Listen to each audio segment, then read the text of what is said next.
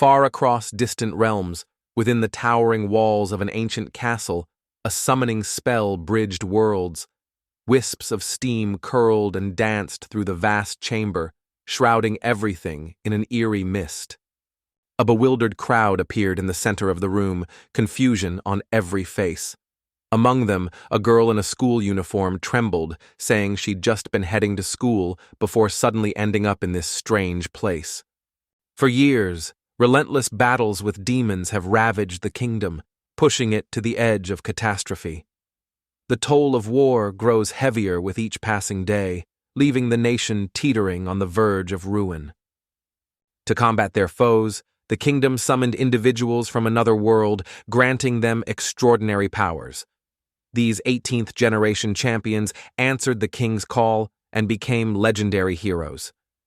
A sea of unfamiliar faces buzzed with confusion, unable to grasp the unfolding events.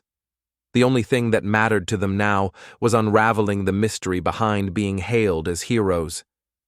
Eager to prove themselves, the kingdom's citizens flocked to the testing grounds, where a schoolgirl possessing the rare divine scythe skill astonished the crowd, earning murmurs of admiration for her truly marvel-worthy power.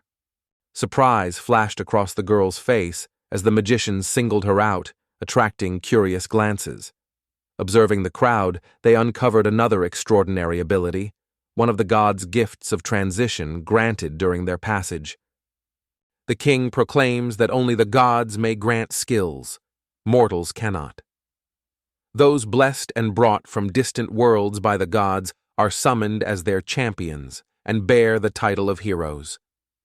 Confusion and exhilaration ripple through the crowd. Heroes, gifted with extraordinary abilities, find themselves summoned to an entirely unfamiliar realm.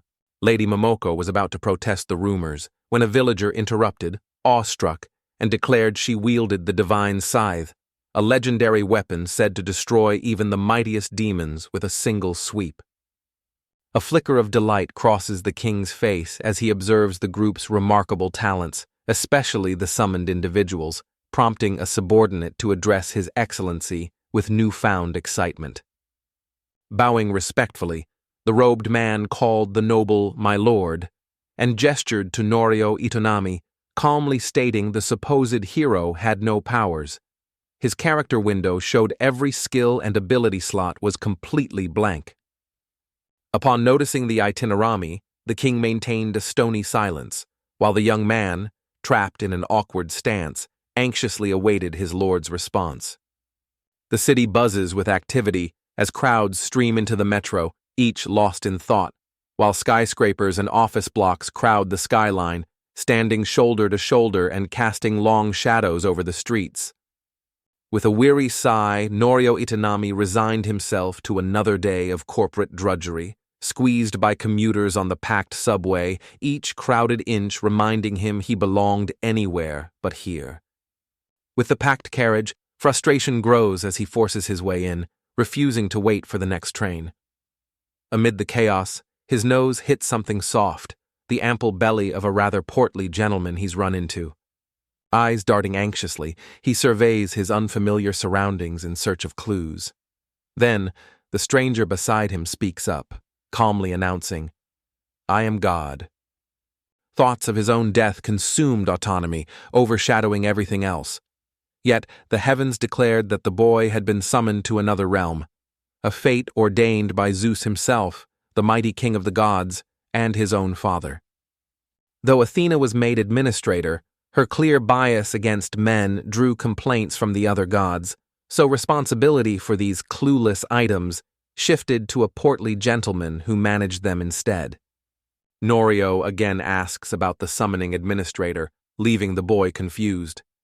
A deity named Festus, master of arcane arts, appears, smiles knowingly, and grants the boy a rare and remarkable skill.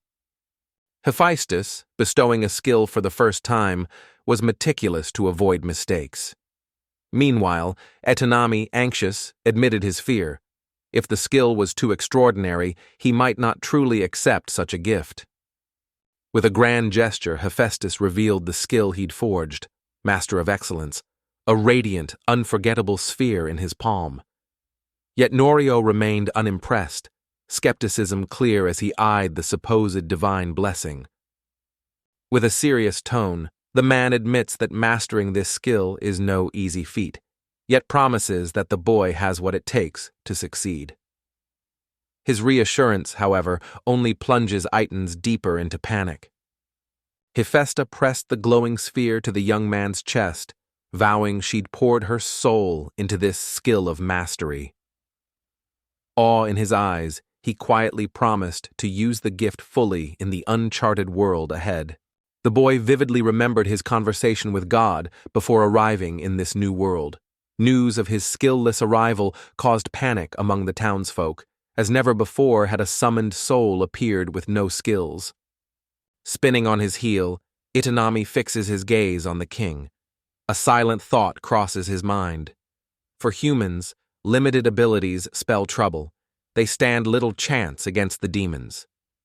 Just as Noriel prepared to pose his question to the king, a thunderous command echoed through the hall, silencing every voice. Anticipating their unspoken fears, Melared bellowed across the room, declaring that no one would ever be able to return. Reluctance flickered in the boy's eyes. The question shouldn't have been asked. Flustered, Momoko repeated it, trembling. No assurance of return. Moloid admitted they could summon heroes, but sending them back was a mystery. The only way home is through the Demon King, so the heroes must fight his powerful army. Powerless, Utanami feels useless and questions his purpose, fearing he's now just a burden to the group. At that moment, Nwari boldly asked for a plot of land, revealing his deep desire to change his life and no longer feel like a burden to the kingdom. His sincere request left the king completely astonished. Distance from the kingdom means little. Once the land is his, solitude is sanctuary. With no way back, the boy breaks free from servitude, determined to forge a new life on his own terms, far from his past. Brimming with self-assurance, he eagerly prepares to embark on a second life in this unfamiliar world. The king's retainers stare in stunned disbelief, taken aback by the audacity of the summoned hero who possesses not a single discernible ability.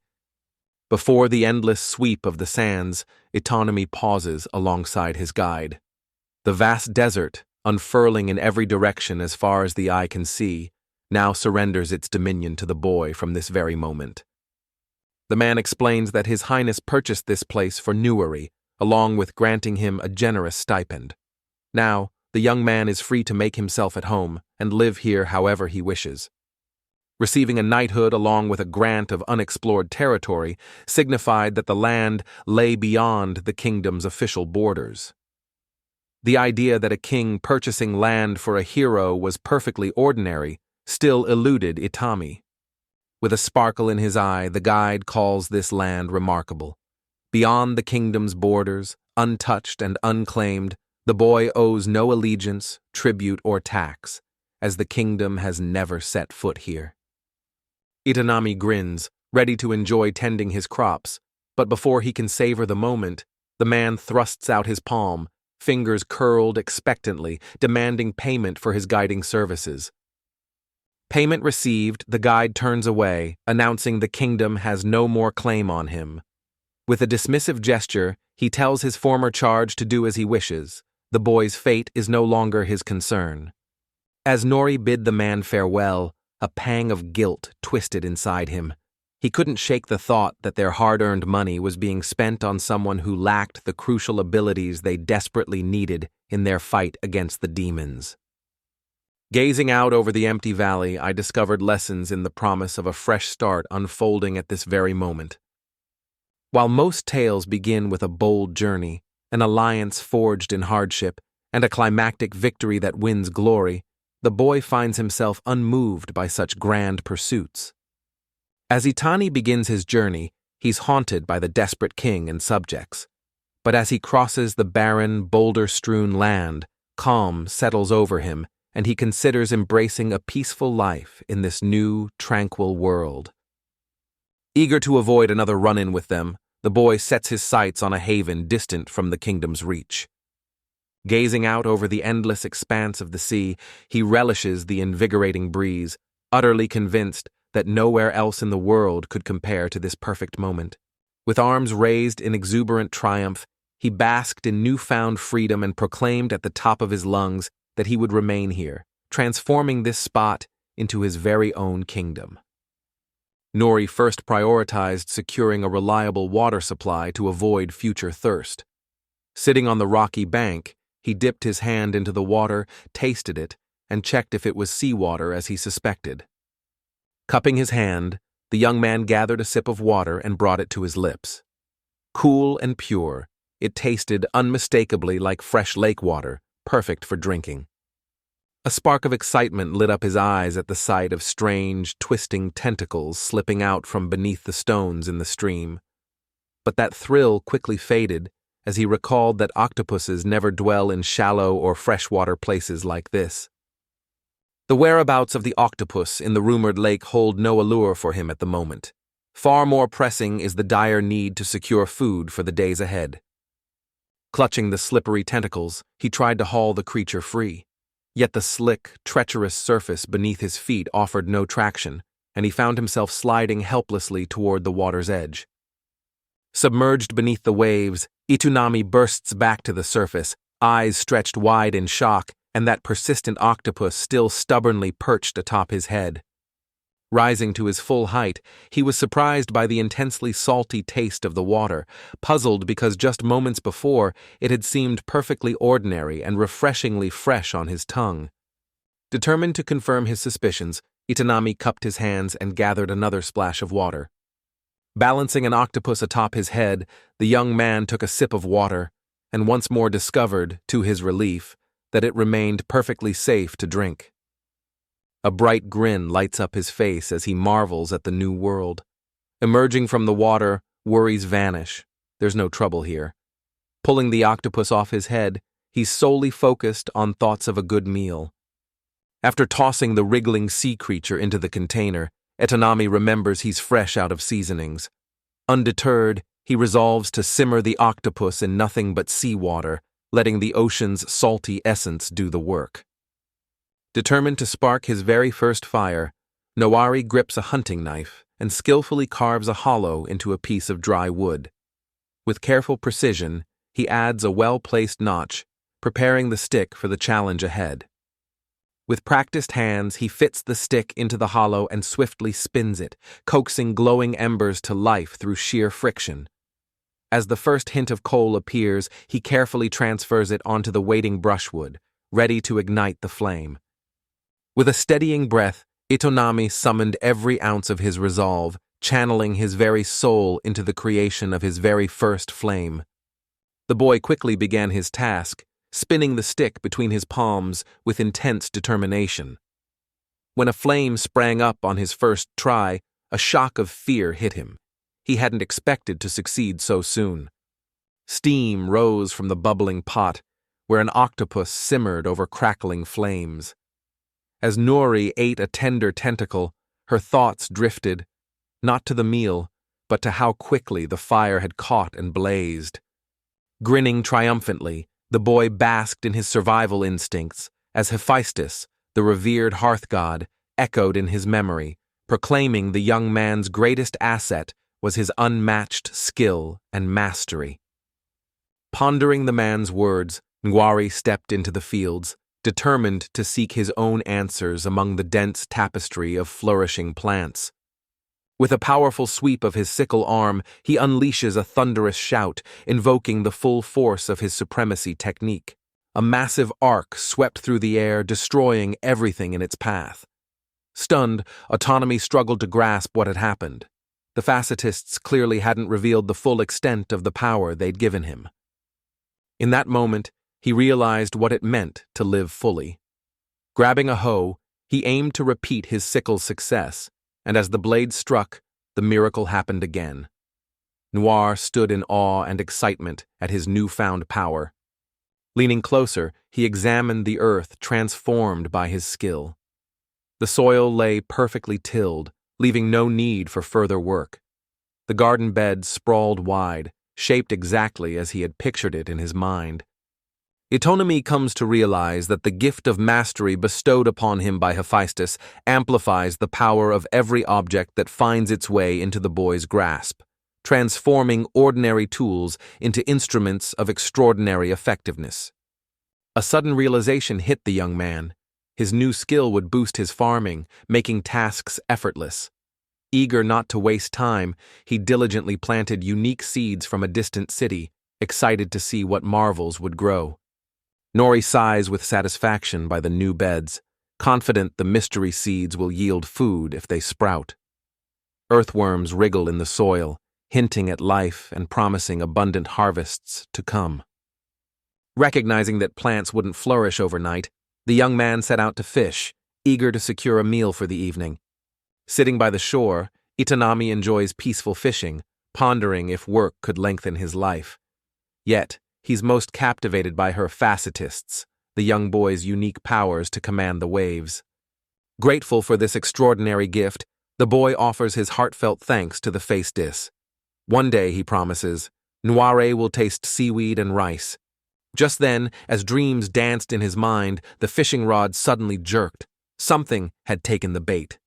With every ounce of strength, he hauled the line in, determination blazing in his eyes. A sudden tightness in the line sent a jolt through him. Something massive had taken the bait, and he braced himself for what was to come. From beneath the surface, a girl with flowing long hair emerged and seized the bait. Itonami stood frozen, utterly caught off guard by this startling twist. Utterly stunned by the bizarre turn of events, his hands continued to reel in the fishing rod almost on their own. Instead of the anticipated fish destined for his dinner, fate has hooked him a girl, leaving all reason and composure adrift.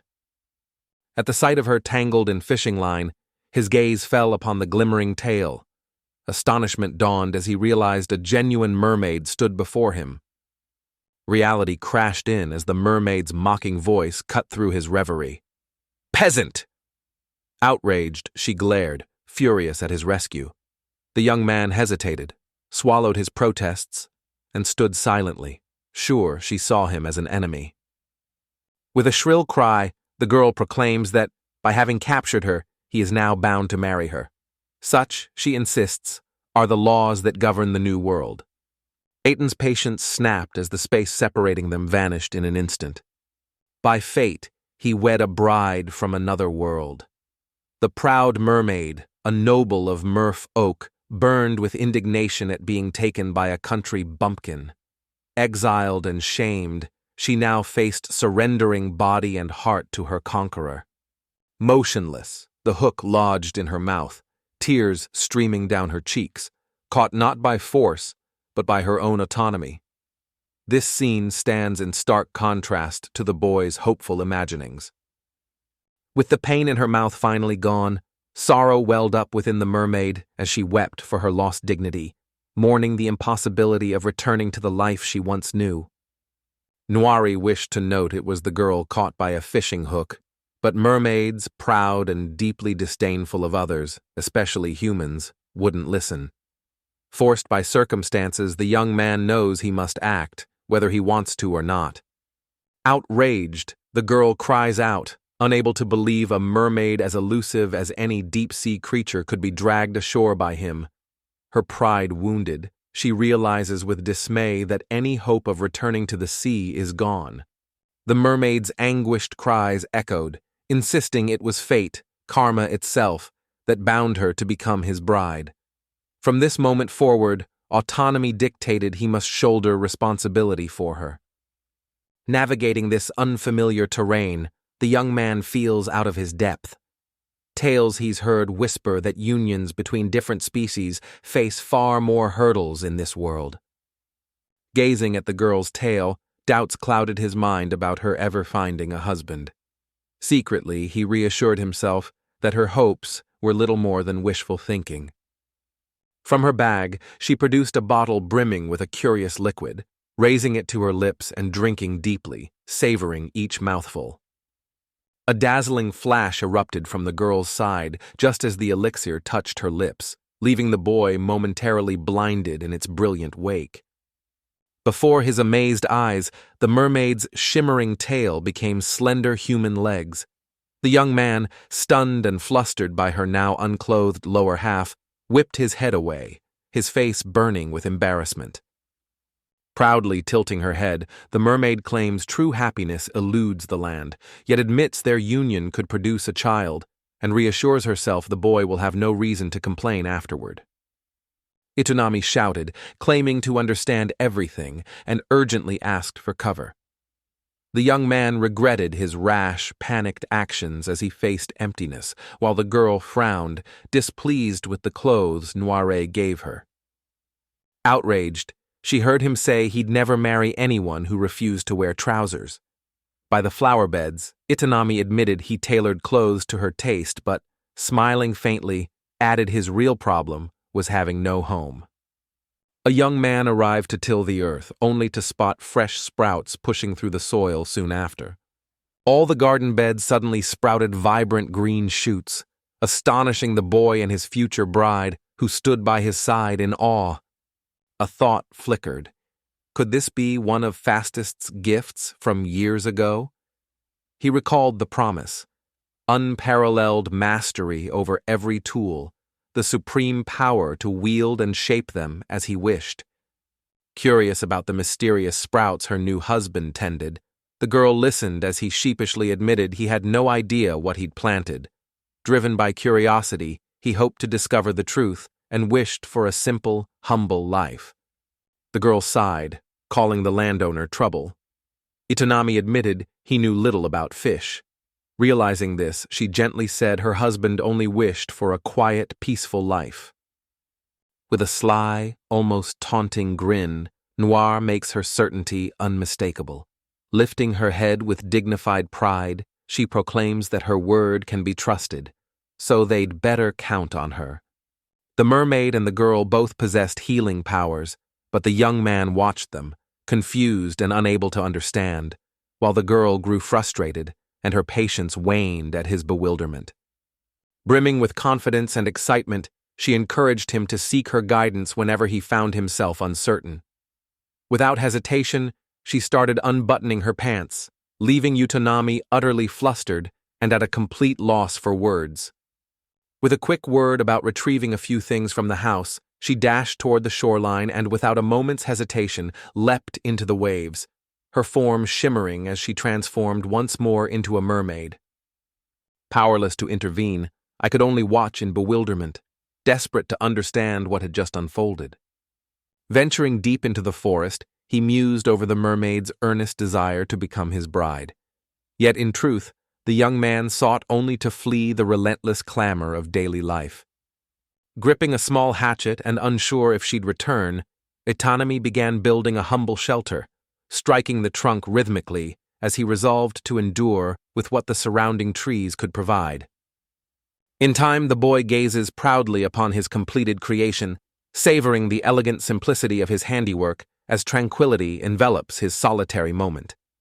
An irrepressible delight lights up his face. He never imagined building a house in an hour. Proud, Noire declares himself a true man, then collapses onto the bed, exhausted even with Hephaestus's gifts, enjoying a well-earned rest. As Itani rested in weary silence after a hard day, he wondered if his weakness was caused by his link to the mermaid. Brief memories of her flashed by, and he resigned himself to the idea that she would never return.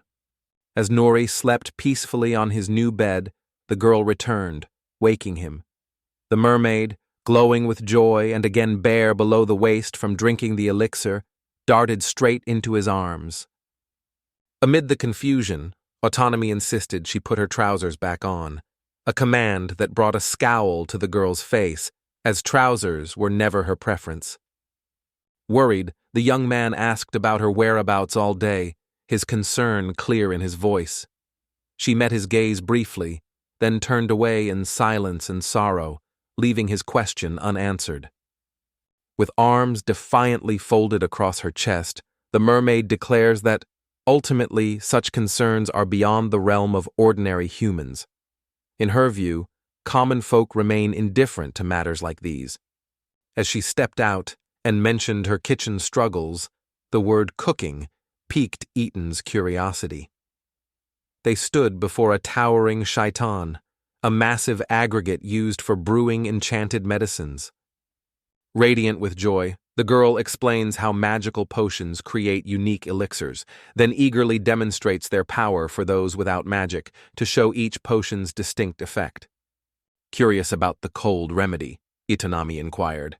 With a confident smile, the girl declared she would handle it soon, just as soon as every last preparation was set in place. The mermaid quickly darted off to find something crucial, as the young man urged her to be careful despite wanting to scold her for lying. Moments later, she returned, proudly holding a huge fish she had caught.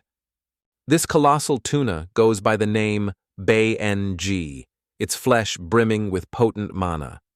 While such magical properties leave Nuri unfazed, completely beyond his comprehension, what truly astonishes him is the sheer enormity of the creature.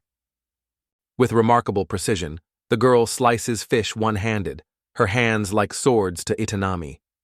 Effortlessly, the mermaid boils water to perfection, maintains pressure, then finally grinds an ingredient into a fragrant powder. In a flash, the girl proudly presents the fertilizer derived from the bang fish. Wari, however, eyes it with suspicion, uncertain about using anything made from fish. Spreading fertilizer would speed up the harvest, a simple act with big results. With cheerful determination, the mermaid dove in, while Itonami wondered about her motive, sensing her heartfelt wish to help him nurture the land.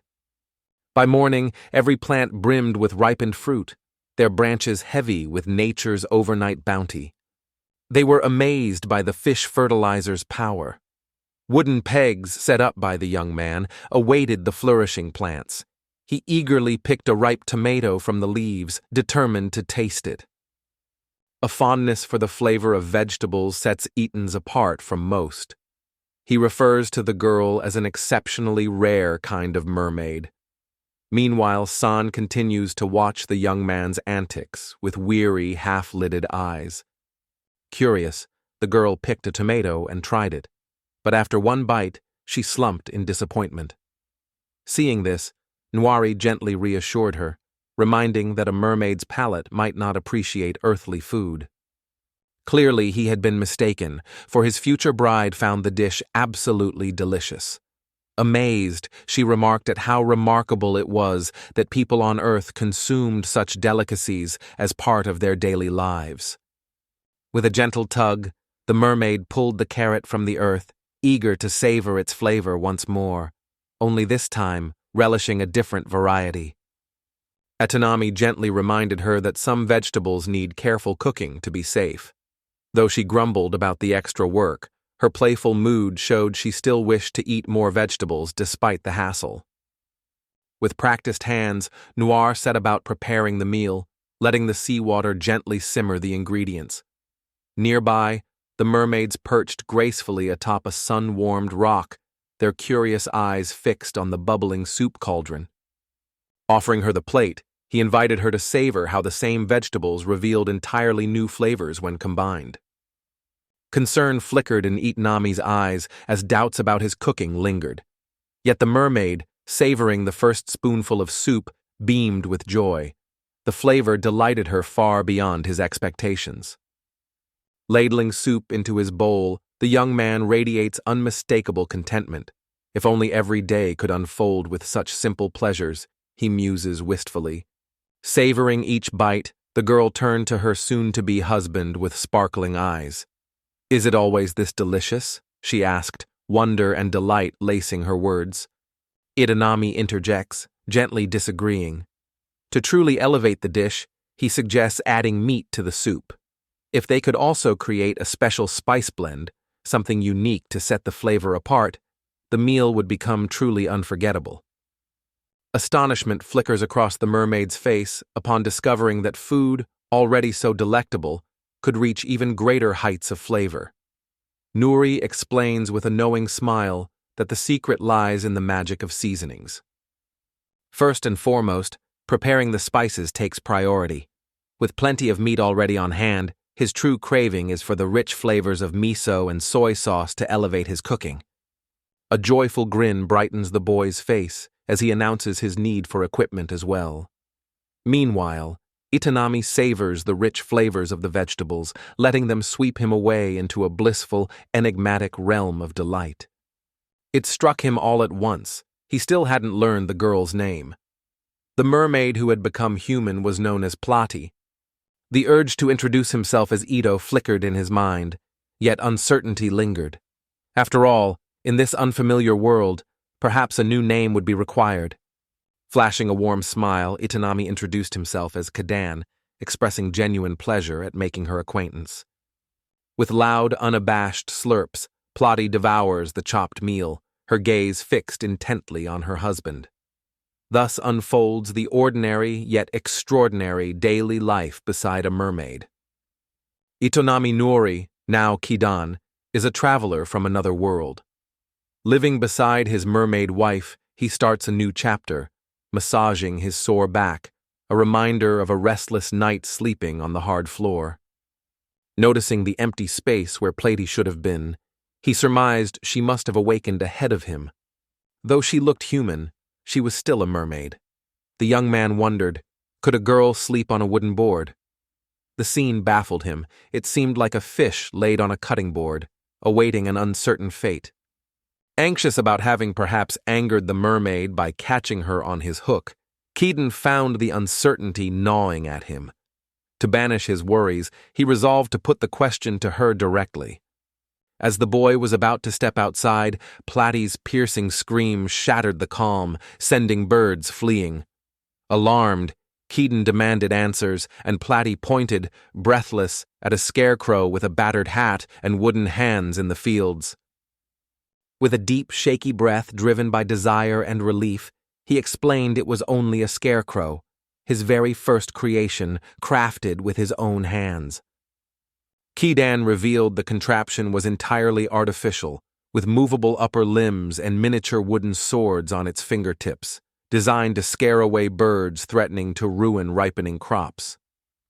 She imagines a moving scarecrow scaring birds, giggling with excitement, while he laughs at her idea, shakes his head and says, still chuckling, "That's not how it works. Scarecrows don't just get up and walk around." Standing before the girl, he claimed birds would mistake him for a real man and spare the crops if he stood in the field, unaware the scarecrow behind him was waving its wooden swords as the girl struggled not to laugh and pointed it out. Spinning on his heel, he beholds the mesmerizing spectacle of his own creation, utterly astonished. How could he have known? When he built it, he meant only to craft a simple scarecrow to keep the birds at bay. Keaton stared, mouth agape as they moved, something he and the shocked girl hadn't expected. She thought the scarecrow would come alive, not them. Staring at his hand, Keaton wondered if his new strength triggered this impossible event. Plati's curiosity was piqued as she noticed his gaze lingering on his palm. With a deep breath, her freshly wedded husband revealed the astonishing truth. He had been summoned to this world by a god, making him a complete stranger in these lands. Kidding pondered the scarecrow's antics, certain they were linked to his divine gift. Suddenly the girl's eyes lit up as she asked in awe if he was a summoned hero, surprising the boy with her unexpected knowledge. With a confident gleam in her eye, Plati folded her arms across her chest and declared she'd known all along. Calmly, she revealed that in every era, a ritual of summoning magic had called forth a hero from another world. Curiosity flickered in her eyes as she considered the boy. After all, heroes are destined to battle demons for the salvation of humanity. A rosy flush crept across his cheeks as he nodded in earnest agreement with her declaration. She rolls her eyes dramatically, incredulous at a hero's presence in such a remote place. But the cheerful cat, cozily beside the crops, simply says, he doesn't want to be a hero. He chose this place to hide. To the mermaid, all of this appears utterly baffling. Yet the boy seems unbothered, his attention wholly absorbed by the plump, ripe vegetable cradled in his palm. A quiet joy lights up his face as he listens intently to the girl's words. Platy observed that he appeared to be part of a tribe accustomed to communal living. In this world, outsiders typically lack the strength to survive on their own. Those who wander alone are swiftly slain by lurking monsters. The boy stays silent as his wife calls him extraordinary, but he modestly dismisses it, smiling softly with a ripe tomato in hand, reminding the mermaid that he's not alone. He shares his life by her side among the bushes. The question gnawed at Platy. Was he truly powerful or hopelessly weak? Uncertainty clouded her thoughts. Meanwhile, behind her, the young man savored his breakfast, biting into a juicy, sun-ripened tomato with evident delight. While squatting, he mentioned seeing her leave that morning and admitted he was worried something happened. Platy froze, startled by the question, blushing with embarrassment as she briefly struggled for words. With a sharp retort, she calls out that she's just heading to the restroom. Obviously. The level of curiosity shown by Earthlings never ceases to amaze her. Meanwhile, Keaton can only offer an awkward shrug, cheeks tinged with embarrassment. Intrigued, he considered inquiring about her choice of restroom when nature called. But before the question left his lips, the answer dawned on him. Of course, she simply slipped into the sea. A hush fell as the reality hit him. He sank to the ground, realizing he'd need to dig a latrine to survive. Yet, amid his scramble, one crucial detail still managed to escape his notice. Humans are fragile, so helpless that even the smallest insect is a threat, let alone beasts. Now, living with Platy, he quietly exhales, deeply reassured and grateful as peace settles in his heart. Out of nowhere, the boy found his thoughts drifting to the girl's perspective, wondering how she truly felt about the moments they'd shared together. With a flourish, Platy returned from her mysterious errand, proudly presenting a plate that displayed the captivating form of a starfish. Curiosity lit Kidan's eyes as he eyed the mysterious plate. The girl, with pride, explained it was a sea monster from legend, known for consuming all organic matter in the sea and nicknamed the sea cleaner by locals. Additionally, Platy mentions that these unusual creatures possess the ability to cleanse water. The boy, however, remains puzzled, unable to grasp the true nature of these mysterious sea beasts. With resolve, she revealed the sea cleaner's secret, slicing her forearm with a penknife and letting her blood drip into the container with the starfish, leaving Keaton stunned, disbelief clear on his face. With pride gleaming in his eyes, Platy boasts, "Behold the spectacle of this sea monster, the ocean's own purifier, at work." The cadet seized the girl's arm, his grip tightening over her arteries as he angrily shouted accusations. Platy met his fury with wide, silent eyes while he pressed harder, desperately trying to stop the relentless bleeding. A troubled look crosses the boy's face as he gently asks her to stop. Worry fills his eyes. Composing himself, he quietly admits his shyness and obliviousness, then sincerely apologizes for his earlier behavior. Nervousness clings to Kidan, rooted in the formidable power bestowed upon him by the gods. Anxiety shadows his every step. When confronted by him, Platy openly declares her deep affection for Kidan and firmly rejects the doubts he voiced. With a gentle vow, she assures him of her unending support as his wife. Kidan, caught off guard by her heartfelt declaration, finds himself both surprised and flustered. The mermaid, anticipating his disapproval, found herself pleasantly mistaken. With a confident flourish, she folded her arms and declared, pride shining in her eyes, that a wife's true calling is to stand by her husband and lift him up. He smiled gratefully and thanked her, while she looked away, hiding her embarrassment. With the toilet finished, another challenge was overcome, and Platy reminded them it was time for breakfast. In a distant realm beyond the endless sea, dreadful echoes rise from a jagged cavern where a demon, cloaked in darkness, senses a menacing, unstoppable presence drawing near, its weight heavy in the air. With a mischievous grin, Plotty showed Kidan her latest creation, a skirt made from her furoshiki. Yesterday in trousers, today she spun proudly, explaining she'd fashioned her new look from a fabric scrap in her luggage. With a wavering voice, the urge to object remained, but before speaking, the girl reassured, unfazed. It was natural. Every wife should stay beautiful for her husband. To her, nothing about it seemed unusual. Clutching her briefcase, the girl said it had been ages since she left, puzzling the young man about her meaning and destination.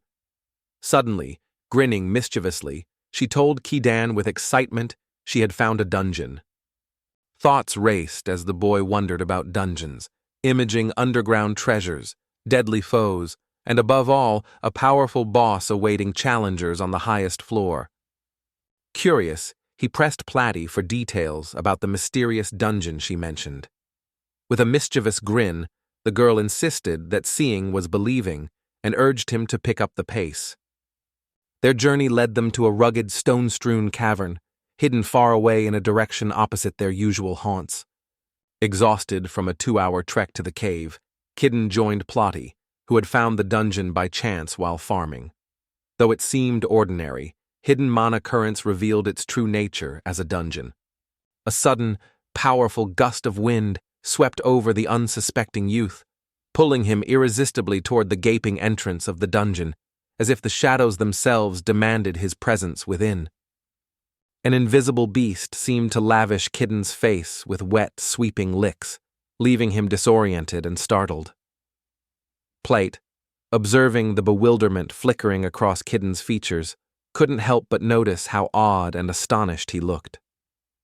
Currents of energy sweep across the world, weaving unseen threads through every corner. In certain places, these currents come to a halt, gathering and pooling, as if the world itself is holding its breath. This place becomes a dungeon where dense mana spawns powerful monsters. In these shadowy halls, new creatures emerge to prowl land and water, their bodies shimmering in the dim light.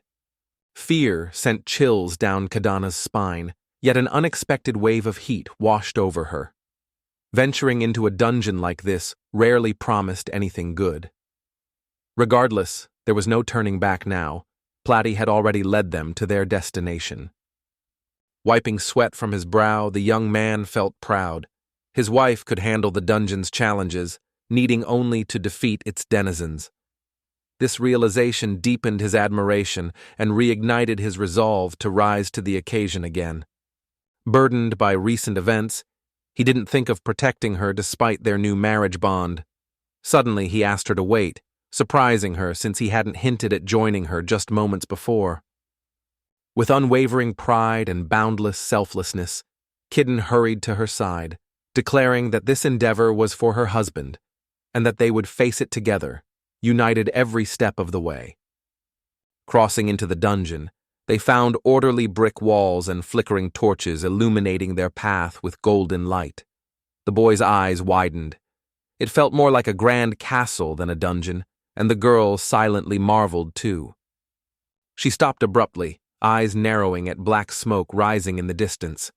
Tense, the mermaid warned Keaton to escape as swarms of magical beasts and giant insects emerged, surging closer in relentless attack. Chaos erupts as restraints shatter. The man freezes behind his resolute wife, ready to face the demons. Paralyzed by terror, the boy stands still. Meanwhile, Plotty rifles through her bag, urgently telling her husband to escape. 3 test tubes filled with mysterious liquids glimmered in her hands. Gathering momentum with a determined sprint, the girl hurled the potions straight at the beast. Swirling like a sudden whirlwind, the creatures unraveled into a shimmering mist of tiny particles, leaving behind nothing but a lingering shadow. Kidden's eyes widen in astonishment as the rampaging monster before them suddenly crumbles into nothing but drifting dust. Yet even as the last traces vanish, Plotty warns that this is only the beginning. Only 3 test tubes remained. One unleashed instant freezing cold, another discharged lethal electricity that killed a beast, and the third held acid so corrosive it devoured flesh and organs, leaving only bones. With arms folded and an air of pride, Plotty proclaims that mermaids are every bit as skilled at brewing combat magic potions. Meanwhile, her husband appears visibly shaken, haunted by traumatic memories of what he witnessed. As the girl swiftly destroys the last monsters amid the chaos, Keaton, awed and uneasy, admits she's the most dangerous being he's ever met, even though she just saved his life. Admiring his wife's bravery, the boy felt unable to burden her with the task. Powerless without the right tools for the coming conflict, he suddenly noticed a battlesword glinting invitingly in a dim corner by the wall. Keaton grabbed the two-handed sword with delight, confident in his mastery, but watching the girl hurl potions with playful confidence made him doubt if he'd ever get to use his powerful new weapon. With a tired voice, he asked his wife to pause, declared his victory, saying he'd soon come home. She silently accepted and walked on. Before she vanished, he asked her how many monsters had been defeated. Unease flickers across the girl's face as her eyes dart nervously around the strange dungeon. Every shadow and sound feels wrong. The young man stands quietly nearby, alert to her anxious whispers. Just as the girl warned, the dungeon poses no trouble so far, but lurking deeper within lies the commander-in-chief monster. Somewhere ahead in the labyrinth's shadows, that powerful foe awaits. With a glance at Feisky Dawn, she skillfully swaps commander-in-chief monster for boss, knowing the simpler term would help her clueless husband grasp the situation more easily. In essence, she's pointing out that this dungeon hides a formidable boss, a rarity among caves. Adding to the peril, this place is known for its exceptional danger. With deliberate care, the girl explains to Keaton that only two types of bosses can rule over the main dungeons. One of these fearsome contenders is the mighty dragon. As they neared the cave, a fierce, magical gale lashed out, forcing the young man back. Plotty, however, stood firm and unfazed, a knowing look on her face. She had already identified the source of the powerful surge. Deep in the dungeon, a chilling presence approaches. Shadows flicker as something sinister nears. The young adventurers brace themselves, anticipation and fear in the air, awaiting the reveal of the infamous boss. Curious, Keaton asks if the creature is a dragon and seeks Plotty's confirmation. Plotty's wife, alert and concerned, quickly insists it's something far more terrifying than any dragon. The formidable undead king, sovereign without breath or pulse, looms coldly over his thralls, surveying the living with merciless eyes. No hope or mercy in his gaze, and no soul leaves his domain unscathed. Cold sweat on his brow, Kadan nervously asks the girl about the fearsome figure. Eyes narrowed and ready to fight, she calmly tells him their enemy is no ordinary foe, but a grand magician or high priest. Presiding at the summit of the undead, the immortal king wields formidable magic and is blessed with exceptional intellect from the moment of his creation. An encounter with a formidable undead king within the depths of a dungeon spells only one fate, an agonizing and inescapable demise. With his life just beginning, the young man refuses to let it slip away so soon. Meanwhile, Keaton stands resolute, unwavering in the face of retreat.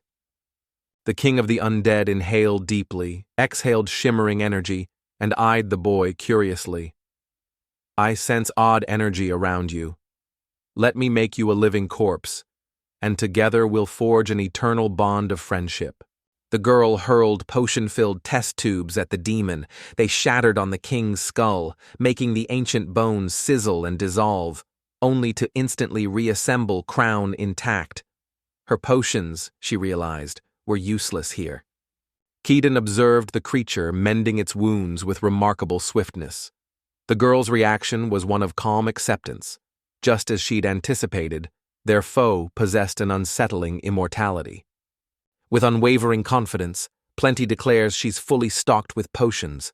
She urges her companion to make a swift escape, warning him to flee this place at once. As the words lingered, the young man weighed his chances of escape, tempted by his dreams, but overcome by anguish. Clutching a found memento that anchored his resolve, He realized fleeing was impossible and cried out in desperation. Recognizing the futility of harming the undead king with potions, he surged forward, brandishing his sword with determination. With a fierce cry, Kaiden declared himself the girl's husband and vowed to rescue her.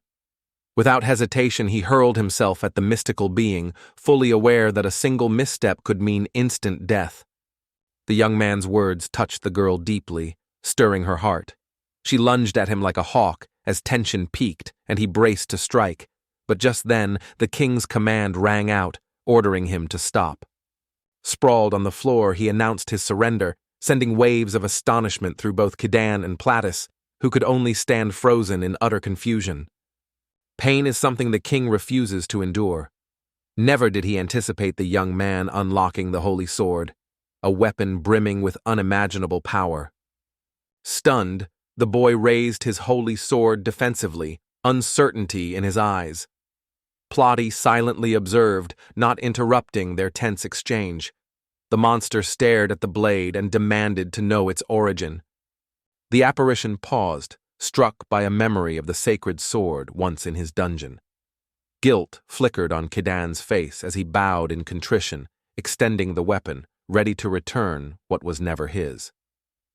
The undead king claimed the blade, but the holy sword, guided by its own will, rejected him and instead chose the young man as its new master, transferring its allegiance to him in a silent, decisive act. The undead king, stripped of his long-guarded treasure, breathes a rare sigh of relief. At long last, the burden of his earthly duties has been lifted, and he welcomes the end of his vigil. The man begs for death by this blade, as immortality torments him. Only the boy can grant the king salvation, yet doubts and a sense of unworthiness prevent him from wielding such a fate-changing weapon. Claiming otherworldly origins, he said God once gifted him the power to master any tool he touched, a mysterious blessing that likely explains why only Kidan wields the holy sword with such effortless grace.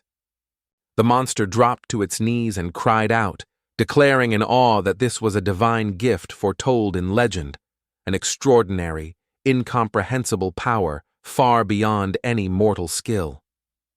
Anyone graced by a blessing from God earns the title of hero. Such individuals stand among the truly sacred.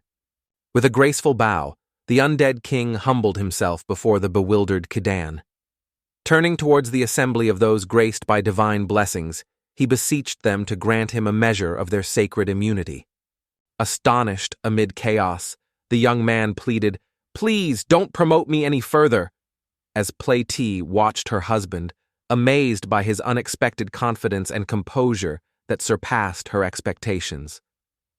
Confusion flickered in the undead king's hollow gaze as he wondered why the young man had come. Keaton calmly explained he'd just moved nearby, but the girl firmly insisted that slaying monsters was every resident's top duty. Monster fur and bones, once baked into the very heart of magical artifacts, sometimes turn out unexpectedly delicious.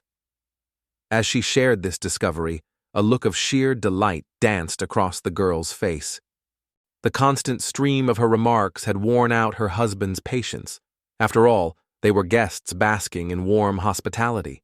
Yet for her, the mere presence of a nearby dungeon seemed nothing more than an added convenience. Overjoyed, he asked to enter the dungeon and use his full strength. The king agreed. He had planned to clear the monsters himself, but the eager young adventurers made his task much easier. Jubilation lights up Plotty's face as gratitude flows toward the undead king for granting permission. A warm smile passes between them, while in the background, a young boy stands rooted, utterly astounded by the scene. Sensing their growing camaraderie with the king, the girl introduced herself and Kidan, expressing her wish to meet the evil spirits. The king paused, realizing he'd forgotten his own name, leaving Plutty confused and astonished. If memory serves, he once held the esteemed title of archbishop in the church long before he ever drew breath.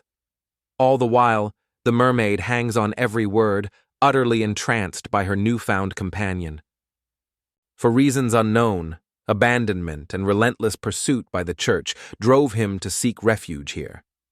Deep within this dungeon, the entity siphoned the reservoir of mana he had amassed, weaving a powerful incantation that ultimately claimed his life. For centuries he remained within these walls, time erasing all traces of his identity. Now, free from possession, he remembers not even his name. The sorrowful king lets a single tear slip down his cheek.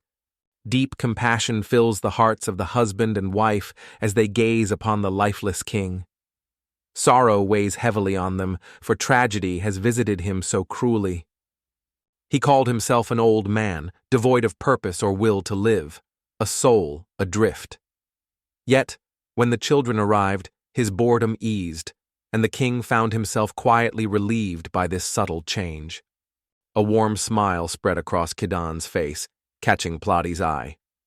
Welcoming him to visit any time for Kidan's homegrown vegetables, the boy respectfully called the king Sensei. With keen curiosity, she inquired about the peculiar name her husband had chosen. After all, the man had been a distinguished clergyman in life, so why had their son settled on that particular moniker? The magical words revived the long-imprisoned king, who knelt and gratefully thanked his benefactor for their compassion, thereby forging a bond of goodwill and gaining a benevolent neighbor. As Kidan rushed to the exit, panicking that he couldn't release the sword, the king laughed, while the girl realized the blade had chosen him. And so, the holy sword found its true bearer. With a triumphant shout, Keaton declared his masterpiece complete. Elation lit up the young man's face as he reveled in the marvel he had brought to life. Plutty inquired about the impressive new edifice her husband had constructed. With a proud smile, he explained its purpose, revealing that it was, in fact, a forage furnace. He draws the holy sword, awed as it cuts through solid stone like butter, while the girl makes a cryptic remark hinting at the sacred weapon's deeper purpose. Intrigued, the mermaid wondered why anyone would go to the trouble of building a forge furnace. At that moment, a memory surfaced.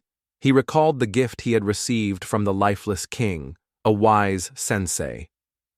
In a flash of clarity, Plotty understood. The man referred to the very manor medal the sensei had gifted the boy as a token of appreciation. The girl gazes at him with pure admiration, hailing him as a magnanimous sensei.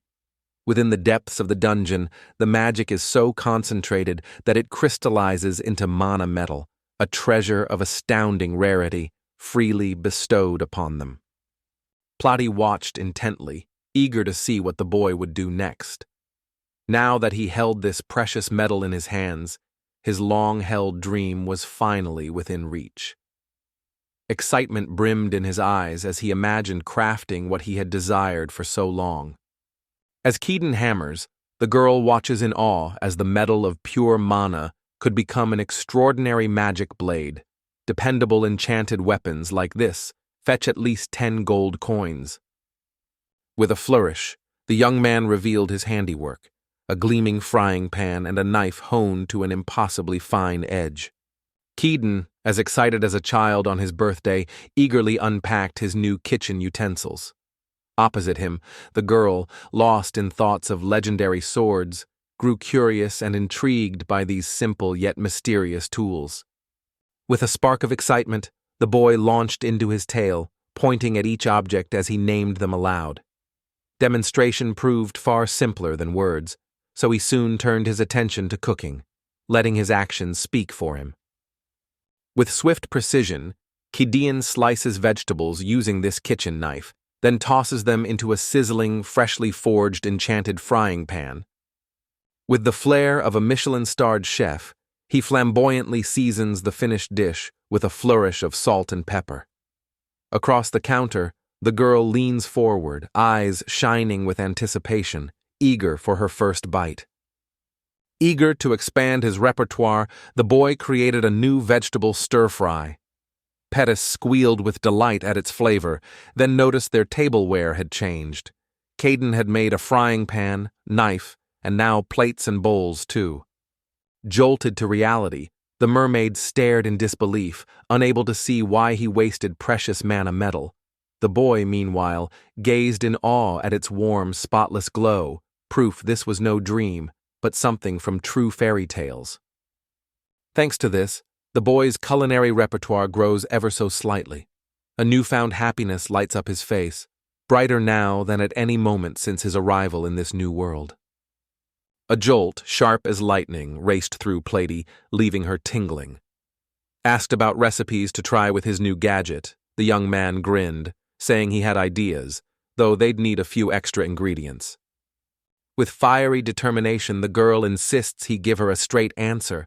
What more could he possibly need? Her words linger in the air, prompting the young man to pause and realize, above all, a craving for meat gnaws at him. Imagining how adding meat would transform the flavor into a new culinary experience, he remarked on it. Excited, the girl's eyes sparkled, and she eagerly invited him to go somewhere together to try it. The group weaves through the dense forest as sunlight flickers above. For Platy the mermaid, this journey is a revelation. She's only dreamed of mountain monsters before, but now she finally sees them for the first time. Fingers tight on the hilt, the young man spun his sword, expecting a traditional hunt. The girl nodded but remained uninterested. Only mountain monsters, not birds or deer, promised a truly memorable meal for her. With a cheerful grin, Platy shares that mountain monsters are said to be a real delicacy, at least according to local rumors. Kidon, observing this, deduces that these strange creatures serve as valuable bargaining chips in this world. Turning to her husband, she inquires about his thoughts on caves, specifically how he believes monsters come into being within those shadowy depths. Deep within this cave dungeon, the monsters remain confined, for Sensei, the undying king, wields his powers to hold them in check, forbidding any escape into the world beyond. If a monster hides in the mountain, the whole peak becomes a dungeon. Seeking clarity, the girl explains her reasoning precisely, determined to leave no confusion or further questions for the young man. Their footsteps halted abruptly. Astonishment flashed across the boy's face. Could such a dungeon really exist so close by? Disappointment gnawed at him too. Not a single proper animal roamed these parts, leaving them with nothing decent to eat.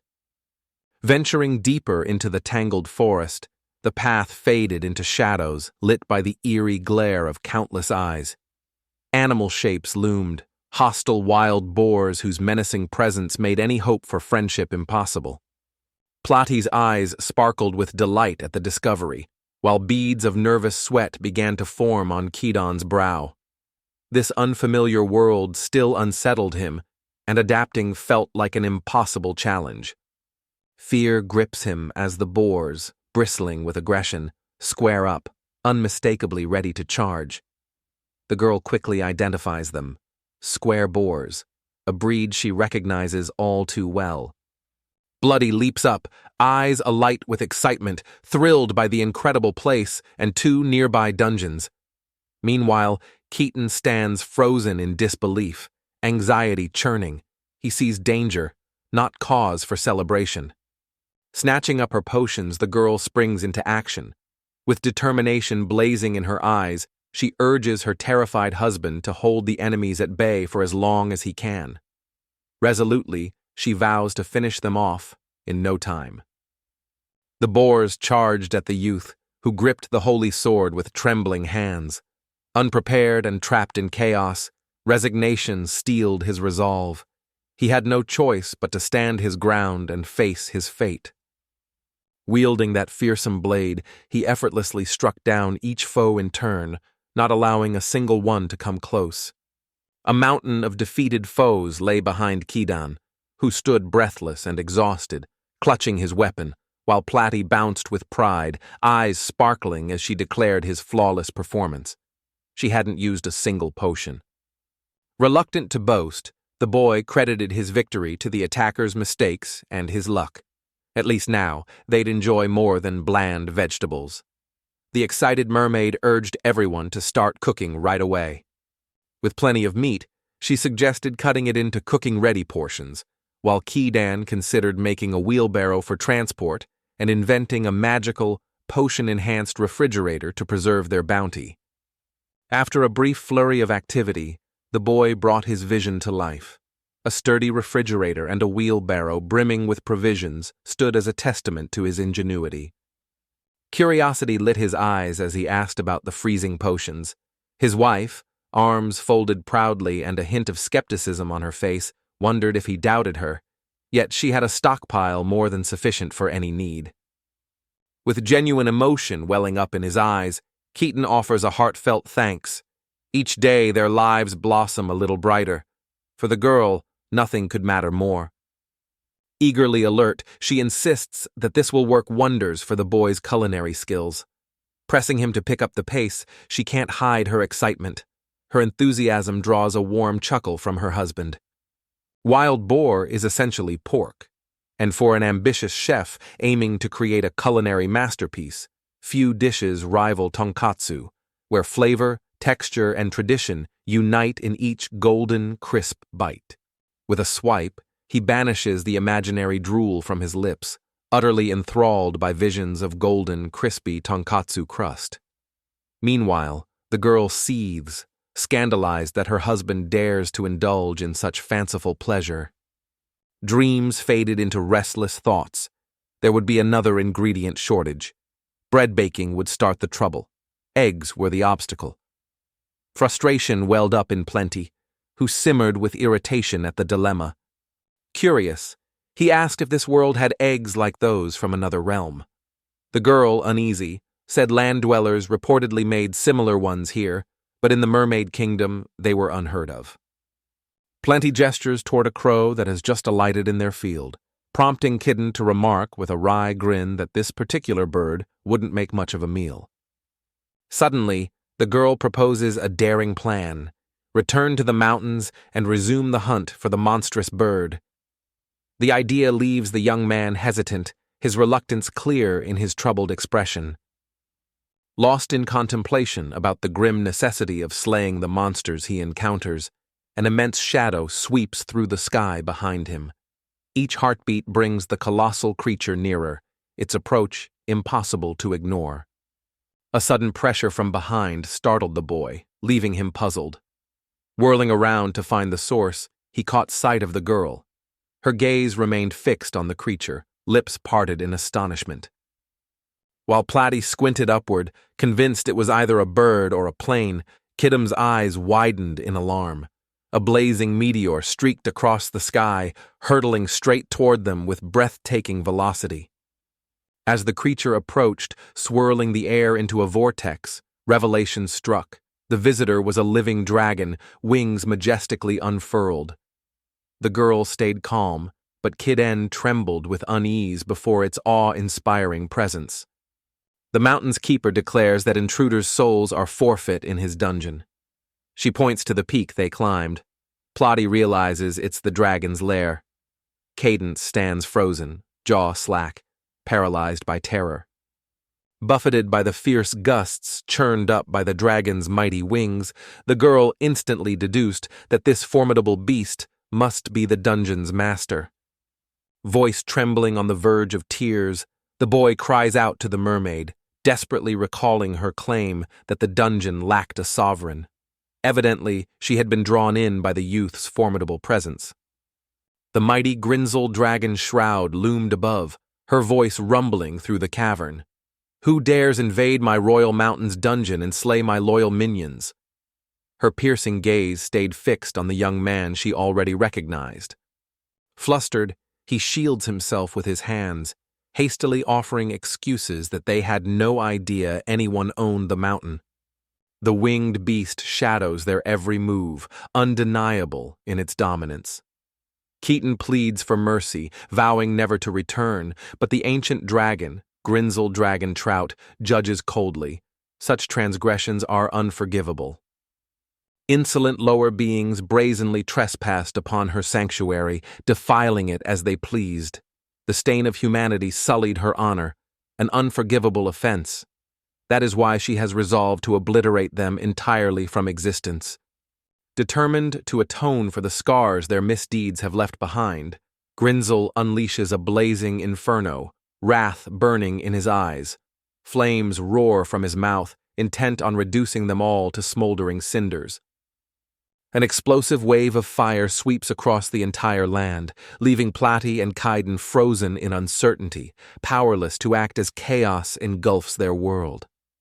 Panic seizes the girl, convinced that doom is inevitable. In that tense moment, clarity returns to the boy. A spark of hope ignited as he recalls the holy sword at his side. With the courage of a true hero, weapon poised, he shielded Platy from the searing flames, throwing himself between her and the dragon's wrath, determined to deflect the monstrous blow. He sped through the raging flames, narrowly evading the inferno. Grinzel Dragon, Shroud, was stunned. Humans, whom she'd thought inferior, had far more resourcefulness than she'd ever imagined. Gasping for breath, drained to his limits, the boy pulled it off, snatching them both from the jaws of doom. Meanwhile, as clarity washed over the girl, fear seized her, and panic erupted over the chaos surrounding them. As Dragon Shroud soared above, reeling at how a mortal survived her deadly breath, Kaiden stayed focused on his wife, whose joyful eyes shone with pride. Her faith in his triumph never wavered, even amid the chaos. He hadn't just deflected the deadly breath, its fire was gone. Relief washed over the boy. The gods had spared every seedling. With a grave look, Kaiden stared at the dragon, making even Grinzel's scales quiver beneath his shroud. With the poise of a courteous traveler from another realm, he offered a respectful bow and humbly begged pardon for trespassing into the dungeon. Yet, beneath his apology lingered a subtle stipulation. With his sword leveled, its gleaming tip aimed squarely at the fearsome dragon, he declares his resolve. Should his claim truly stand, he will face the mighty ruler in combat, determined to defend all that he holds precious. Sword raised and shining in torchlight, the challenger dares the towering dragon to a duel. Yet beneath his fearless stance, he silently hopes the beast will retreat into the shadows instead of fighting. The Grinzel dragon's presence loomed, yet it was the gleam of steel in the youth's grip that caught Shroud's sharp gaze. With quiet curiosity, she shifted her attention toward him, intrigued by the resolve shining in his eyes. Clutching the sword in his hand, the dragon hesitated, clearly on the verge of sharing some revelation. The young man, caught off guard by the moment, blurted out the first words that came to mind, unable to muster anything more profound. Kaiden confidently brandished his gleaming sword, claiming it as the holy weapon that haunted Grinzel Dragon Shroud, a legendary blade once gifted by the immortal king, radiating power and proving Kaiden's extraordinary strength. With a thunderous thud, the dragon descended to the earth, its voice rumbling with disapproval. "That is not the answer." The sheer force of the moment left the young man utterly stunned, his mind reeling in disbelief. This sacred blade belonged to Grinzel Dragon Vale. The beast, eager to reclaim it, reached out its claw, striking terror in the young man's heart. Yet the silent monarch spoke, addressing Grinzel Vale with words of undeniable truth. Astonishment flashed across the young man's face. He, much like the formidable dragon Grinzel, had not anticipated the abrupt arrival of the master, who now shielded Kaiden with his own back. Unleashing a devastating strike, he sent everyone tumbling backward as if swept up by a fierce gale. With a swift motion, Sensei hurled the rival lord out of his path. The winged beast lay still as the master, voice heavy with remorse, confessed causing the misfortune, and apologized. The young man was baffled, so Plato stepped forward to clarify and explain the events leading to this moment. The immortal king announced he'd come to confront this intruder first for trespassing on his sacred mountain. The dragon mocked him as a feeble corpse. Then the sensei changed the subject, mentioning Kaiden's new neighbor. Muttering about his hateful neighbor, the dragon soared up to confront the bold intruder. The former king, drained and sheepish, finished his tale of mistaken identity, but the young man found no comfort in the truth. Guilt eats at him, aware they trespassed on Dragon Mountain without permission. The young man believes they're solely to blame. Sensei stays silent, understanding his friend's inner turmoil as only a fellow human could. For adventurers, dungeons offer more than danger. They provide rare ingredients, sought-after materials, and vital supplies, serving as key sources of steady income and essential goods. The lifeless king reveals that ultimately, this very impulse drives people to band together and challenge the depths of dungeons. With a commanding presence, the immortal king turned to Grinzel Vale. For a dungeon master, intruders are nothing out of the ordinary. Across the chamber, the dragon swallowed hard, anxiety flickering in its eyes. Daring to wag a finger at his formidable winged neighbor, he scoffs at the audacity, claiming that to fly into a rage over the loss of a mere fragment of the dungeon and abandon one's own domain in pursuit of vengeance is the height of shamelessness. Sweating under a stern rebuke, Grinzel Vale's actions betrayed surprising pettiness and childish stubbornness, yet he still considered himself a worthy successor to the mighty geyser dragon. Locking eyes with the dragon, the sensei declares Kaiden is no match for such a beast and commands it to return to its mountain. Nervously, the boy freezes behind his master, stunned by the weight of those words. With a sly smile, Grinzel rejects the immortal king's demands, confused how a worthless man wields such a blade. Recalling his father's order to claim it from the dead, he wonders why a corpse entrusts it to another mortal. With a solemn air, the lifeless king declares that the sword possesses its own will, having personally chosen this man as its bearer. Kidan beams with pride at Sensei's praise, emboldened by the honor granted to him. As the dragon's father lived, he began to grasp immortal power, awed, yet fearing only her. Meanwhile, Grinzel Vale, reckless and destructive, burned all before him, making sword fights as natural as breathing in this world. The dragon's fury blazes forth, unwilling to accept such a pitiful excuse. Driven by rage, he prepares to battle this mortal to the bitter end, determined to seize the legendary geyser dragon's treasure for himself. Upon hearing this, the soulless king of evil spirits challenged the creature to a duel. A low, menacing hiss escaped the mighty beast in reply. Spinning on his heel, he prepared to leave, intent on avoiding this fight. With a sharp cry, he told the young man to remember this day. Flustered, Kidden desperately urged the confused Grinzel Vale to wait. Desperate, the boy lunged and grabbed the mighty creature's tail, yanking it down so hard it crashed to the ground. Astonished, he realized this was the last outcome he'd expected. Grinzel exploded, hurling insults and calling the boy worthless for daring to touch him. Terrified, the boy stumbled aside, apologizing. Sensei calmly assured them that the dragon was no true threat. They couldn't be defeated easily. As the boy turned to face the dragon, he extended an invitation to dinner, provided their guest wasn't pressed for time. Grinzel Dragon found himself baffled by the boy's unexpected kindness, with Shroud equally uncertain about his intentions. With a flourish, the guys present a steaming plate of dragon boar steak from the dungeon. Kudan, doubting if such a strong beast would enjoy it, still offers the dish with a hopeful invitation to try it. Pondering for a moment, Grinzel eyed the tiny morsel before tossing it into her gaping maw. Having savored every nuance, the dragon stood tall and roared in delight. It was delectable. Instantly, a powerful energy burst from him, rocketing skyward and sending shockwaves throughout the region.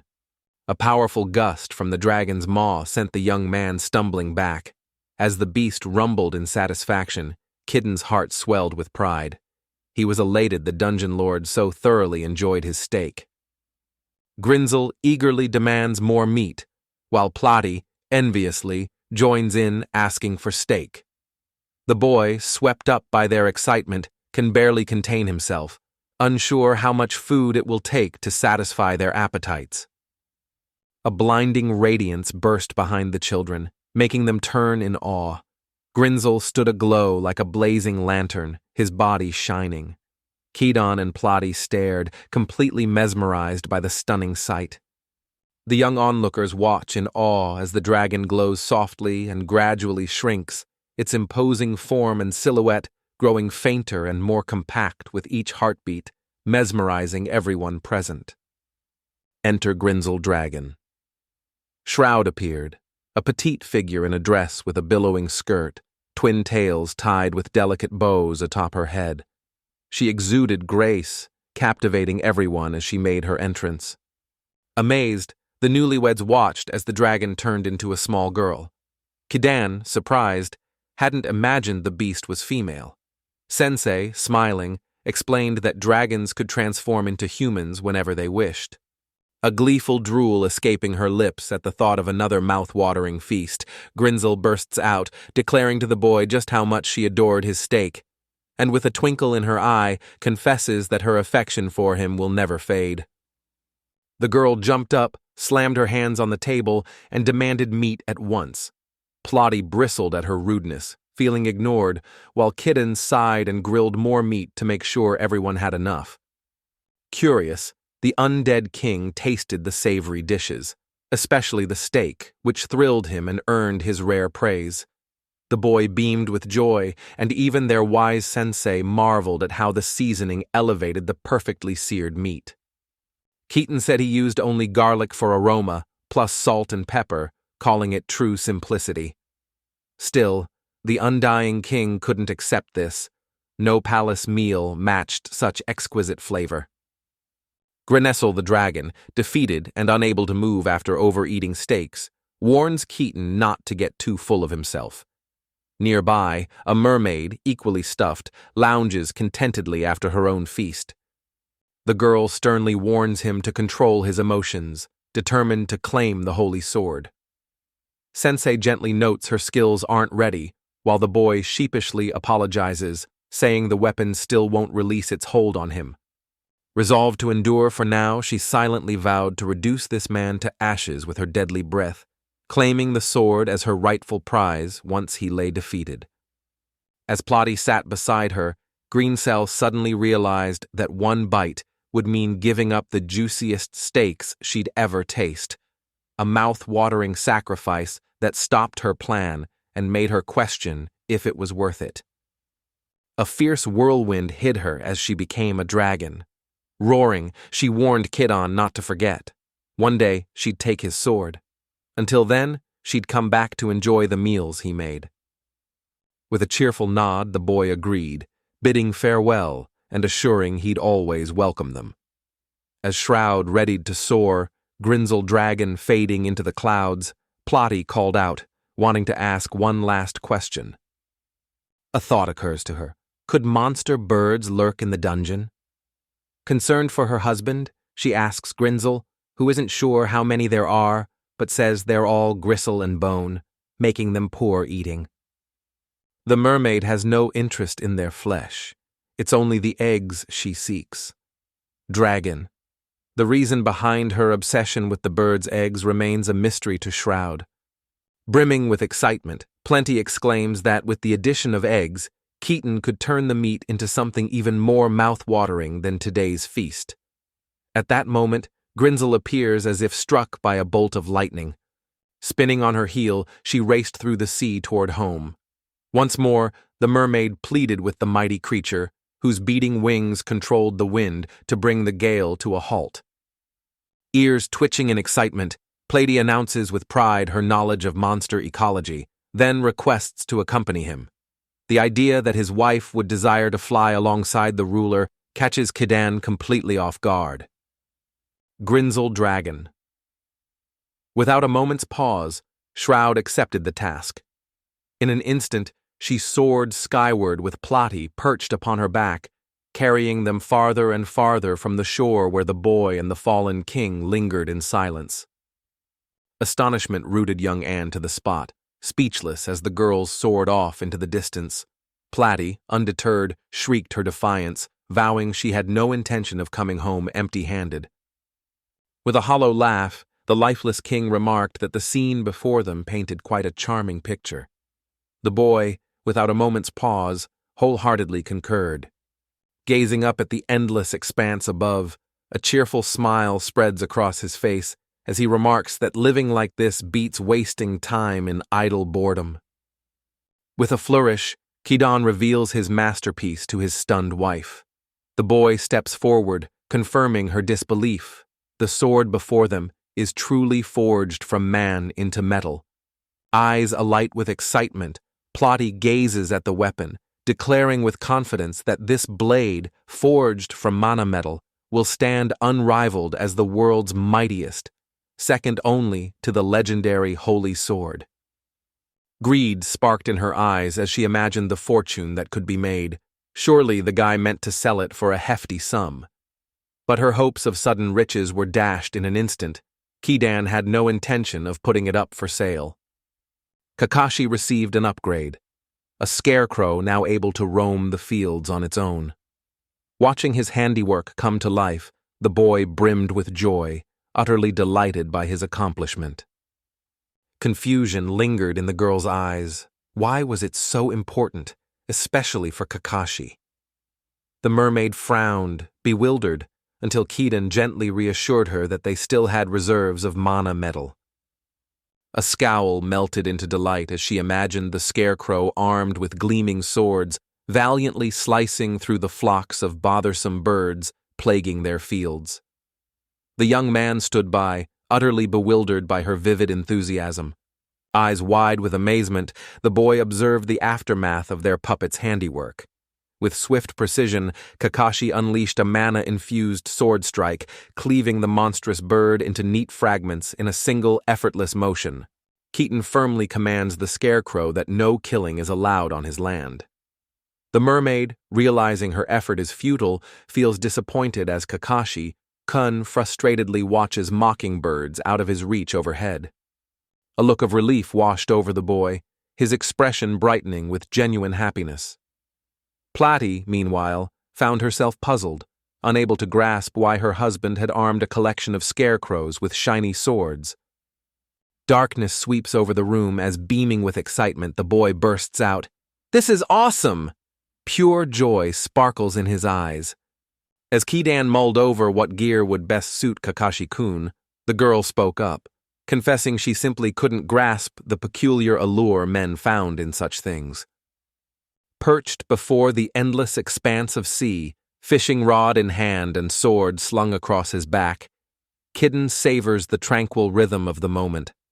It's been far too long since he last cast a line, and the simple pleasure brings a quiet joy. It dawned on him that during his last fishing trip, what he believed to be a mighty catch turned out to be a mermaid. In a whirlwind of surprise, he found himself married on the spot. And just like that, he chose to share his life with Plotty. Summoned to another world, a former hired hand yearns for a simple life, but after marrying an enchanting mermaid, he gets swept into adventures with an immortal king and a dragon, leaving him little time to rest amidst the chaos.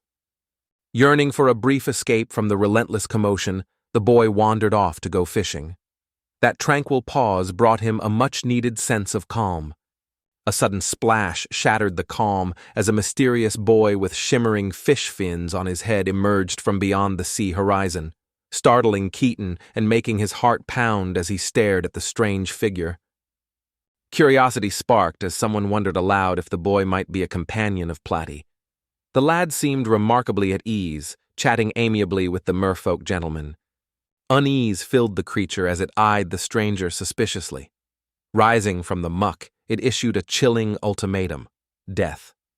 Kidan tensed in silence while Plotty's ally raised an arm, signaling everyone to prepare.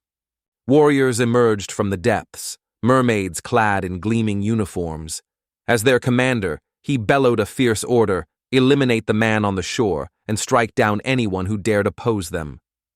At their commander's command, the mermaid warriors surged forward in unison, merging into a powerful wave that charged directly at the stunned Kidan. Drawing nearer with measured steps, they leveled their tridents at the stunned boy, whose jaw hung slack in disbelief. Snapping back to reality, Kidan seized the hilt of his sacred sword and unleashed a swift, decisive swing. With a single sweep of his hand, the boy conjured a whirling tornado, sweeping the warriors into its furious spiral, as they struggled to launch their attacks. The weight of his actions crashed upon Keaton, leaving him paralyzed with uncertainty. All around, the weary warriors' bodies bobbed in the churning sea, their final breaths echoing in guttural whispers.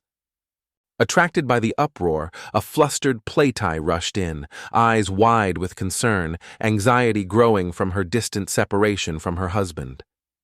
The boy tried to explain, but was suddenly interrupted. A figure surfaced, calling Playtie by name. Moments later, the holy sword's whirlwind trapped him. The girl, surprised, saw it was a familiar presence, not the friend she expected, but the youthful mermaid, her wife's brother. Mere meters apart, an uneasy silence stretches between them.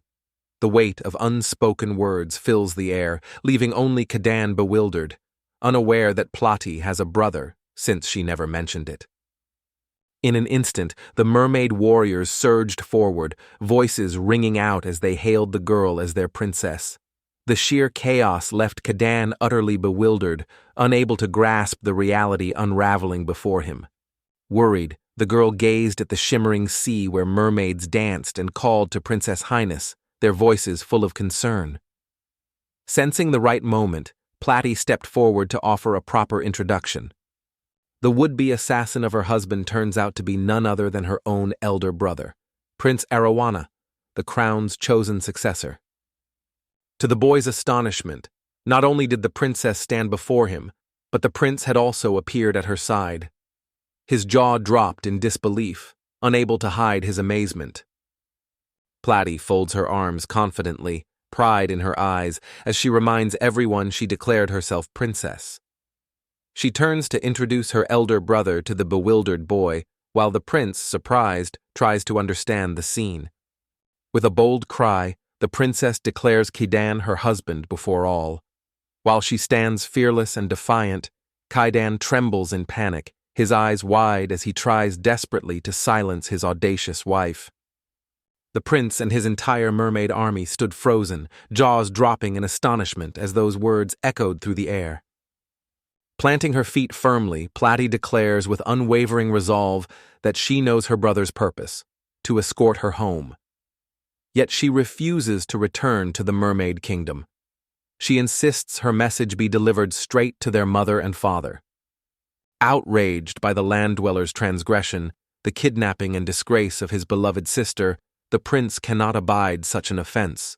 With fire in his eyes, he rallies his troops, commanding them to renew the assault without mercy.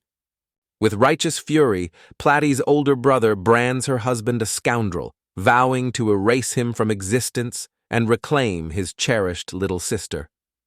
Urgently, the princess urges her beloved to strike back without hesitation or shame, but clutching the holy sword, he hesitates, fearful of harming those familiar to her. Suddenly, a powerful gust sweeps in from behind Plati and Keaton, hurling the fish back into the sea. Their second attempt ends in failure. A furious gale erupted as the dragon veil soared into the tumult, rising from the sea. The prince could scarcely believe his eyes. The legendary dungeon master had arrived in person.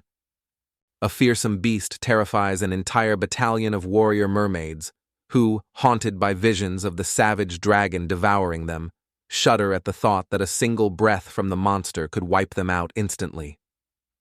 Grinzel the dragon landed beside the humans, wings stirring dust. Concerned, he asked about their well-being. Kidan thanked him for his timely help, while the prince marveled that mortals had bonded with such a legendary beast. A guttural laugh rumbled from the beast as it declared that should the boy vanish, savoring that sweet, tender meat would become impossible. In response, Plenty warned against swelling with pride over mere words of gratitude. The girl's older brother opened his mouth, ready to address the trio of fantastical creatures. However, the dragon's sharp gaze swept the area, realizing in that instant that he now stood utterly alone. The prince spun, seeing only endless sea behind him, when Grinzel, the geyser dragon's formidable daughter, materialized. Impressed by his courage, She promised to turn him to coal with a single breath as his chilling reward. With a swift strike to the creature's knee, Keaton quelled its bold intentions. The beast's wounded pride echoed in a guttural howl that shattered the air. Confidently, the boy reveals the man in the sea is Pletty's brother.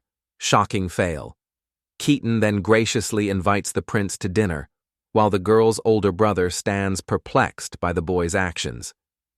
With an open hand extended in peace, the boy invites a moment of calm conversation, hoping to clarify the situation and perhaps spark the beginning of acquaintance. Unaffected by the prince's generosity and suspicious of hidden schemes, he refused to listen to explanations. Noticing the tension, Pletty urged her brother to leave immediately and return to his kingdom. Shouting in frustration, the husband declared the situation unjust. After all, her brother had journeyed all this way out of genuine concern for his sister's well-being. Convinced that every word from the prince deserves his full attention, he listened intently. The girl, caught off guard by the young man's earnestness, found herself surprised by his unexpected response. Upon hearing these words, the elder brother announced a sudden change of heart. Meanwhile, Keaton found himself dazzled, unable to see through the brilliant light radiating from the prince. Bound by royal pride and honor, the prince could not flee from battle and had to accept the challenge, while the boy stood speechless, amazed as his brother emerged from the waves unclothed and completely unfazed. Kidding shouts for him to cover up as his brother, offended by the breach of manners, grumbles. Staying ahead, the resourceful girl calmly hands him a neatly folded pair of underwear she had set aside for this situation. A sudden realization struck. The same misfortune had once befallen his wife. Without hesitation, he sent an invitation to his brother, urging him to join their household. Anxiety flickers on Vale's face as he tells Pletty that Keaton plans to serve him a meal. With a chance to try an unfamiliar dish, Pletty falls silent, her skepticism evident as she struggles to grasp the situation. Seeing the newlyweds' modest home, the elder brother scoffed, calling it pathetic and unworthy of his sister, a noble mermaid, while Keaton let her live there. Pletty grew furious, and Keaton stood by, embarrassed. Wearing only his undergarments, the prince furiously accused the boy of enslaving and exploiting his sister. Before tensions rose further, Pletty intervened and redirected his attention to another building that needed their focus. The barn, where mountain meats and fresh vegetables were stored, towered ahead. The older brother marveled at its unique, enigmatic walls, and Keaton revealed he made them with special mountain plaster before his sister called out. With a casual gesture, she points to a busy brewery where fermentation works its magic. Keaton, hopeful, says he's counting down to when miso and soy sauce are ready, but his older brother frowns, confused by the unfamiliar terms. Pletty observes with admiration that her husband possesses a unique breadth of knowledge unavailable to others. His culinary skills are as impressive as his prowess in battle. There seems to be nothing Keaton cannot master.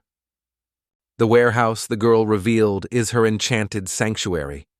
Keaton, her devoted husband, cares for her every need. As Pletty proudly praises him, the boy politely invites the prince to sit. Having crafted a new dish and recently built a charming garden table, the young man extended an invitation for tea and conversation. Yet, to his surprise, a girl was already seated at the table, awaiting his arrival. Bewildered, the older brother struggled to understand the child's origins. With a knowing smile, Keaton revealed she was Grinsel Vale in human form, then urgently nudged him forward, eager for him to present the next dish. Astonishment froze the princess in place as a dragon lounged before her. Pletty, clearly miffed, remarked that such reactions were standard whenever she made a simple request for food. With a flourish, Keaton unveiled his newest creation, zenzai. He had carefully cultivated soybeans for the recipe, but to his surprise, adzuki beans had sprouted right alongside them. Each of them reached for their utensils, curiosity dancing in their eyes as they ventured to taste the mysterious dish. Cautious and a bit hesitant, the brother approached his first bite, wary of the unfamiliar flavors awaiting him. Everyone eagerly sampled the traditional dessert soup, praising its exquisite flavor. The siblings savored every spoonful, but when Vale asked for more, he found the pot empty. Every drop had been devoured. By pure chance, the beans sprouted, though only a handful appeared. Frustration simmered among everyone, for all the delicious morsels had vanished, leaving none to savor. All eyes snapped to the prince as the girls cried out in protest, blaming his untimely arrival for the vanished soup and scolding him for choosing such a poor moment to appear. The elder brother knelt in sincere apology to the boy, whose unmatched mastery made him revered as a saint. Yet, despite pleas to stop, the prince remained convinced his sister's affections were firmly set on Kidan.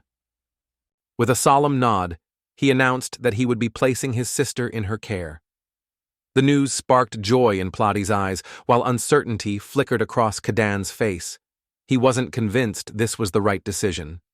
He is bewildered by his opposition, astonished to learn the mermaid is an underwater princess. With her high rank, he doubts choosing a husband would be so easy for her. He sensed the weight of others' expectations on her, but she fiercely insisted only their marriage mattered. Others' opinions didn't influence her, and she called him a fool for doubting her independence in choosing her own path. With gentle reassurance, the brother reminds his sister that Mr. Saint remains unaware of his wife's situation, hoping these words will soothe her restless worries. The prince longed to reveal the truth, but Vale spoke first, explaining that conflict over surface control between humans and demons had even drawn in neutral mermaids, prompting a political marriage to restore peace. Astonishment froze on the brother's face as the girl revealed her knowledge. With a quiet strength, she reminded him of her true identity, an existence that resonates across centuries, with echoes forever reaching her, regardless of her desires. A fierce war rages across this world, pitting humans against mysterious magical beings.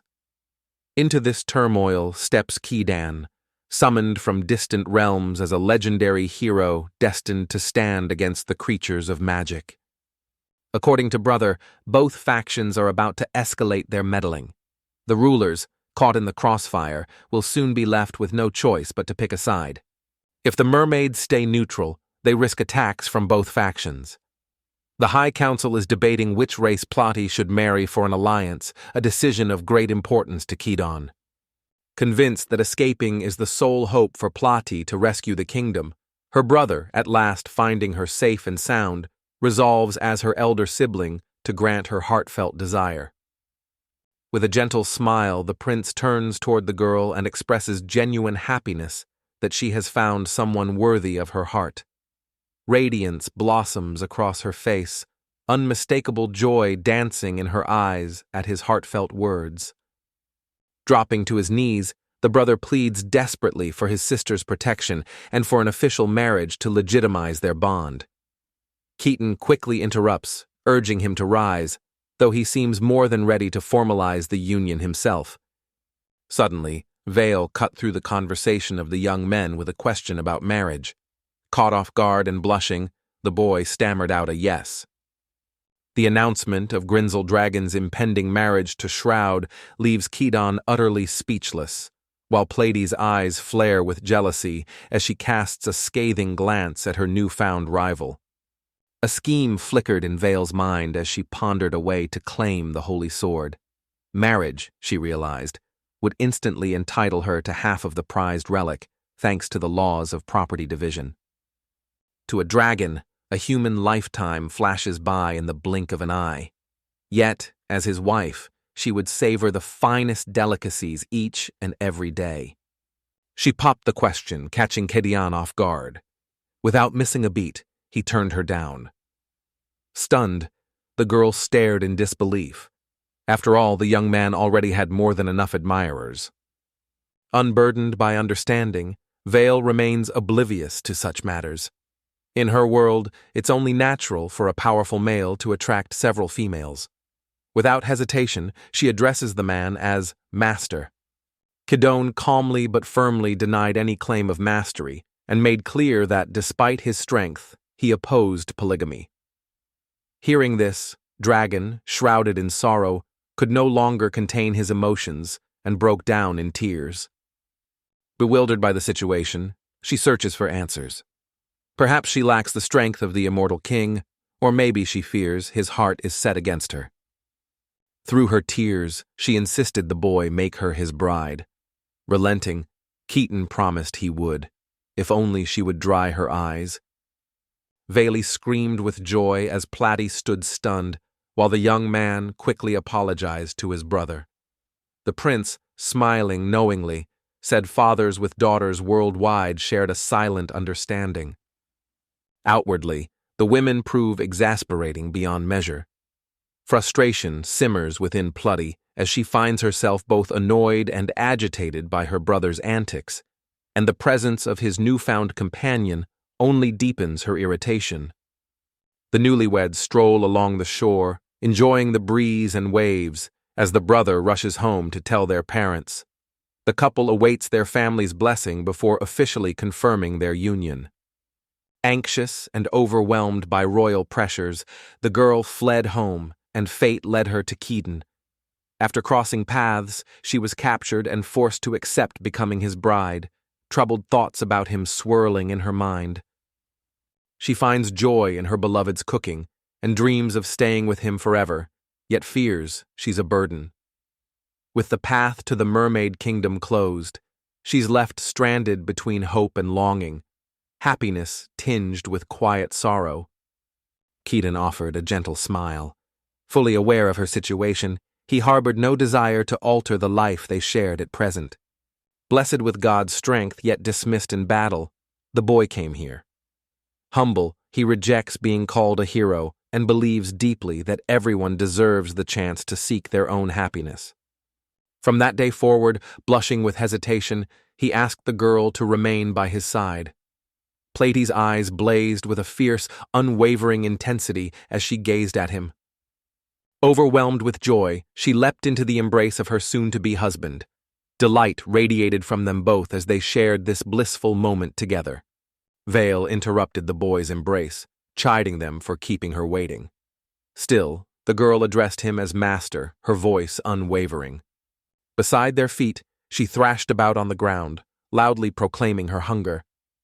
Keaton exchanged a quick glance with Platy, then the boy made up his mind and sprang into action. A special treat awaits her as a wedding gift, promised by him. The mermaid beams with delight at the thought, while the girl eagerly insists that anything will do, so long as he doesn't take too long about it. Building a house made Keaton realize they couldn't do it alone. Platy, wanting to help, offered a starfish, but Keaton clarified he needed people for construction. Still confused, Platy asked what was needed again. Keaton urgently insisted on immediate action in the field to organize the harvest and gather ripe crops, adding with a wry smile that he was already busy making miso, brewing soy sauce, and caring for his wife. When Keaton said he wanted to build a house, Platy was delighted, and the undead king called it thrilling. His sudden appearance startled the heroes, who, surprised, could only stammer that he'd appeared out of nowhere. Curious, the boy asked if something was wrong. Smiling gently, the king reassured him that he was simply enjoying a rare moment of freedom and visiting them. Nothing was wrong. Everything was just fine. A wave of relief washed over Keaton, just as the guest announced he had yet another present, a gleaming fragment of mana metal, which he pressed into Keaton's hand with a smile. Astonished by the stone's size, the boy exclaimed how useful it would be. The undead asked if he truly needed it. The boy nodded eagerly, saying he could make many essential household items with it. With a wry smile, he remarked that my arrival couldn't have been better timed, as he was desperately short on help. This prompted the king to lean forward, curiosity alight in his eyes, and inquire what exactly he meant by hands. Keaton explained that Platy's brother saw they were stuck in a dreadful, collapsing home. Motivated, the young man vowed to use all his strength to build a completely new, unique house from that moment onward. Astonished, Plenty suggested seeking the undead king's help. Kida imagined the king brewing miso, speeding the process, but quickly dismissed the idea as foolish with a wry shake of his head. Nevertheless, the undead king inquired about the number of workers required and whether it was possible to summon them to this place. Astonishment flashed across Kadam's face. Convinced he must have misunderstood, he sought clarification. Yet before he could finish, the king of the undead countered with a question of his own. Would 10 suffice for his needs? Bewildered, the young man confessed his gratitude, though he had no idea how he could possibly obtain so much. With those words, the undead king vanished, instructing him to wait for a moment. Kadon and Platy froze in astonishment as the undead king appeared, flanked by 5 brutish orcs and 5 cunning goblins, his nightmarish entourage emerging from the depths of the dungeon. With calm authority, he revealed the creatures originated from his dungeon and obeyed him, so he told them to follow the saint, giving the young man full control. Keaton was left completely astonished by this revelation. After introducing himself as shyly and greeting the monsters, Keaton was met with silence. They remained motionless and unresponsive. Confused, he turned to the undead king, who explained they simply couldn't speak. According to him, their intelligence extended only so far as obeying commands, devoid of self-awareness or any instinct to protect themselves. Keaton grasped the significance immediately. The king went on to explain that there was no need to offer them any reward. Even better, they drew sustenance from the very mana in the air, so providing them with food was unnecessary. Delight lit up Platy's face when she heard this revelation.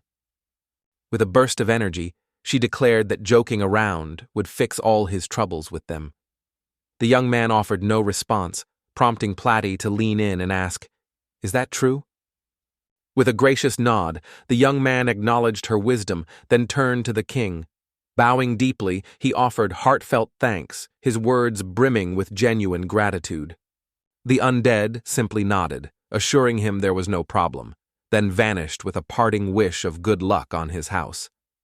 Determination surged through the young man as he clenched his fist.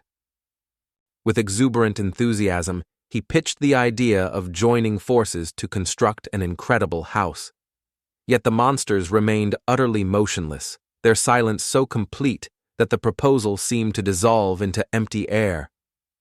Keaton sprang into action, issuing crisp commands as orcs hefted logs and goblins sawed planks.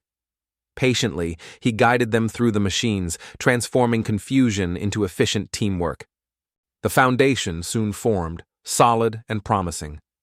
Plutty marveled at the monster's skills, while Kaiden, once doubtful, admitted the house was turning out far grander than he ever imagined.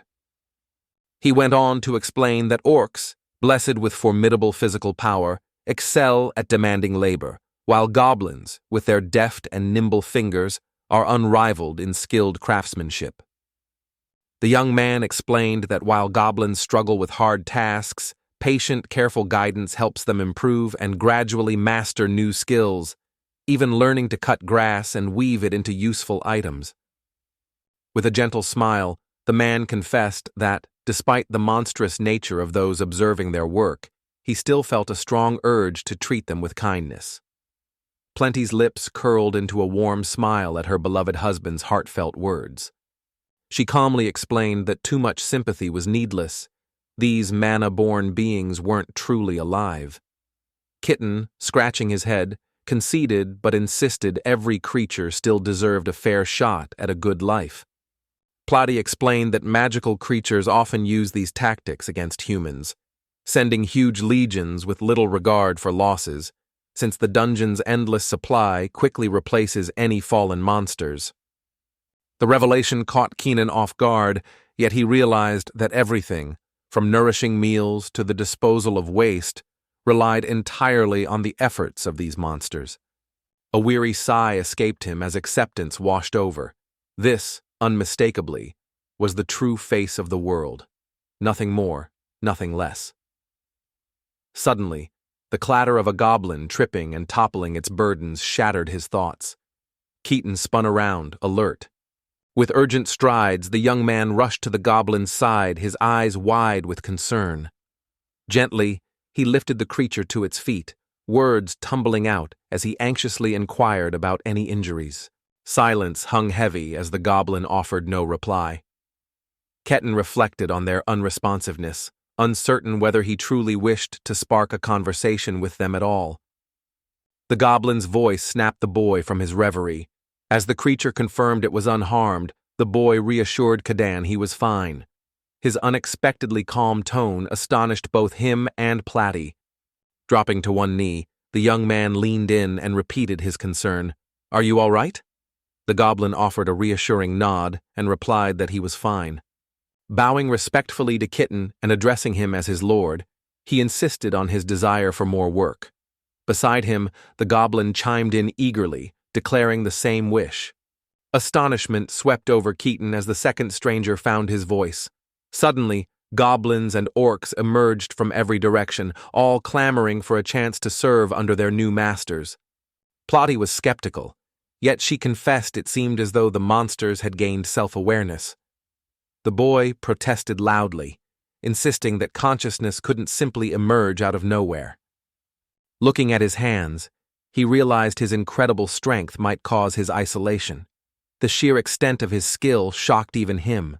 Such power required caution and was a gift not to be taken lightly. Determined to prove himself, the young man clenched his fist, mustered all his courage, dashed to the goblins, embraced them warmly, and expressed heartfelt thanks with genuine gratitude shining in his eyes. The goblins believed the humans would now have no choice but to accept their help, unable to reject them later. Cheers erupted among the jubilant little creatures as they lifted the hero high, tossing him into the air in celebration. In due course, the grand house stood completed, every detail polished and pristine.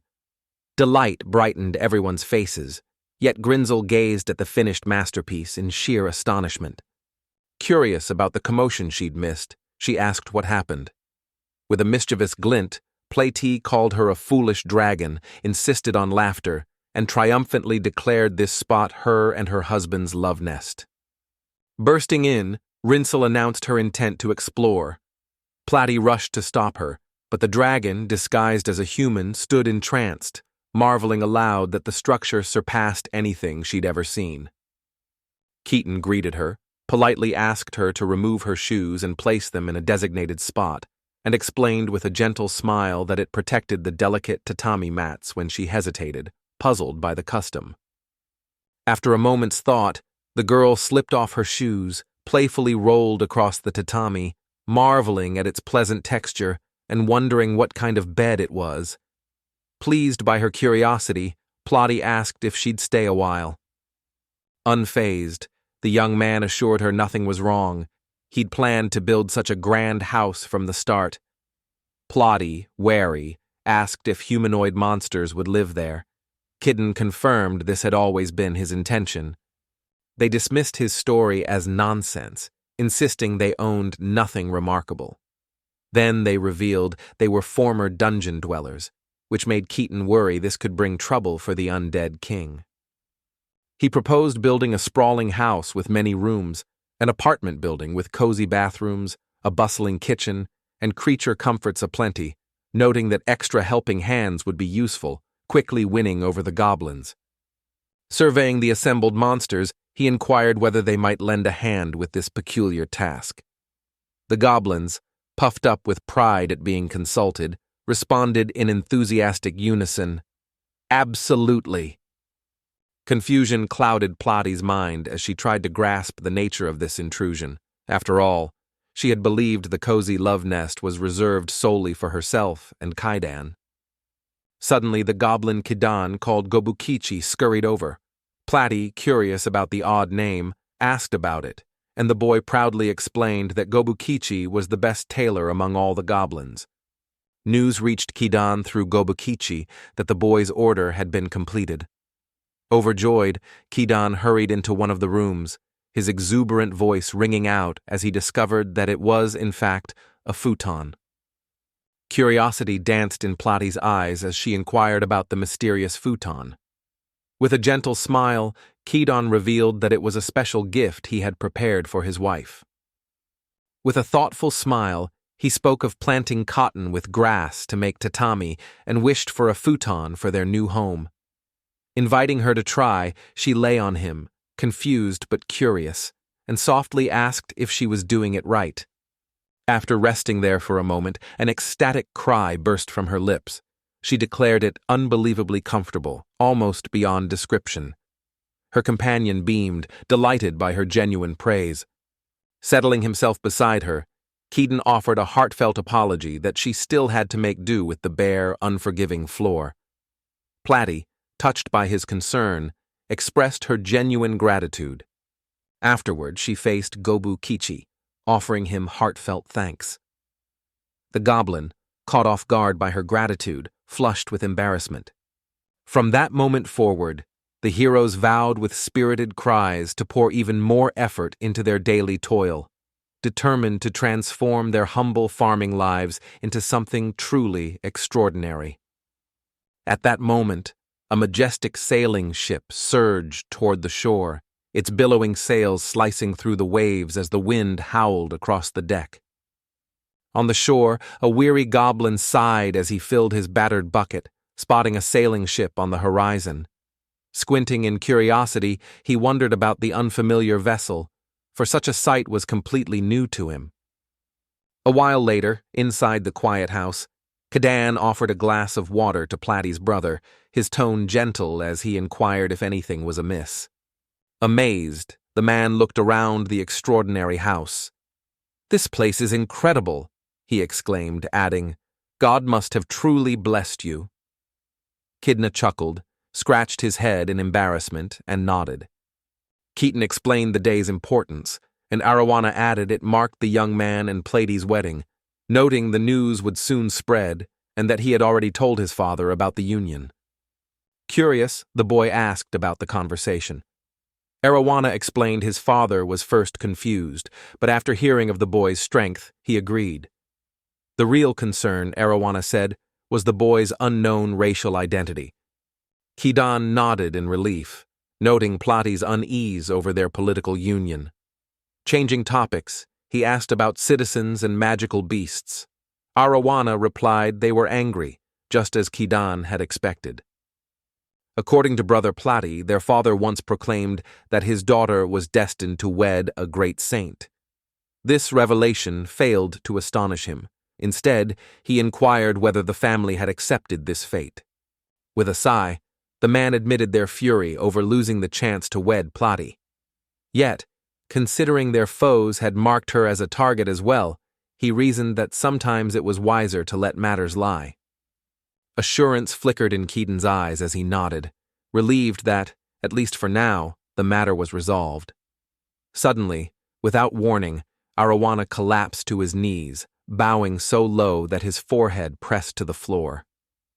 Kaiden's eyes widened in astonishment as he demanded an explanation.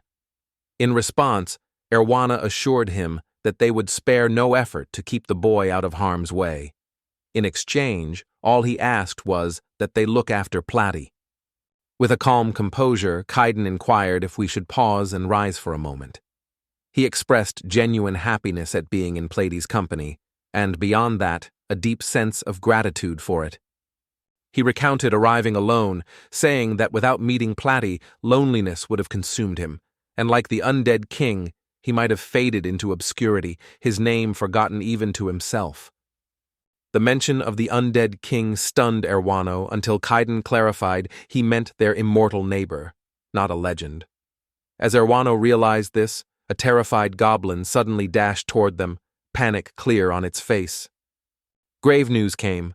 Magical beasts attacked the coast, with orcs and goblins battling the invaders. Goblins' urgent reports of fierce fighting left Kide and Arawana stunned in disbelief. Keaton inquired whether any magical creatures had ventured into this place.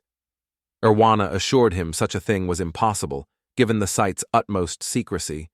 This revelation left Keaton thoroughly astonished as well. Suddenly, a ship appeared on the horizon, drawing everyone's attention. Brother Plotty insisted it belonged to magical creatures. Kidding anxiously asked Orkin nearby if Orkibo was safe or caught in the commotion. As the orc shifted out of the way, Kanaon's gaze landed on a demonic woman kneeling before them. Orkibo, with a hint of uncertainty, introduced her as Astros the Milky. Keaton stared at the indignant girl and was sharply rebuked. She told him to stop gawking. Chin held high, she introduced herself as Astras the Heartless, Demon Lord, and one of the 4 heavenly kings. Orc news reached the boy. A girl intending to kill their lord was quickly caught. Kadan, astonished, noticed a pile of bleached bones. The goblin explained they were skeleton warriors once led by magical beasts. He went on to reveal that their numbers once reached nearly 100, yet every single one was wiped out. Stunned, Kidden struggled to comprehend how a force of 100 could fall to just 10 opponents. The young man approached the monsters, urging them not to risk their lives, admitting their deaths would sadden him. The creatures declared they'd die for him, prompting Kidden to bristle, having just insisted this was impossible. Astras burned with outrage at being dismissed. As Arowana strode closer to demand how she found this place, shock flashed across the demon lord's face. She had recognized the prince of the mermaid kingdom before her. With a sharp glint, she warned that comfort had dulled their minds and to never underestimate demons, then effortlessly sliced the rope with her nails, insisting that even across eternities, they'd never grasp the truth as she broke free. Astra stood tall, unsheathed her sword with steely resolve, and declared her goal: capture Princess Platy and slay the infamous thief saint. She leveled her blade at Kedon, making her target clear as tension gripped the wary crowd. According to Arowana, this is a demon lord presiding over the highest ranks of demon kind, consumed by an insatiable thirst for blood. On the battlefield, it becomes a nightmarish force, so terrifying that even its own allies shudder in its presence. Driven to solve the puzzle himself, the man rushed forward until Keaton's calm hand and the undead king's commanding voice stopped him. Keaton's delight showed, tension gripped Arowana, and the king dryly asked, "What's the commotion?" Whirling around, the man let out a startled cry upon spotting the king. With a warm smile, Kadan bridged the gap between them, offering introductions that eased the tension. Aghast, Astras and Arowana cried out in terror at the mention of the world's scourge, their voices trembling with disbelief that the boy recognized such a fearsome figure. The lifeless king said he'd heard rumors the demon planned to kill Kedon. The boy nodded, confirming it. Anxious, Astras tried to understand the mystery when a sudden noise made her look up in alarm. A colossal dragon soared overhead, demanding answers in a booming voice. Kedon greeted Grizel confidently. Astra stood awestruck, and Platy jumped off the dragon's back, dashing eagerly toward the hero. With gentle concern, she asked about his well-being. The boy nodded reassuringly. Curious, Arowana asked where they were, and Grizel explained they'd traveled deep into the mountains, seeking the elusive tonkatsu eggs. Astras tumbled to the ground as the dragon described how they'd soon encountered a demon ship adrift at sea. Curious, they returned, and the dragon, with a piercing gaze, asked if this lesser demon aimed to kill Kadan. She fiercely vowed to oppose any threat to her master, dismissing demons as mere worms awaiting destruction. Keaton stopped Vale as the unnerved dragon apologized, and the boy moved closer to the demon lying helplessly. With a measured voice, he extended an offer. Should she vow not to stand against them, freedom would await her. A silent unity filled the air as every ally positioned themselves firmly behind their champion. Estra snapped, forbidding any insult to her name as one of the 4 heavenly kings, but beneath her bravado, fear trembled through her as she struggled to regain composure, knowing weakness would tarnish the demon lord's prestige. Determined, she sprang up, fist clenched, and loudly announced her own proposal. Sword leveled at Kedan, she challenged him to a one-on-one duel. If he won, she would obey whatever he said. Outraged by the demon's defiance, Grinzel threatened to roast her, but Kidden intervened, vowing nothing would stop him claiming his place in the world. Plotty's cheeks flushed, clearly moved by his boldness. Sword raised, the boy boldly accepted the demon lord's challenge. Amazed by his recklessness, the woman also prepared for battle, taking a fighting stance beside him. Her gaze lingered on the man before her. Despite the formidable allies at his side, he remained an ordinary mortal in her eyes, one she could easily seize. Yet as her gaze lingered on the blade, realization dawned. This was none other than the fabled dark sword, Dr. Schwartz. Shock overwhelmed her, and the weapon slipped from her grasp as the world faded into darkness. The crowd gasped in shock, leading Kaidan to ask why she collapsed. Grinzel, grinning wickedly, suggested burying her as fertilizer, but Kaidan swiftly stopped the dragon's callous idea. Soaring high above the world, Grinzel gripped Astra firmly in her paw. The icy wind whipped past them as Astra shivered with terror, suspended far above the ground. At Keaton's request to come home, reluctance clouded her expression. Meanwhile, the sailors, upon glimpsing the mysterious veil, froze in astonishment, then hastily turned tail, abandoning Astras as they retreated in disarray. Clarity returned to the girl's eyes as she faced the dragon, intent on discovering why such a magnificent creature would devote herself to a mere man. Grinzel let out a scornful sigh, her eyes darkening with a menacing glint as she declared that offering any explanations was beneath her. A sly smile danced across her lips as she decided to keep the secret of the master's exquisite dishes to herself.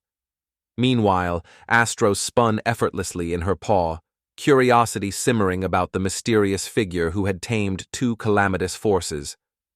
A short while had slipped by since the recent upheaval, leaving Keaton, Platty, and Grizzle gazing ahead, wide-eyed with astonishment. Towering before them, Astras the Heartless appeared alongside two menacing demons.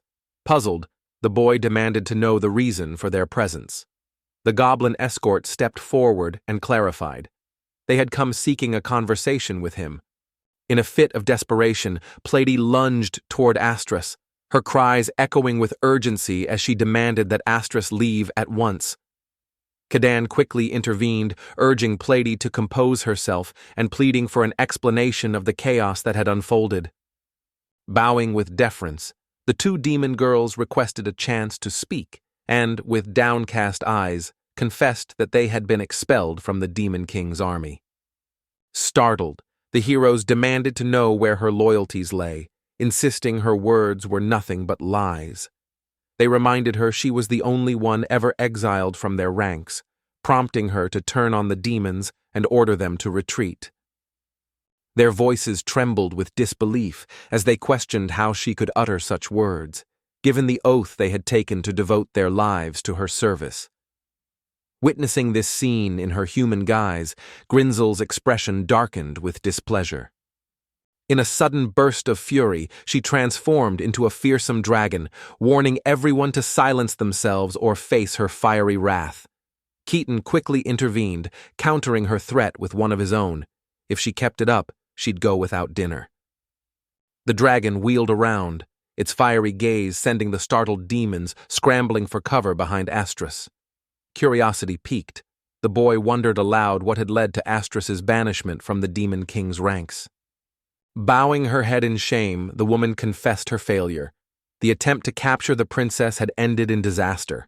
Her squad of monsters had been utterly vanquished. Worse yet, there was more ill news to come. With a stern tone, she called letting a dragon rampage across the battlefield a grave offense. Curious, Kaiden asked what kind of dragon was involved in the war between humans and demons. Asteris looked at Vale, who shrugged and revealed she'd been ordered to escort her back, which explained to Asteris why she lost her Sky King title and was banished from the realm. The demon girl beside her remarked on the unusual haste of this war meeting, noting how the decision seemed rushed through in the demon lord's absence, as if every action was calculated to push her out.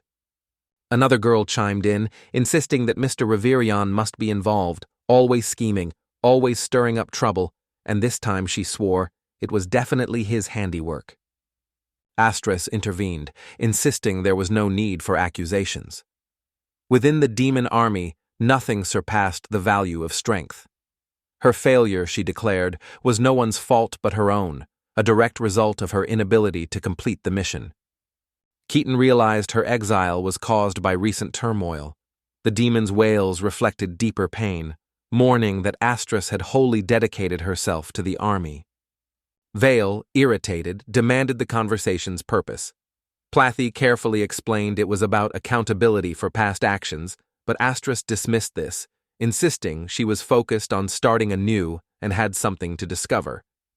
She nervously recounted tales of orcs and goblins, strong, intelligent, and rare speakers, then added that Kidan was revered by both a feared dragon and the undying king, two of the land's most disastrous forces. Fingers tightening into a determined fist, she demanded an explanation. The need for answers burned in her eyes as she dropped to one knee, pleading for a chance to serve the boy and uncover the truth for herself. Vale and Platty stood frozen in disbelief as the young man calmly answered, yes.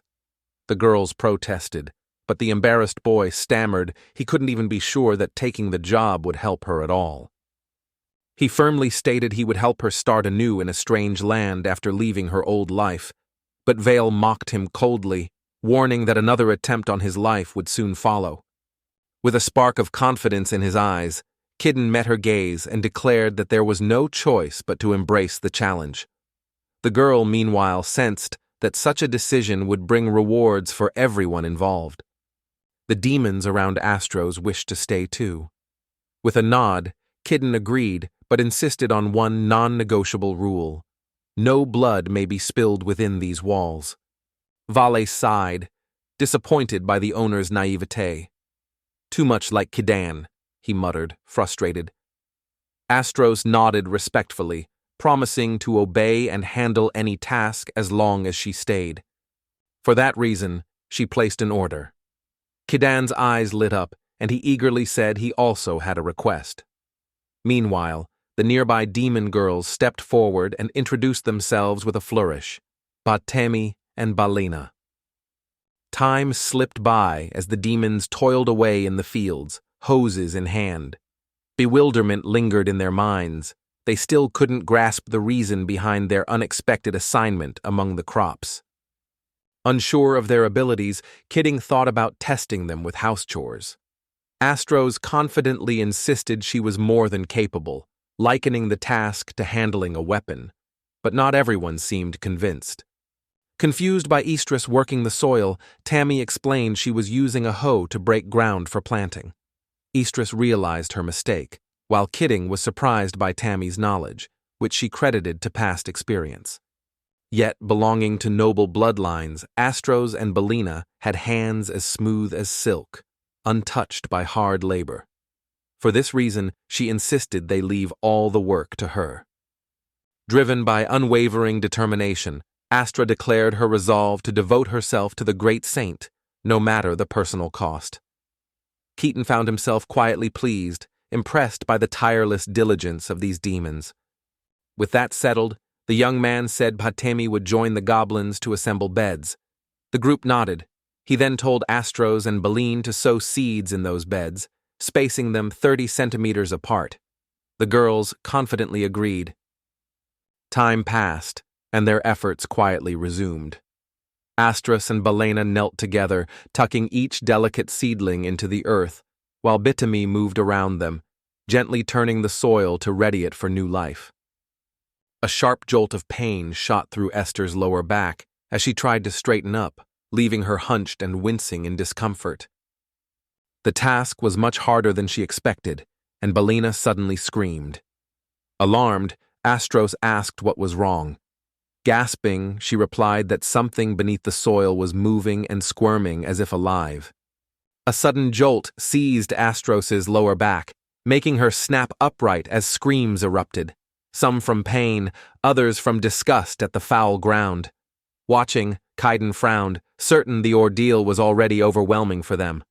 Before long, Astros strode alongside the orcs and goblins, chuckling softly. She remarked that, with the hunt taking them deeper into the wilds, she'd finally have the chance to show what she could do.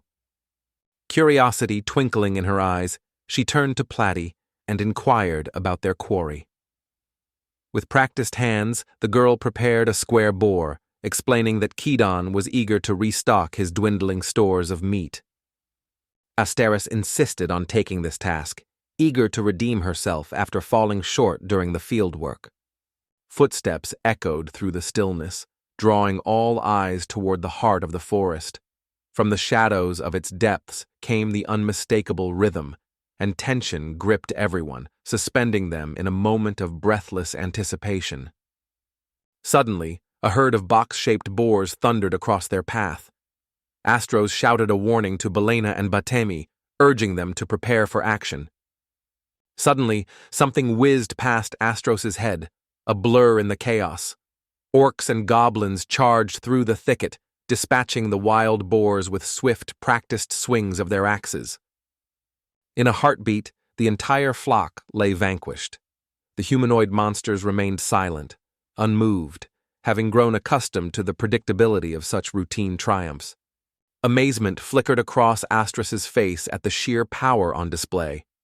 Then, with a knowing nod, Belena pointed out their implements, axes and sickles, all forged from gleaming mana metal.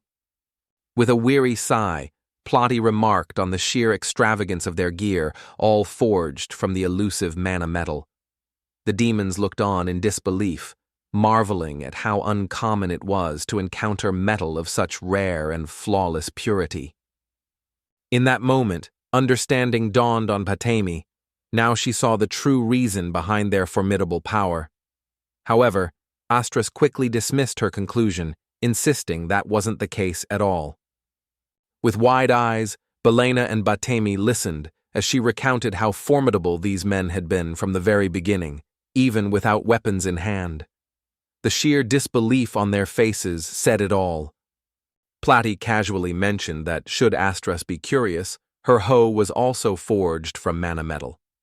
A chill ran through the girl's spine. The real issue wasn't the tool itself, but their utter lack of knowledge in wielding it. With a sudden, piercing scream, her patience shattered. Declaring that idleness was no longer an option, she insisted they join the hunt as well. The savage boar pack was swiftly defeated. Platy thanked everyone for their efforts. Bruised but resolute, Astros called it just a warm-up. The orcs and goblins, unfazed, seemed untouched by the chaos. The girl pondered the immense strength of these mountain boars. She never imagined the hunt would prove so challenging. With a determined glint in her eye, Platy licked her lips, rolled up her sleeve, and declared, "Time to carve them up." Without hesitation, she approached the bodies and, explaining they couldn't be moved whole, announced her plan, to section and freeze each one so they could be transported much more easily. Later that day, Caden busied himself in the cozy kitchen, stirring a bubbling pot of soup.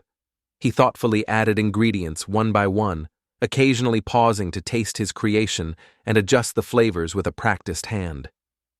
Just then, Platy's voice rang out, announcing their return. Spinning around with a bright grin, the man exclaimed that their timing couldn't have been more perfect. From the kitchen, he announced dinner was ready, but spotting shadowy demons nearby, concern crossed his face as he asked about it. With a weary sigh, Platy admitted the day had unfolded in entirely unexpected ways. With her gaze lowered, Astros admitted she was once one of the 4 heavenly kings, feared by humans and merfolk, but after losing that status and arriving here, she found the locals had incredible strength and unfamiliar weapons. The truth hit her. She was powerless, yet Kidden, steadfast, denied it. Shock flashed in her eyes as he gently explained her worth lay not in strength or status, but in those, like Patami and Belena, who stood by her. Additional remarks pointed out that this unique gift is known as charisma, a remarkable ability she possesses. By placing greater trust in herself, she can unlock unforeseen opportunities and blaze entirely new trails ahead. Inspiration sparked in their eyes as they exchanged determined glances, hands curled into eager fists, and faces alight with bright smiles. Kidden announced it was time to eat, making Vale beam with delight. He suggested they dine outside to enjoy the weather, so they eagerly set tempting dishes on the yard table and gathered, ready to start their feast. Curiosity shone in Estrez's eyes as she studied the unfamiliar dishes, admitting she'd never seen them before. Vale echoed her curiosity, while Khitan, smiling knowingly, revealed they were grilled bourmite with ginger and tangy roux soup. Doubt clouded the girls' faces as they reluctantly accepted their plates.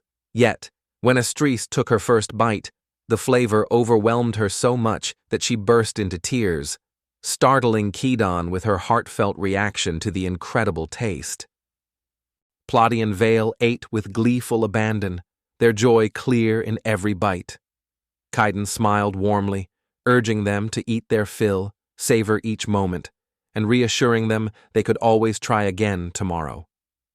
After a while, with a basket of food in her arms, Astris glanced around and remarked that Khitan and Plati were nowhere in sight. Belina explained that the two of them had some affairs to handle out at sea.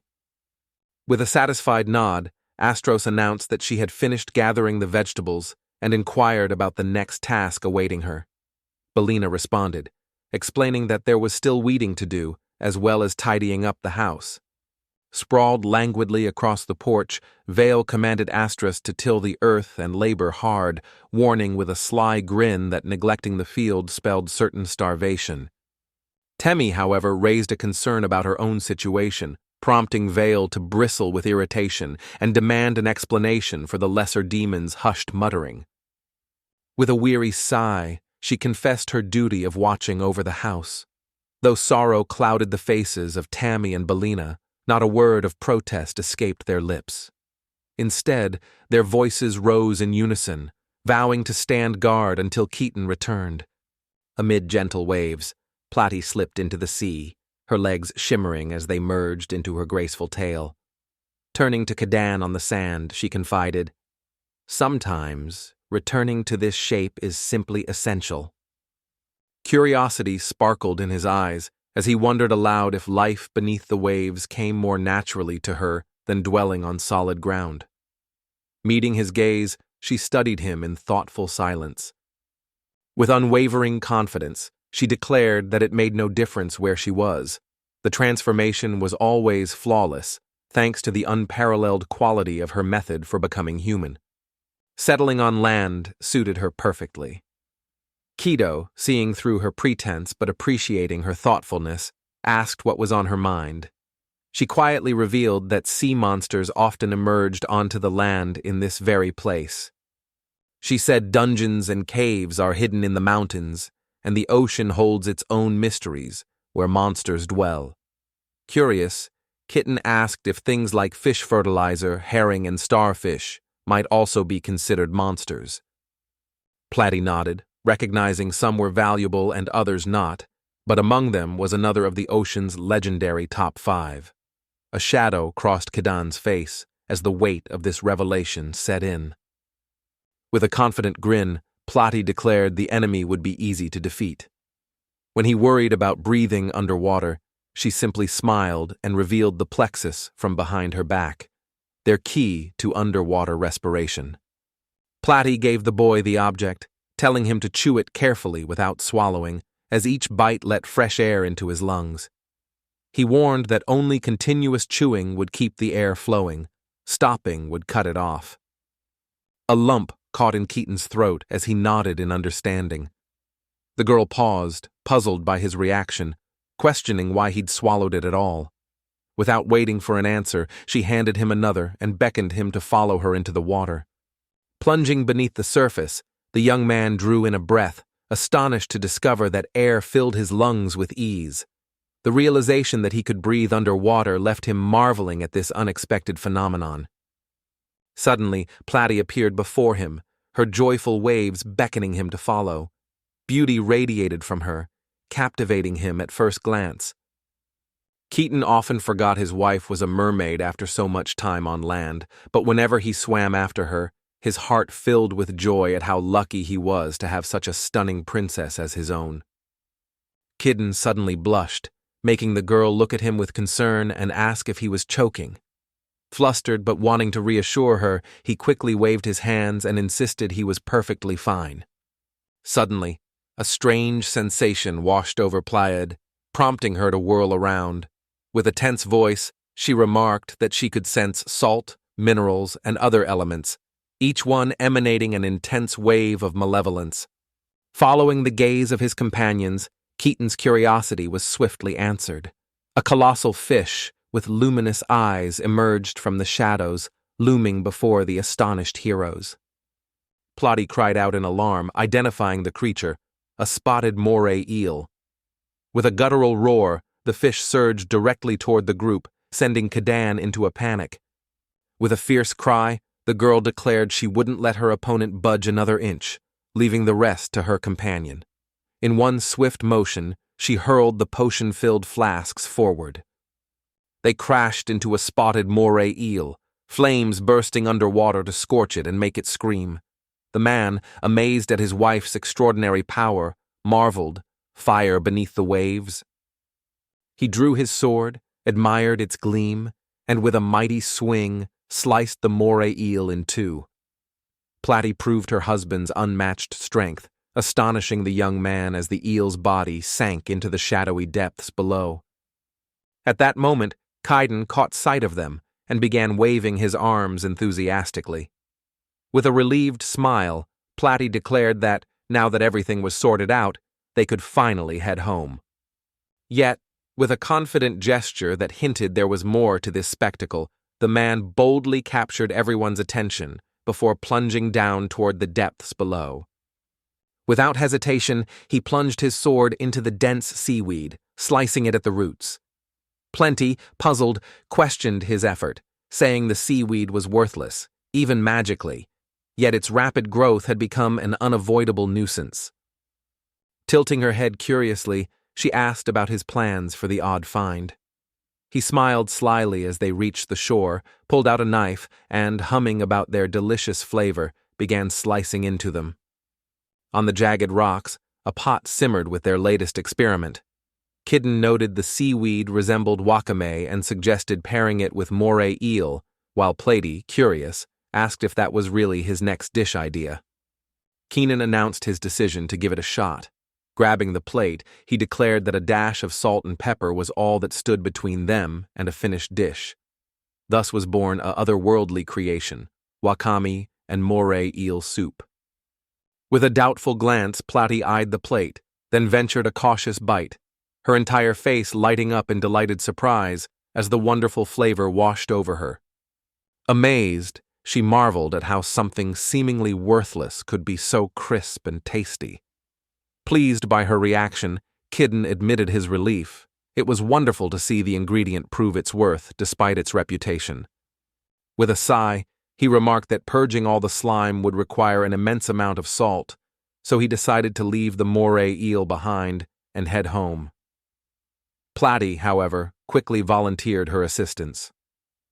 With a mischievous glint in her eye, she predicted the flavor would astonish everyone, and her admiration for her husband soared to new heights.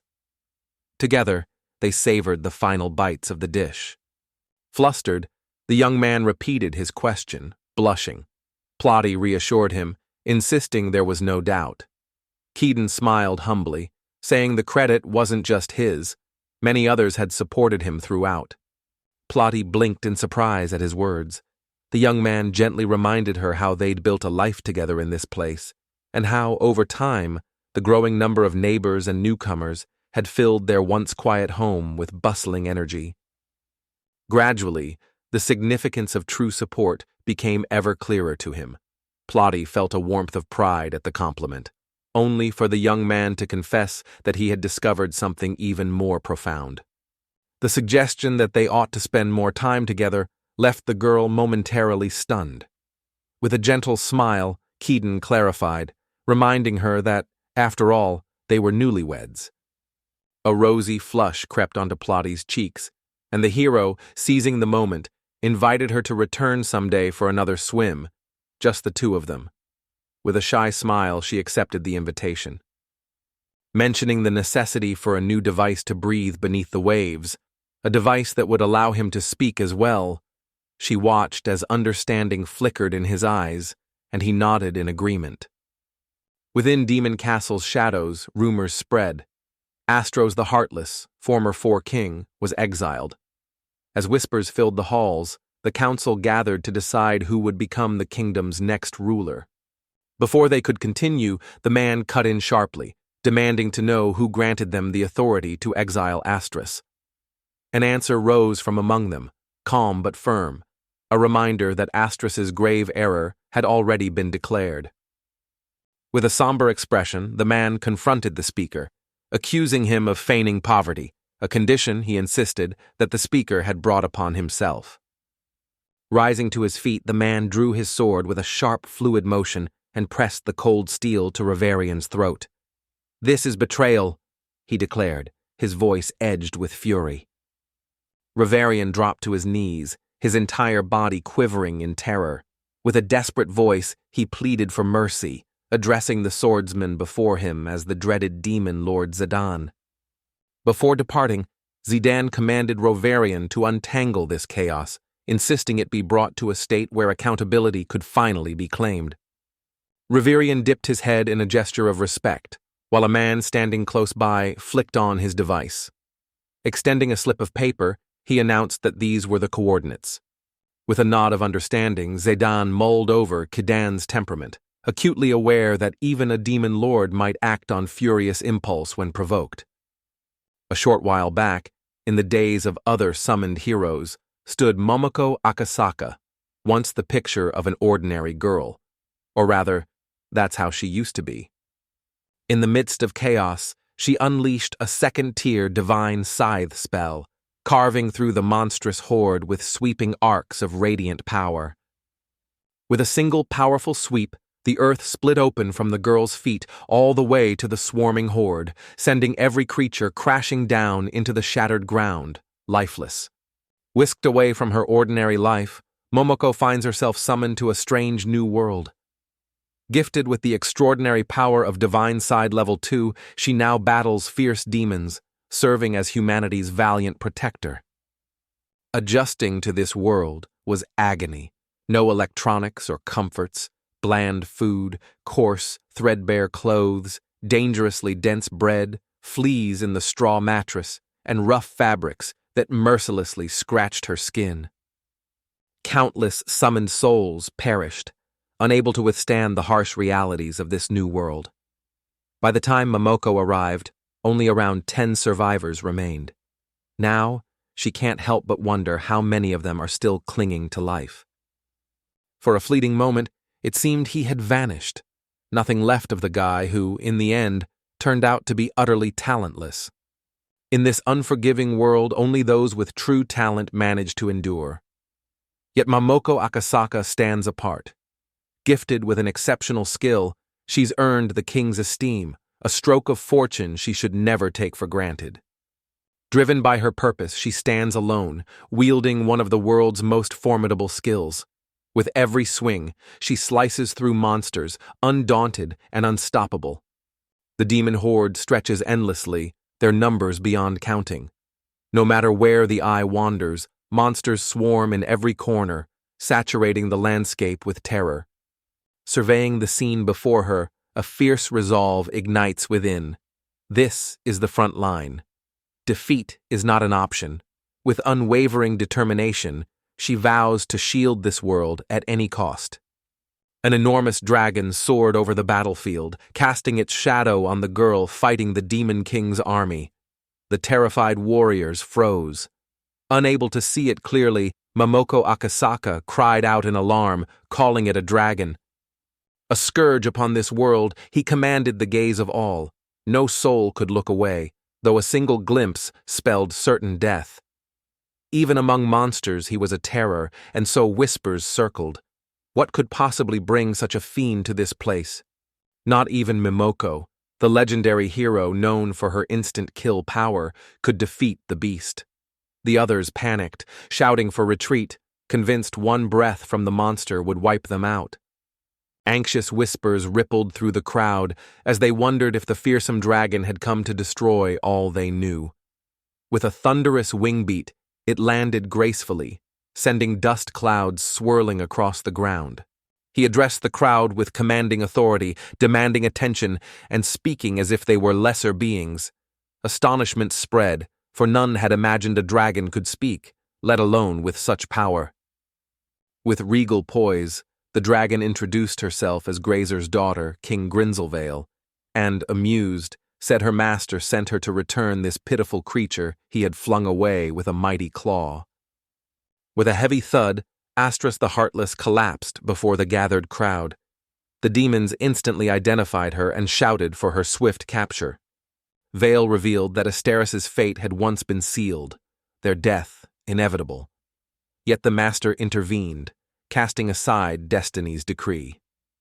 With solemn authority, he commanded absolute attention, insisting that not a single word fall on deaf ears. To her, the line between demon and human meant nothing. Only loyalty to her master mattered. Any who insulted him faced fiery ruin as she unleashed blazing torrents, scorching the air, awing all who witnessed the inferno. Humans and demons alike wavered unsteadily, their legs buckling beneath them. One by one, they collapsed under the crushing surge of magic, leaving Momoka wide-eyed, stunned by the sheer overwhelming force that filled the air. With commanding grace, Vale proclaimed her loyalty to Saint Cadan, warning that forgetting his name was unwise, as his enemies were hers. With that, she soared skyward and vanished from sight. Seated on the earth, the crowd murmured the name of Saint Cadan, marveling at the dragon's obedience to him. Awe flickered in their eyes, yet not a single soul could say who this mysterious figure truly was. Today, Cadan and Platy were at home, surrounded by new buildings and tilled fields. Cadan ate contentedly, chopsticks in one hand and a glass in the other, a satisfied smile showing his enjoyment of the delicious meal. He stood up, declaring the fields called him to work as usual. Stretching and enjoying the morning air while gazing at distant mountains, he heard footsteps behind and turned to see who was approaching. A deep voice asked if he was St. Cadan. Startled, the boy nodded and demanded the stranger's name.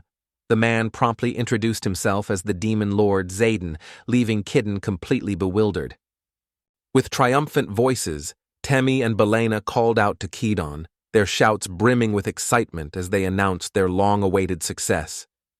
With the animal's body slung over a sturdy stick, they marched triumphantly, proclaiming that Mrs. Astrus had at last captured her elusive quarry, and with no small effort, for she had pursued it with commendable determination. At the sound of her name spoken by Xaden, surprise flickered across the woman's face. Her gaze lifted, unprepared to find him standing before her. Astonished, the demon lord realized the woman was truly before him. Perplexed, she demanded how he found her. With a hint of triumph, he revealed her subordinates had unwittingly left a coded message that led him to her. Delight shone in Temmie and Belena's eyes as they watched the scene, while Astros wondered why he was there. The demon lord calmly said he'd come to see her. Subordinates watched eagerly as Cadan stayed unaware of the mood. Astra confessed her failure, admitting the mission had ended in defeat. Stripped of her title as one of the four kings, she now considered herself worthless in his eyes. With a hesitant sigh, she admitted Xaden had always deeply cared for her, but she feared criticism. The demon lord, however, passionately insisted that nothing mattered more to him than her. Those words left the woman deeply flustered. Platy's eyes widened in disbelief, while Vale declared, with a note of annoyance, that this whole display had become exasperating. Sometime later, they stepped inside the cozy house. Cadan busied himself in the kitchen, soon returning with steaming cups of tea for everyone. Xaden, still unsettled, offered a heartfelt apology for any inconvenience his visit might have caused. With a regal flourish, the man declared himself Xaden, supreme ruler of all demons and the demon realm. When Keaton asked if Xaden's absence would cause trouble, Xaden smiled faintly and assured him there was nothing to worry about. He solemnly revealed the Demon Lord's main duty, to protect their land from humans, a sacred charge passed down to him. To honor this, he braves chaos and relentlessly fights on the battlefield every day. Keaton nodded in understanding. Plates mused that a life of constant battle left no one waiting at home. Xaden smiled, grateful for Astris, his ever-reliable, skilled, and irreplaceable companion. Flushed with embarrassment, the woman protested that she was unworthy of such lavish praise. Her subordinates, witnessing her humility, felt a quiet sense of satisfaction. Kidden vowed never to exile Astris, and Zadana agreed. Yet while Astris led troops, he was suddenly summoned to a military court and banished, all decided in secret without consulting the overlord. According to Sedan, Astris had been unfairly accused when a dragon's unexpected arrival threw the battlefield into turmoil. Meanwhile, Vale paid little mind, quietly humming a tune, while Caden sat nearby, wordless and absorbed in his own thoughts. The man recounted how, upon his belated return, Astros had vanished without a trace. From this, Kidan surmised that he had journeyed here in search of her. Grasping Astros's hand, Zadant confessed with deep relief how grateful he was for her presence. Uncertainty flickered in his eyes as he admitted he couldn't imagine life without her and thought he'd lost her for good. Plotty remarked that their feelings for each other were as plain as day. Love practically radiated between them. Flustered, the woman quickly protested, insisting that they were nothing more than childhood friends. Furthermore, she pointed out that their hopes were futile, for a ruler's duty extends to the entire nation, and their cause held no place within his concern. Rinselvale's fury was evident throughout, until her patience broke, and she commanded silence, declaring Zadan could take Astras and go. Zadan asked who she was, while Astras shrank back in fear across the room. With an air of authority, the woman revealed the creature's name, Grinzel Vale, the dragon that had swooped onto the battlefield. Her gaze swept over the demons, brimming with unmistakable contempt. Zaden stared at the girl in disbelief, insisting it couldn't be true, while Vale, irritated, retorted she was summoned to retrieve Astras and had no patience to waste her wings on an impudent brat at her master's door. With clear annoyance coloring his voice, Cadian called out to Vale. She gave a quick nod, signaling her understanding and promising to keep quiet. Meanwhile, Zaden watched the exchange, perplexity etched across his face. Fixing his intense gaze on Katadan, he declared Astros had joined a dangerous crowd and her life was at risk. Yet, with unwavering resolve, the Demon Lord vowed to reclaim her at any cost, his fist tightening in determination. Rising resolutely, he declared this was why he wanted to face him in combat. Kidan was clearly astonished. Speaking sincerely, the man said he bore his title with pride and felt compelled to prove his warrior's strength. The hero tried to protest, but Plady silenced him, revealing with grave intensity that her husband wielded the Veil's power, a world-plaguing calamity, and warned that an undead king also haunted these lands. Curious, she asked if he knew of this, insisting he couldn't win. Zidan wouldn't give up and sought answers. Astra agreed with his view, but clarified the woman could still choose Zidan if she wished, bound only to her own will. She once sought the hero's guidance to find meaning and clarity, but now, with someone deeply caring for her and awaiting her return, her attention is better spent recognizing their heartfelt concern. Inspired by the young man's question and Zadan's honesty, she opened her heart, smiling as his words flattered her. Her subordinates celebrated, and relief and happiness washed over her. She finally knew she could move on. With a gentle squeeze of his hand, Asteris declared her resolve. She wished to remain by his side, whether amid the chaos of war or in the silence of the hereafter. She pleaded for the right to stay close, wherever fate might lead them. Zadan nodded in agreement, proposing that she come back home and promise never to leave his side again. Overjoyed, the woman's heart brimmed with happiness at his words.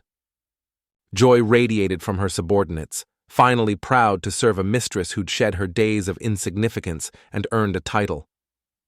Vale's happiness lit up the room, while Keita, overwhelmed by the moment, wiped away a tear. Suddenly, Platy sprang to her feet, exasperation blazing in her eyes as she demanded they stop. The room stilled instantly, every gaze turning toward her in bewildered silence.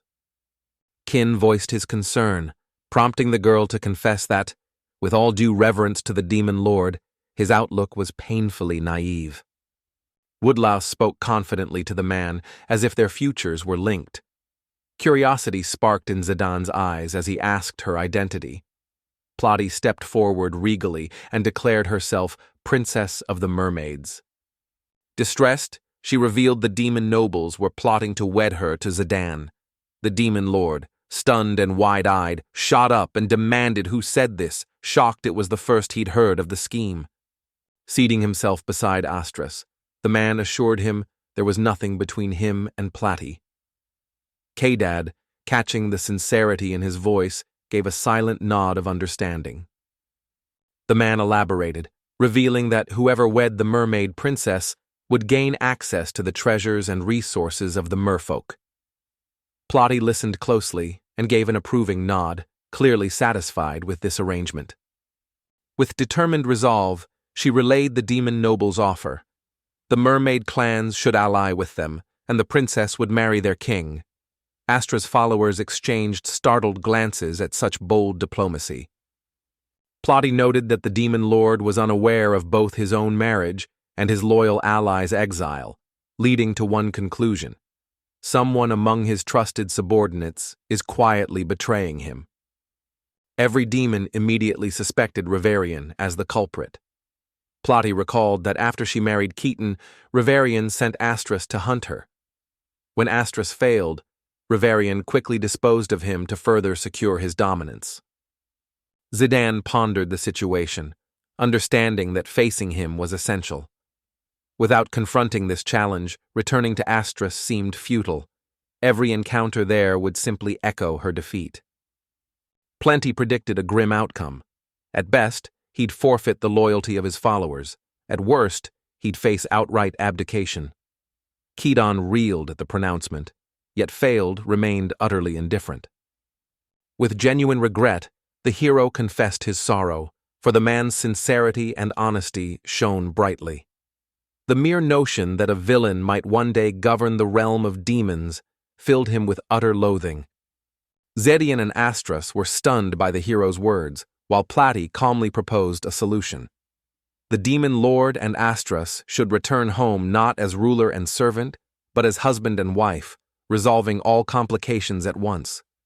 Without warning, the girl proposed they marry on the spot, sending the demons into a whirlwind of shock and bewilderment at her bold suggestion.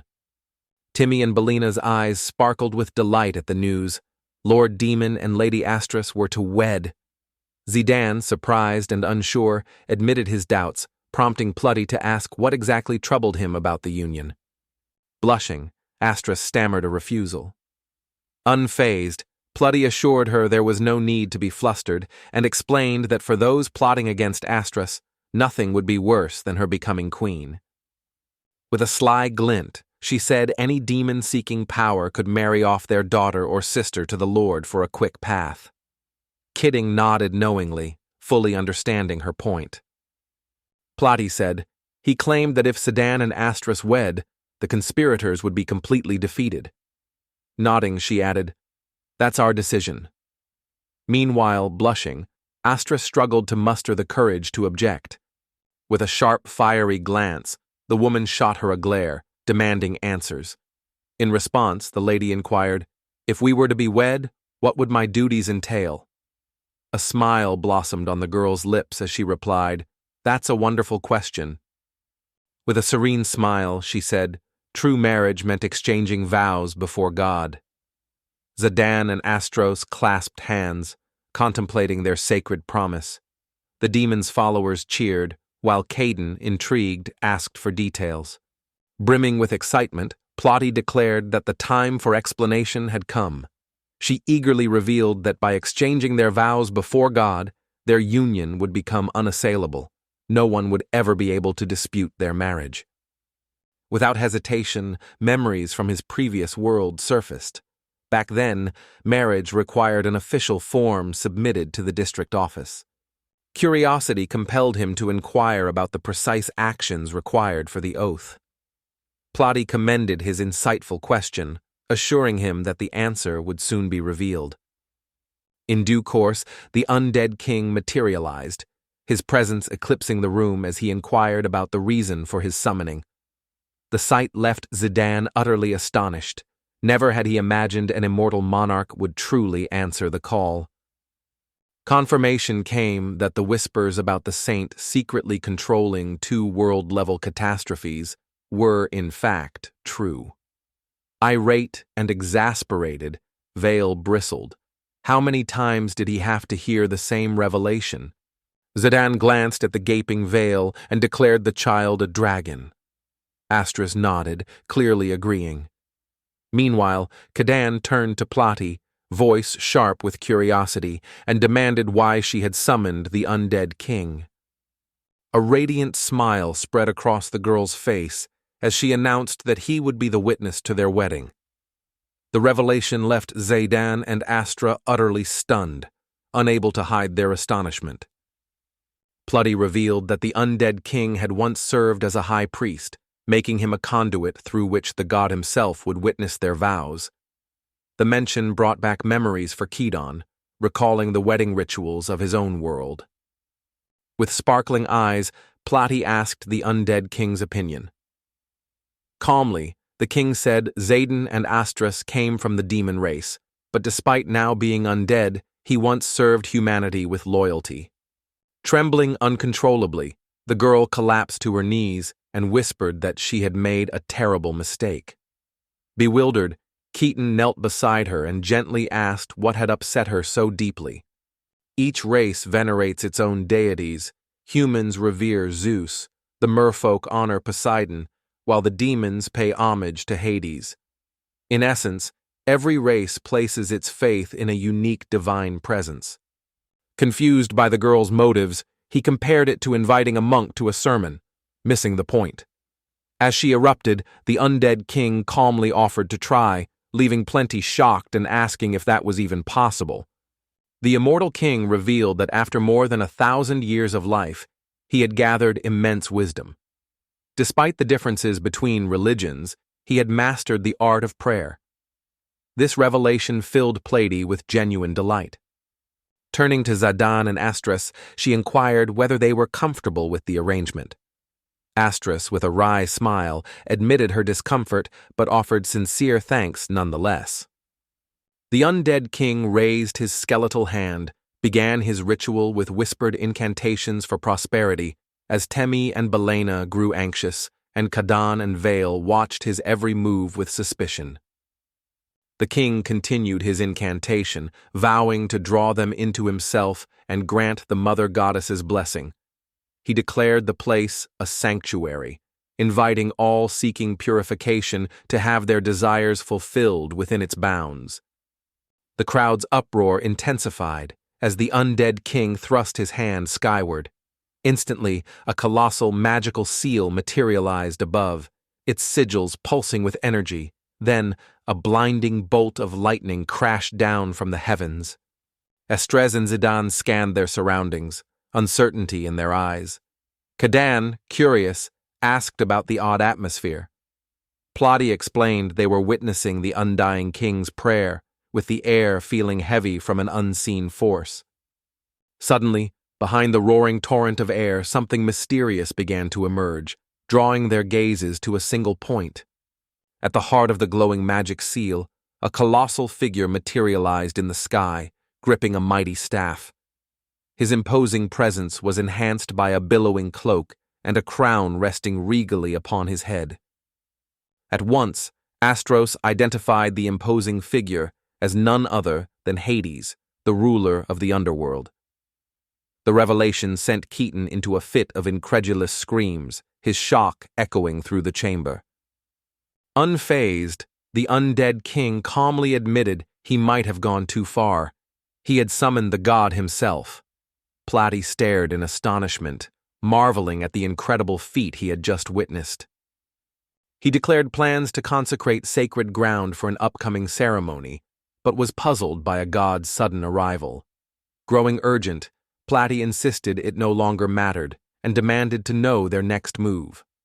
At that moment, Haiti broke his silence, lamenting that nobody had contacted him in years and questioning his presence with irritation. Temi and Belena, assuming Zeus's children started the last war, felt a chill of terror. Zadin knelt and firmly refuted the claim, explaining that war's tides shift and victory is never assured. While demons must stay vigilant, Hades faced no danger. Curious, Hades demanded the true reason for his summons. Zadin humbly apologized and revealed he was a demon lord. Kidan, stunned to face a god, bowed deeply as he pleaded sincerely, confessing his heartfelt wish to marry the woman he loved. They held a wedding, asking the god of the underworld for his blessing, but accidentally summoned him instead. Even the king of the undead felt compelled to apologize for the unexpected meeting. Zedan humbly requested forgiveness for intruding on his tranquility.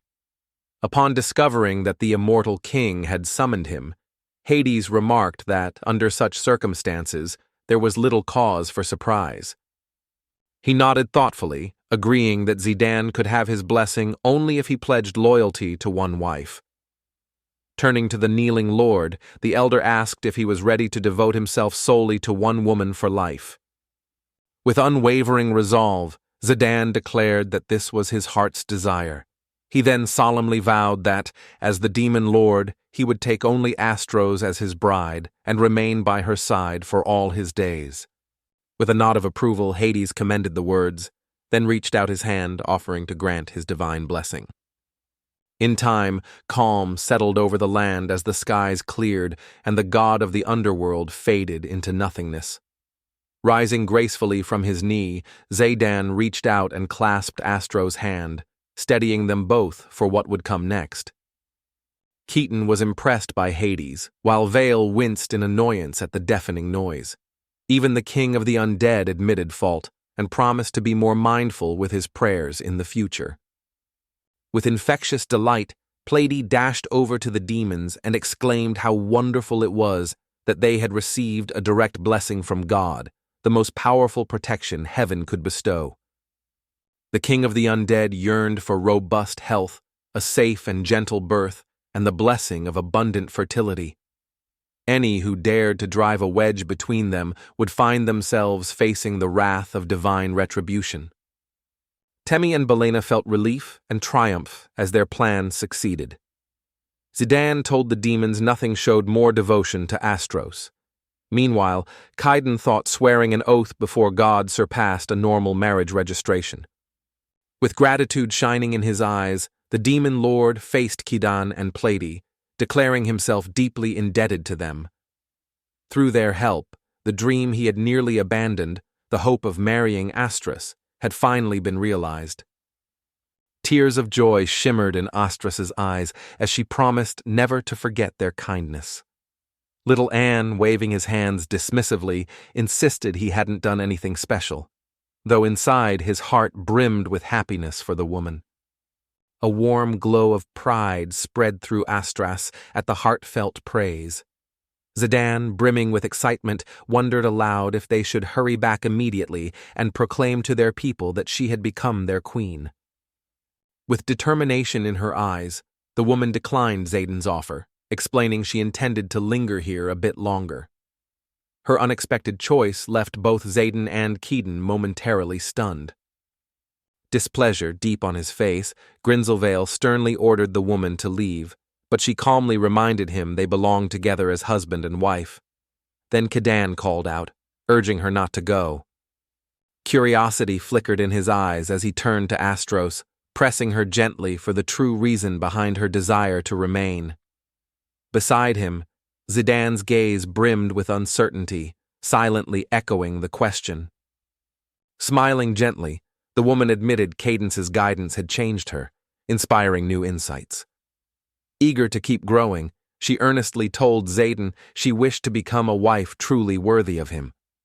Startled by the revelation, the man hesitated before admitting the woman had her own motives.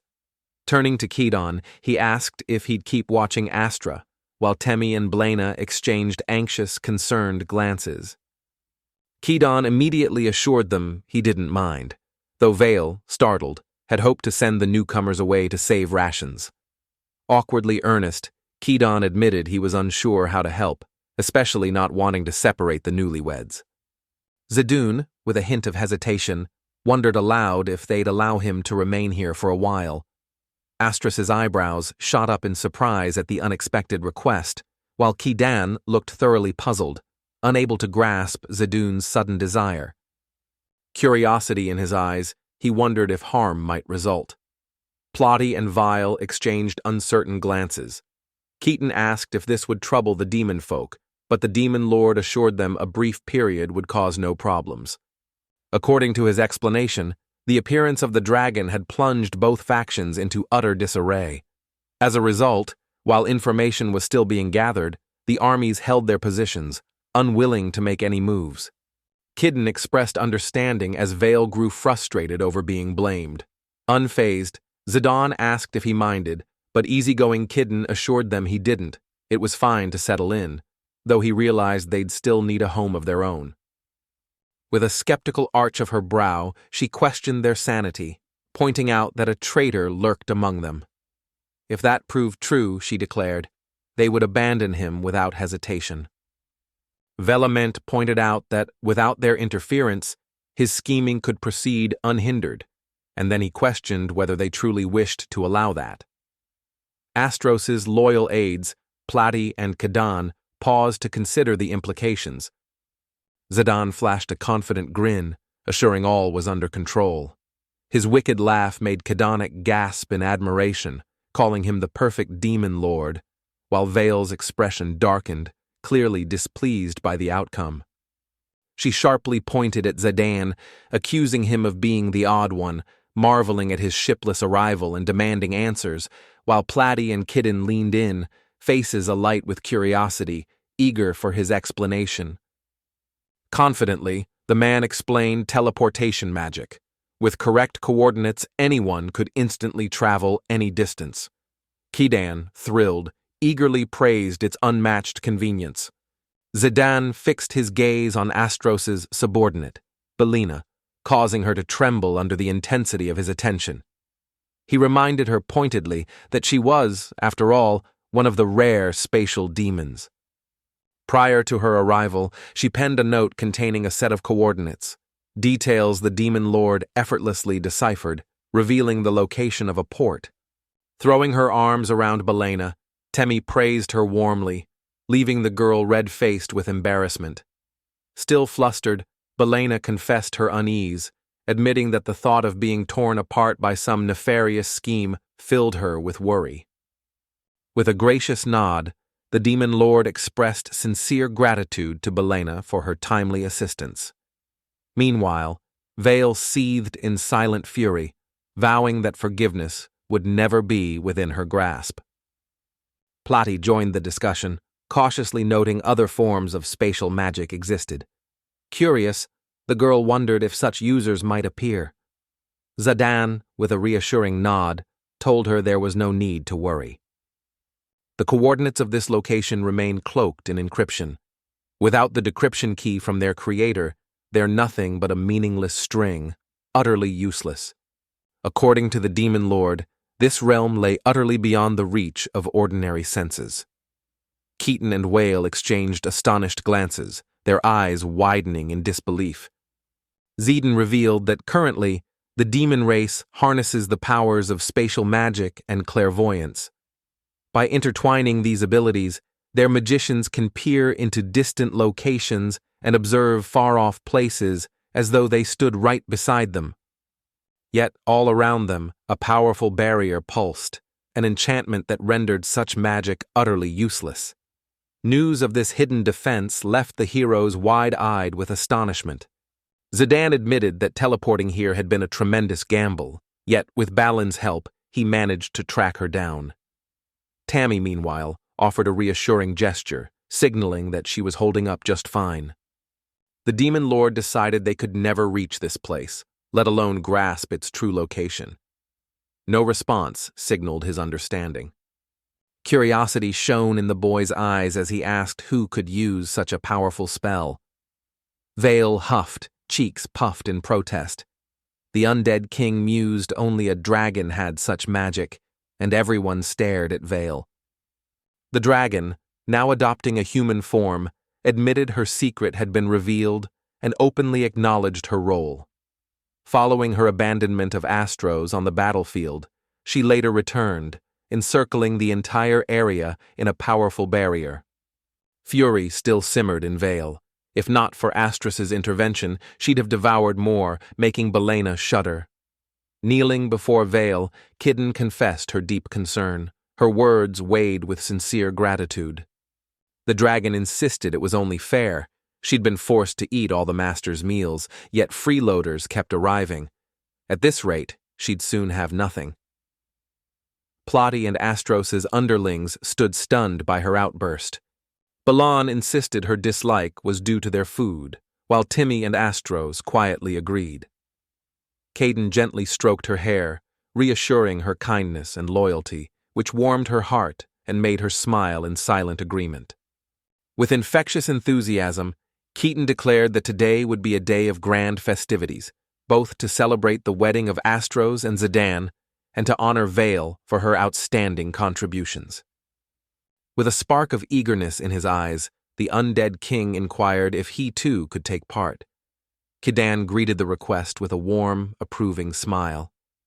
Grateful, Zidane and Astros offered their heartfelt thanks. A lavish feast was set beneath the open sky, the table loaded with food. Kedden, eyes gleaming with merriment, raised his voice to offer heartfelt congratulations to the demon lord and Asteris on their union. As Zidane sampled the dishes for the very first time, Astros watched him with eager anticipation, while Batemi and Belena basked in quiet happiness. Amazed by the unique, exquisite dish, the demon lord admitted he'd never tasted anything like it, delighting Kidan.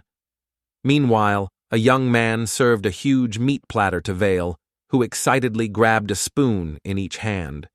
At her first bite, her eyes widened, and she turned into a dragon, roaring and breathing fire to declare the meal amazing. Across the table, Kidan sternly reminded her not to shapeshift or breathe fire at dinner. As she smoothly returned to her human form and admitted, "I've never tasted meat this exquisite," Zidane's eyes widened in awe at her draconic nature, while Kidan watched with a satisfied smile. With a smile, he revealed the truth. The meat came from a Kurosaki deer, Asteris's prize from the hunt earlier that day. The woman stared in surprise, clearly taken aback by the revelation. After the story ended, focus turned to the meal, meat expertly sliced and seasoned with mystical spices. Kidan saw many hands helped make it, and this revelation left Vale completely astonished. A wicked laugh escaped her as she declared the lesser beings existed only to serve her master and herself. Fury flashed in Plotty's eyes as she threatened to strike, but Astros smugly welcomed the challenge. With a light-hearted chuckle, Kidding remarked that, despite Vale's gruff demeanor, he'd truly accomplished much on their behalf. Meanwhile, Platty admitted she still had plenty of growth ahead when it came to her own character. After tasting the meat, the girl admitted Vale was right. Her husband's cooking should stay a secret. Zidane agreed, noting even the grandest palaces had never seen such extraordinary delicacies. He nodded thoughtfully, acknowledging his new understanding of the dragon's secrecy. There was good reason to hide this place. Meanwhile, concern flickered on Astras's face as anxious thoughts raced through her mind. With genuine curiosity, Pletty asked when Kidan had learned to cook so well. Surprised, Kidan admitted living alone taught him, though he insisted his cooking was nothing special. Bestowed with a mysterious skill, he could recreate ingredients and dishes unknown to this world, a unique power that sharpened his culinary prowess and let him cook at an even higher level. With a gracious smile, the young man offered the plate to the undead king, expressing his delight that the dish, whatever it may have been, had found favor with their exalted guest. Just then, Astra sauntered over and, with a mischievous grin, inquired whether his culinary creations were classified as state secrets. With a mischievous glint in his eye, Vale claimed it was a state secret. Kidan scoffed in response, insisting there was nothing secretive about it whatsoever. Dropping to her knees, the woman faced the boy, her eyes searching his. Confusion flickered across his face as he blurted out, "What happened?" Astris expressed her wish to approach him once more, humbly requesting that he accept her into his service and instruct her in the ways of an exemplary wife. Kidan and the others stared in astonishment, caught off guard by her unexpected appeal. Fury flashed across Plenty's face as she demanded to know why Astros dared question another woman's husband about such matters. The woman, with an apologetic bow and a subtle, hidden laugh, confessed that this was simply beyond her abilities. Frustration flashed across Plotty's face as she grumbled that her only talent was flailing her hand chops. But Kidan calmly assured her her skills went far beyond that narrow view. With a gentle smile, he confessed that it was her presence that had inspired him to plant fields and master the art of cooking exquisite meals. Plotty's heart fluttered with joy at his words, her eyes brimming with affection as she gazed at him. Turning his gaze to the demon queen Astris, Kidan spoke up, suggesting that perhaps someone like Coco would be a more suitable guardian for her. Undeterred, the woman insisted on facing every challenge alone, determined to prove herself a dutiful wife to the demon lord. Witnessing her resolve, Patemi and Balina brimmed with pride for their mistress. Kidan smiled warmly at her earnestness. Zadan paused, then faced Kidan and, determined, asked to join the training. Surprised by the request, Kidan asked what Zadan truly meant. The young man wondered aloud if Zadana wished to join the wedding training as well. Intrigued, Zadana accepted, remarking with genuine interest that the place held a unique charm. The allure goes beyond the kitchen to the unique bounty of each building. Every aspect captivates him, so it's no wonder Astros is eager to immerse himself in learning here. Furthermore, a longing stirs within him to return the woman's unwavering support, just as her husband so faithfully does. Insights flow from him on the importance of mutual support within a marriage, echoing the way Keaton stands by his partner. The young man, clearly delighted by the praise, smiled subtly. Platty, observant as ever, noted this was expected since he differed from idle monarchs ruling comfortably from their ornate palaces and gilded thrones. Once again, Sedan declared his reliance on Saint Kidan, his voice resonating with conviction. Astros echoed this sentiment, reaffirming their shared trust without hesitation. As orcs and goblins built a new structure amid clanging tools and friendly shouts, Zidane helped before checking on Keaton, who grinned and assured him, "Couldn't be better." Boasting about his skillful hands, he expressed gratitude with a nod. Just then, Astros's voice rang out, capturing the man's attention. Wearing an apron and mittens, she cheerfully announced dinner. Zidane blushed deeply at the sight. Astros, puzzled, asked about it, but Zidane brushed it off, secretly feeling as if he'd found paradise. Seated at the overflowing outdoor table, the hero admired the feast as Keaton praised the flavors. Vale devoured each dish eagerly, Platy applauded Astros, and the Demon King wept, overwhelmed by the food's deliciousness. Curiosity piqued, he inquired about the name of the dish, prompting Astra to announce with quiet pride that it was Nikujaba. Kaidan observed that Astra had prepared nearly the entire meal on her own, a revelation that left Zidane utterly astonished. He noted her sword skills gave her plenty of practice with a knife. She just needed to learn the steps and understand the unique qualities of the ingredients and seasonings. After that, she was ready to start. With Butamai and Belena by her side, gratitude filled the woman as she thanked them. As soon as she spoke, her mind shifted to the next step. What else needed preparing for the upcoming engagement? Amy confidently insisted it was all about the clothes and stressed the importance of sewing. She noted the Demon King wore a regular shirt. Zidane grinned, revealing his outfit was from Saint. Kidden. Batamio blinked in astonishment at Kidon's actions, but offered a nod of understanding. After all, being a man himself, he could easily create clothing suited for other men as well.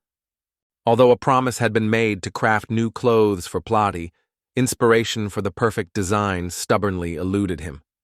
Mentioning that he already had some fabric on hand, he reached over to the table, picked it up, and asked for a moment's patience. With 3 rolls of fabric in hand, Keaton declared this was the extent of his offering. Potami's eyes sparkled with astonishment and delight. Never before had she laid eyes on such exquisite cloth. With a hint of pride, the young man recounted his earlier adventure in a mountain dungeon, vividly describing his discovery of a peculiar caterpillar that spewed silken threads. Driven by curiosity, he decided to bring a few of them back to his home, constructing specially designed enclosures for their comfort. Plati watched in astonishment, hardly believing what he was seeing.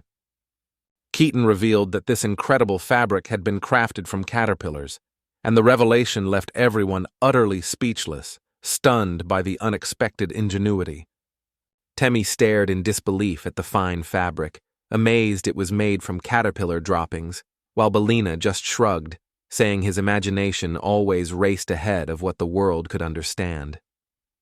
Patimi's eyes sparkled with newfound excitement as she exclaimed, "So it's actually fine to use fabric spun from caterpillars to make girls' clothing?" When Keating inquired whether she could handle the task, the Astro subordinate nodded with confidence, revealing that her parents owned a fabric shop, so she was already well versed in all these matters. Astonishment flashed across Astras's face as she learned the news. Belina marveled. Temmie asked to handle the matter, but Kadan, recalling Temmie had saved him, refused. Eager, Astras insisted on helping, calling it vital for her training. Batami declared that, in that case, her first project would be creating an outfit for Miss Plady. A playful smile lit up the girl's face as she nodded, intrigued by the possibilities awaiting them. Batami, eyes glinting slyly, produced a rope and declared they must measure its parameters once things settled. She grinned wickedly and tugged the rope. Plati was puzzled, while Kitten braced himself, knowing he'd be left out.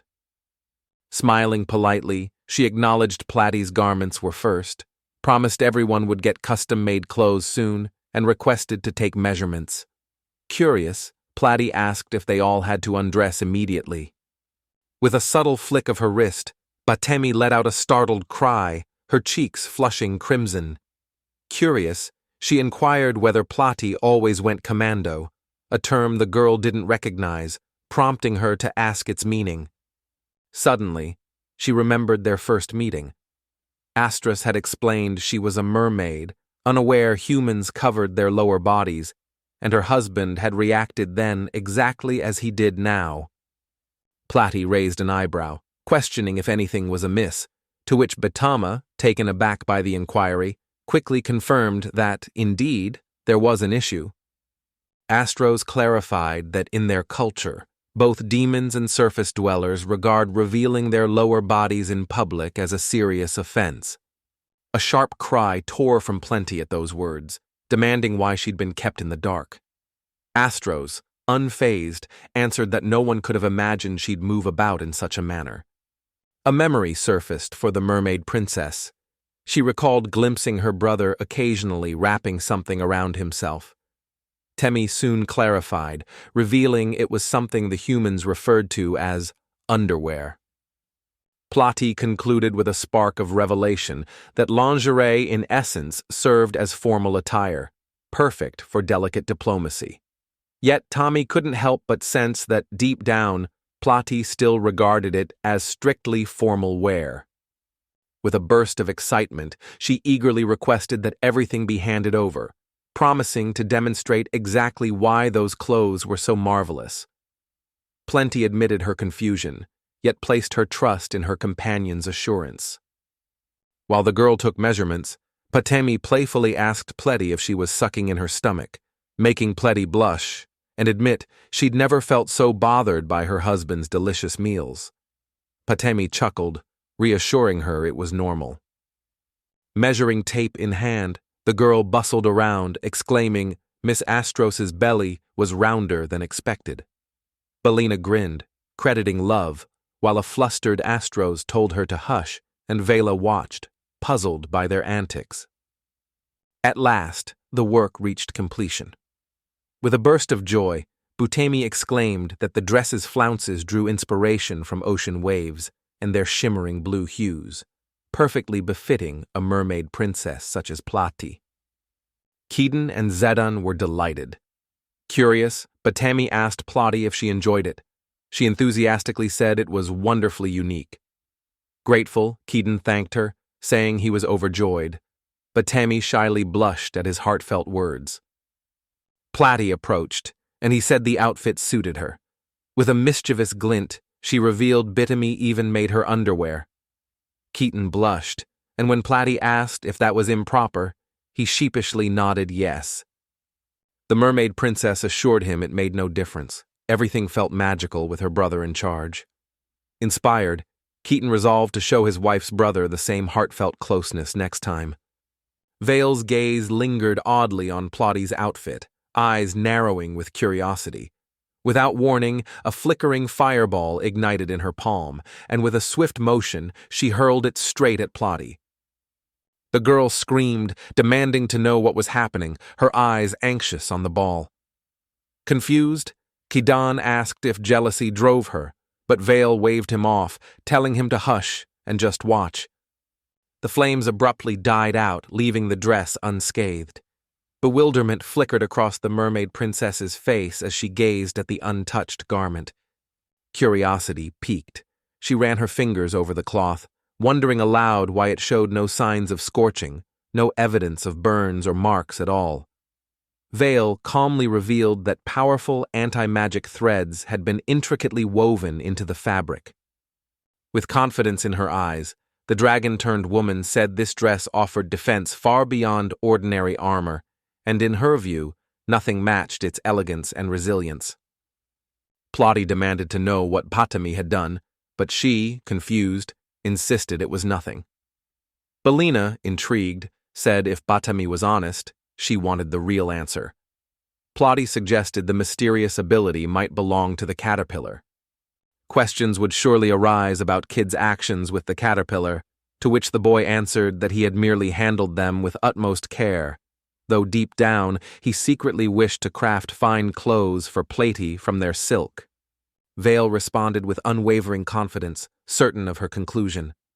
She went on to reveal how the orcs and goblins had transformed after encountering Keaton, suggesting that this very metamorphosis had likely occurred with the caterpillar as well. The boy nodded in comprehension, prompting Vale to marvel at the revelation.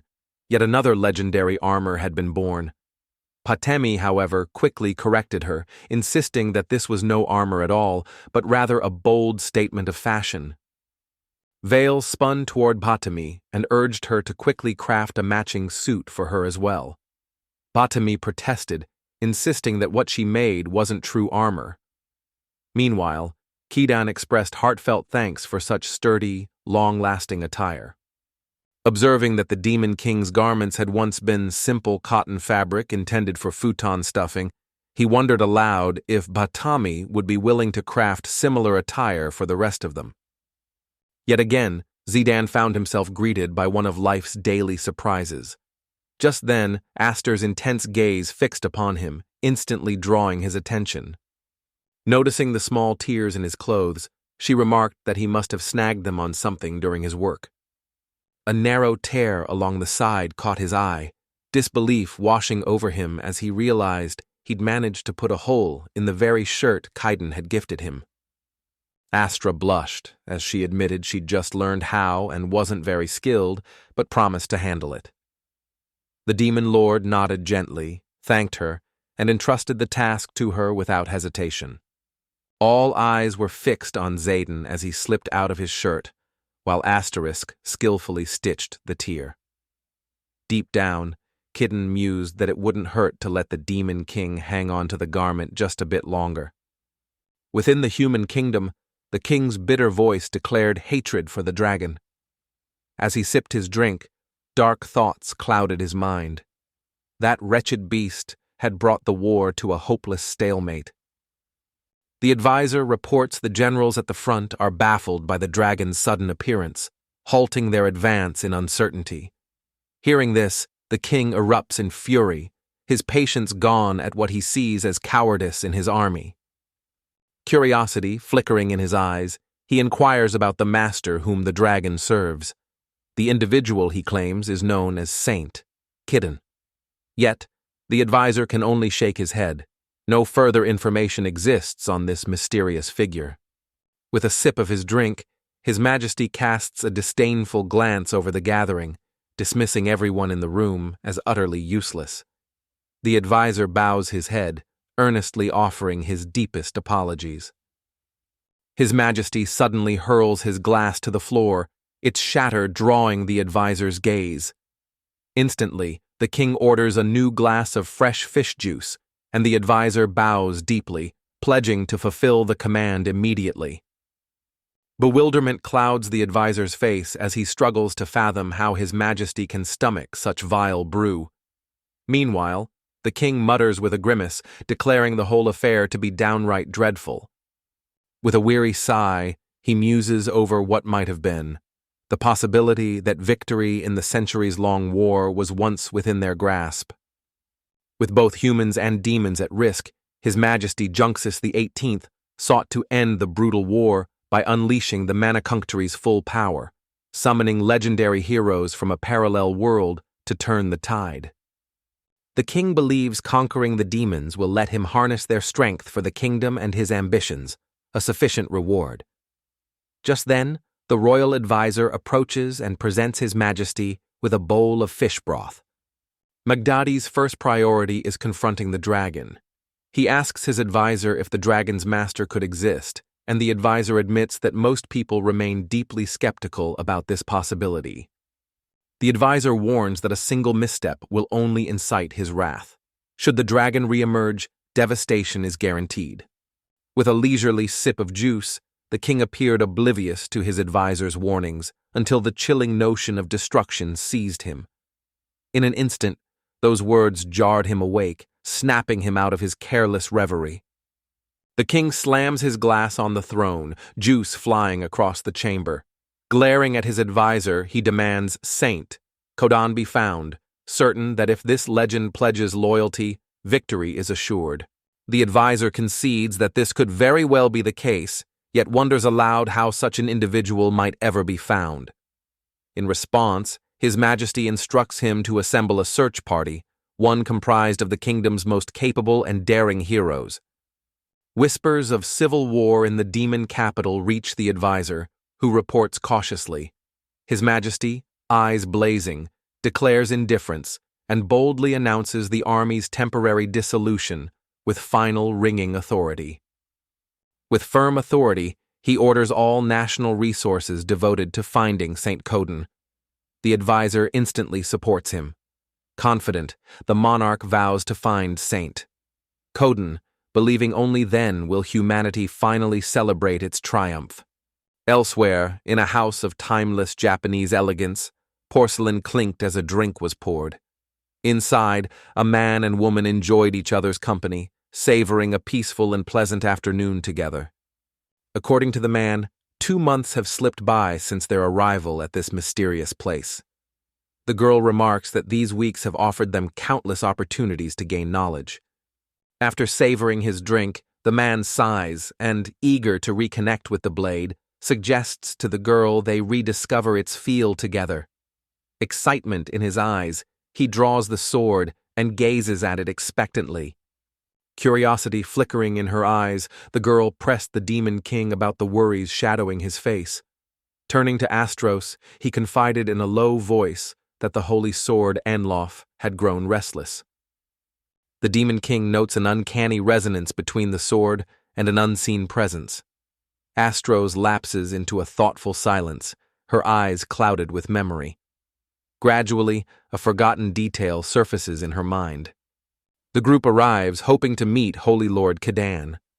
Suddenly, Kadan's powerful voice announces his presence. Without delay, he faces the Demon King and asks about the trouble on his mind. With a sly, curious gaze, the Demon King regarded the Holy Lord, his attention fixed on the blade gleaming in Kidan's grip. "Tell me," he inquired, voice edged with intrigue, "what exactly is that object you're holding?" Keaton boasts about the remarkable sword in his hands, explaining how effortlessly it slices through anything in its path. He's just proven its power by cleaving even monometal in two. Platy reveals that this is the sacred sword they retrieved from the dungeon of the undead king, their teacher. With a note of disapproval, she points out that the blade is not being treated with the reverence it deserves.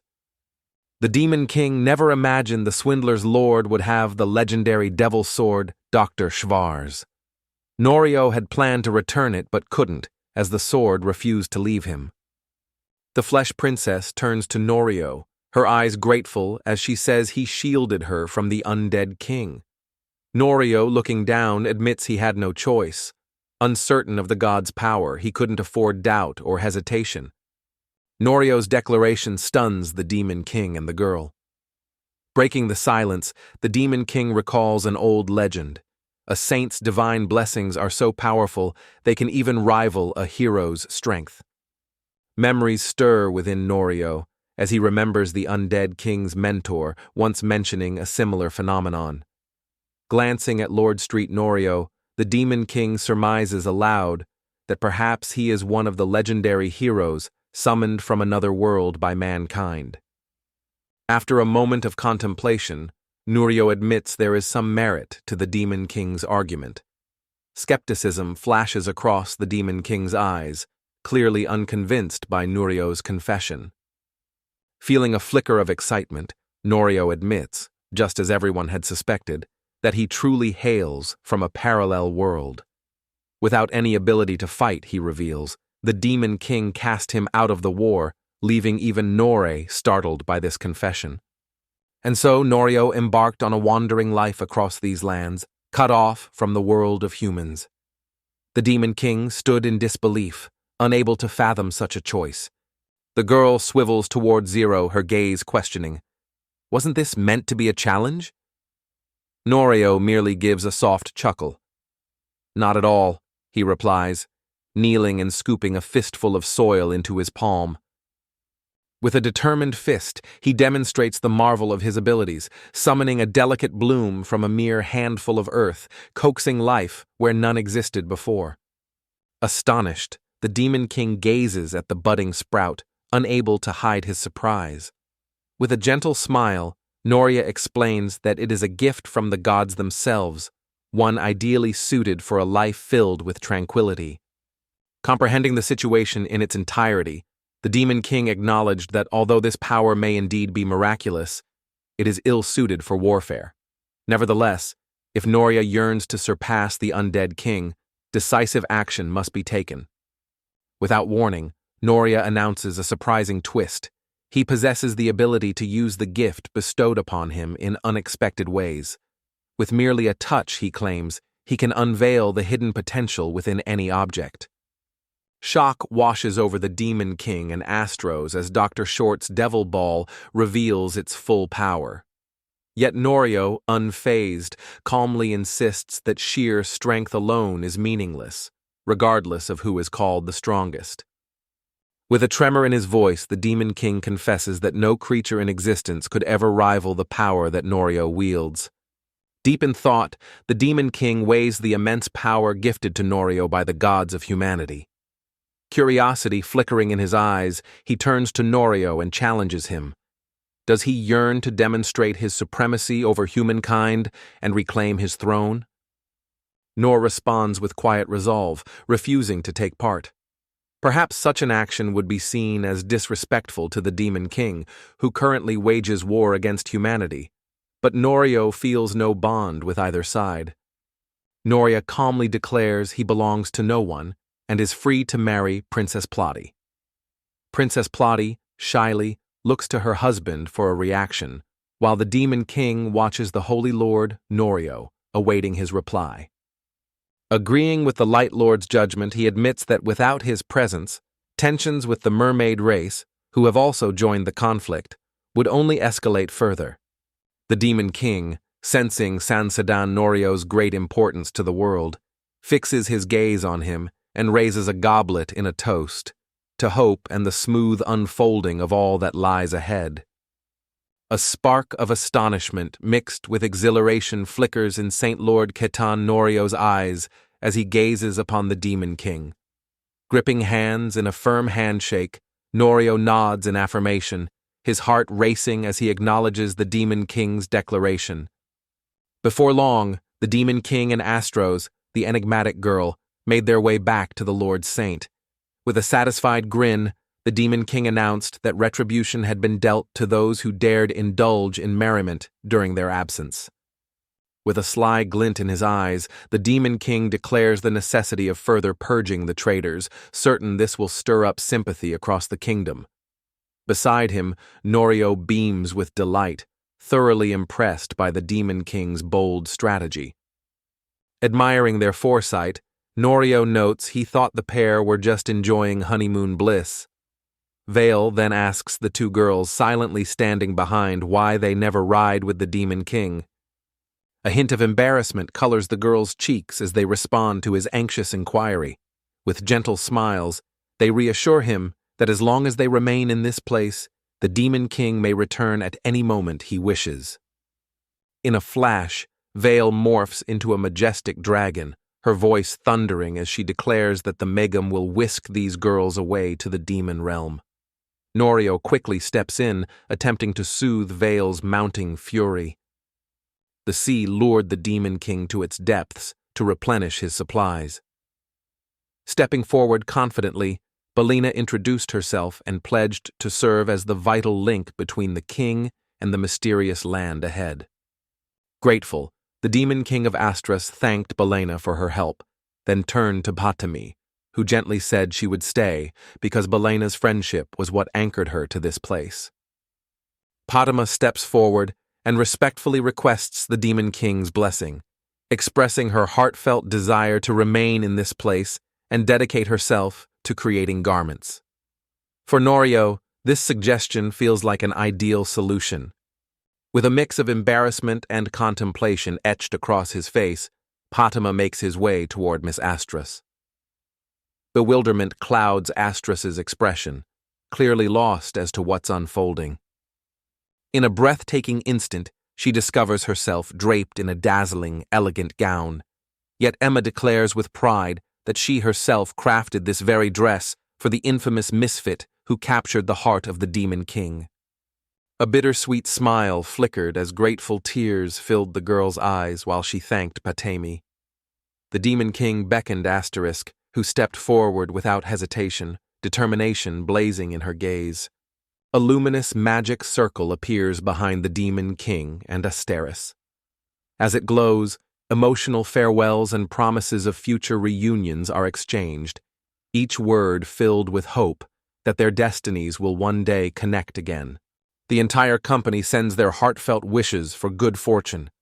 After a tense wait, a swirling portal materializes, and with swift determination, the Demon King and Asterisk leap into its shimmering depths. With a heavy gaze, the Demon King addresses Astras, confessing that in ages past he had firmly believed any hope for peaceful resolution between demons and humans was impossible, a dream forever beyond reach. Astonishment flickers in Astras's eyes at the Demon King's confession. The Lord Saint's presence has awakened the king to realize that what he once surrendered was far more than an idle fantasy. With determined steps, Astros strides toward the Demon King. Meeting her halfway, the Demon King implores Astros to grant him her strength for the sake of his grand ambition. Without a hint of doubt, Astros nods her consent. Before the Demon King returned to his homeland, Noria stepped forward and challenged the infamous Demon King to a contest, leaving him to contemplate her bold proposal for quite some time. A burning curiosity, drives the Demon King to experience Saint. Kitten's power firsthand, but Noria's awkwardness with the ball means the game must be as simple as possible, despite his intrigue. The sumo ring appears instantly. Norio eagerly suggests a sumo match. Curious but unsure, the Demon King asks for details, and Norio explains it's a contest where two face off, testing strength and wits. He firmly explains the rules. Both must stay within the circle. The Demon King, understanding, insists the match continues until one can't move, but Noria quickly rejects his interpretation. Noria steps up to the Demon King and grips him firmly with swift confidence. "You should restrain your opponent like this," she instructs, her tone steady and authoritative, demonstrating her hold. Norio explains that the Demon King is forbidden from striking his opponent. Victory hinges on skillfully forcing the rival out of the ring. Any form of blow is strictly off limits. The king realized it seemed simple, which Noria agreed with. The Demon King quickly took a battle stance and challenged Norio, who accepted but insisted on just one round. The king nodded, agreeing to this condition. On opposite sides of the ring, the two challengers brace for battle. They charge and collide at the center. Norio lunges, aiming to force the Demon King out, but his foe stands firm within the ring's bounds. A spark of realization hits Norio. He knows many sumo techniques. Acting fast, he uses one on the unsuspecting Demon King, who, caught off guard by the sudden attack, is overwhelmed and knocked to the ground. Bewilderment clouded the Demon King's face as the events slipped beyond his comprehension. In that confused silence, Norio stammered an apology, confessing that none of it had been part of the plan. Once more, the Demon King implores the saint to withdraw from the battle. The Saint of the Lord, seeing reason in his plea, nods in agreement and summons Okubo.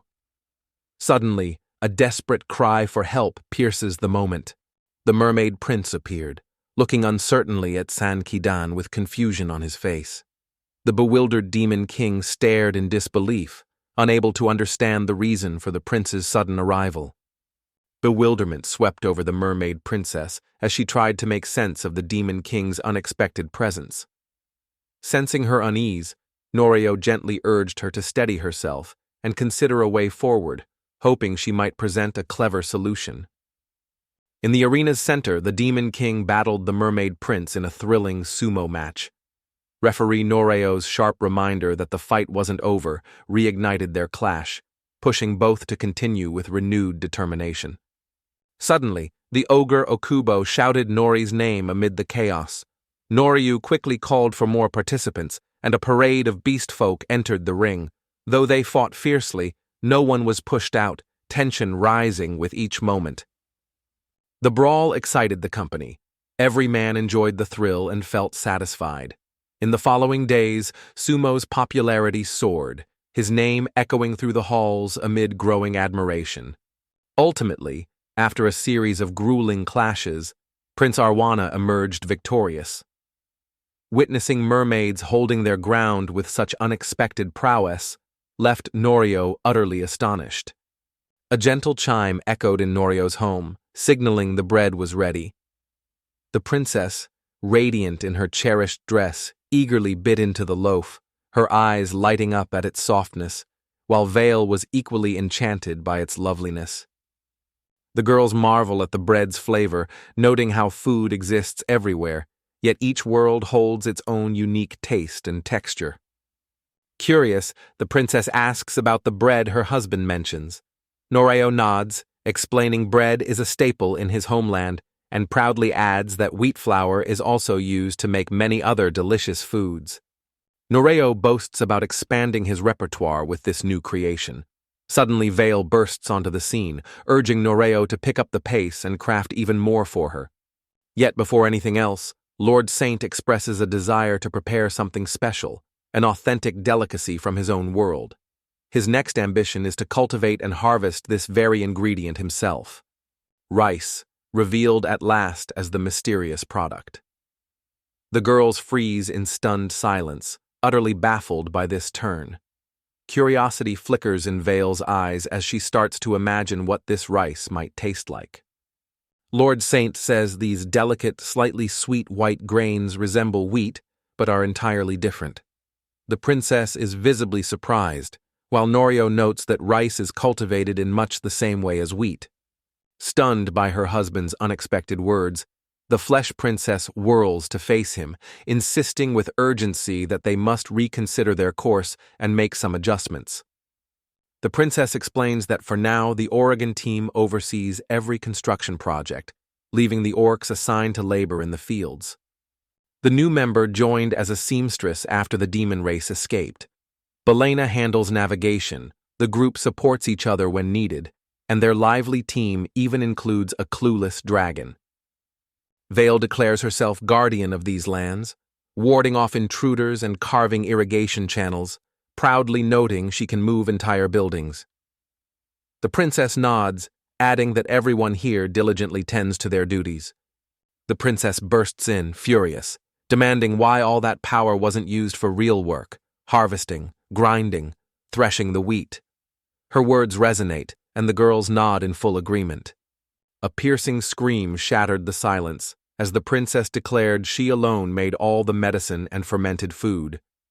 Stunned, the room realized in that tense moment that a grave mistake had occurred along the way. Poised, the princess lists her duties, making nutrient-rich fertilizer, preparing meats and soy sauce in the busy brewery, cultivating yeast, and meticulously managing the chilled storerooms. Rising with quiet determination, the princess confesses that the weight of these countless duties is too much for one person to bear alone. In a moment of humility, her husband drops to his knees, head bowed low, and pleads for her forgiveness. Tears fill his eyes as he realizes he eagerly chased goals without grasping their weight.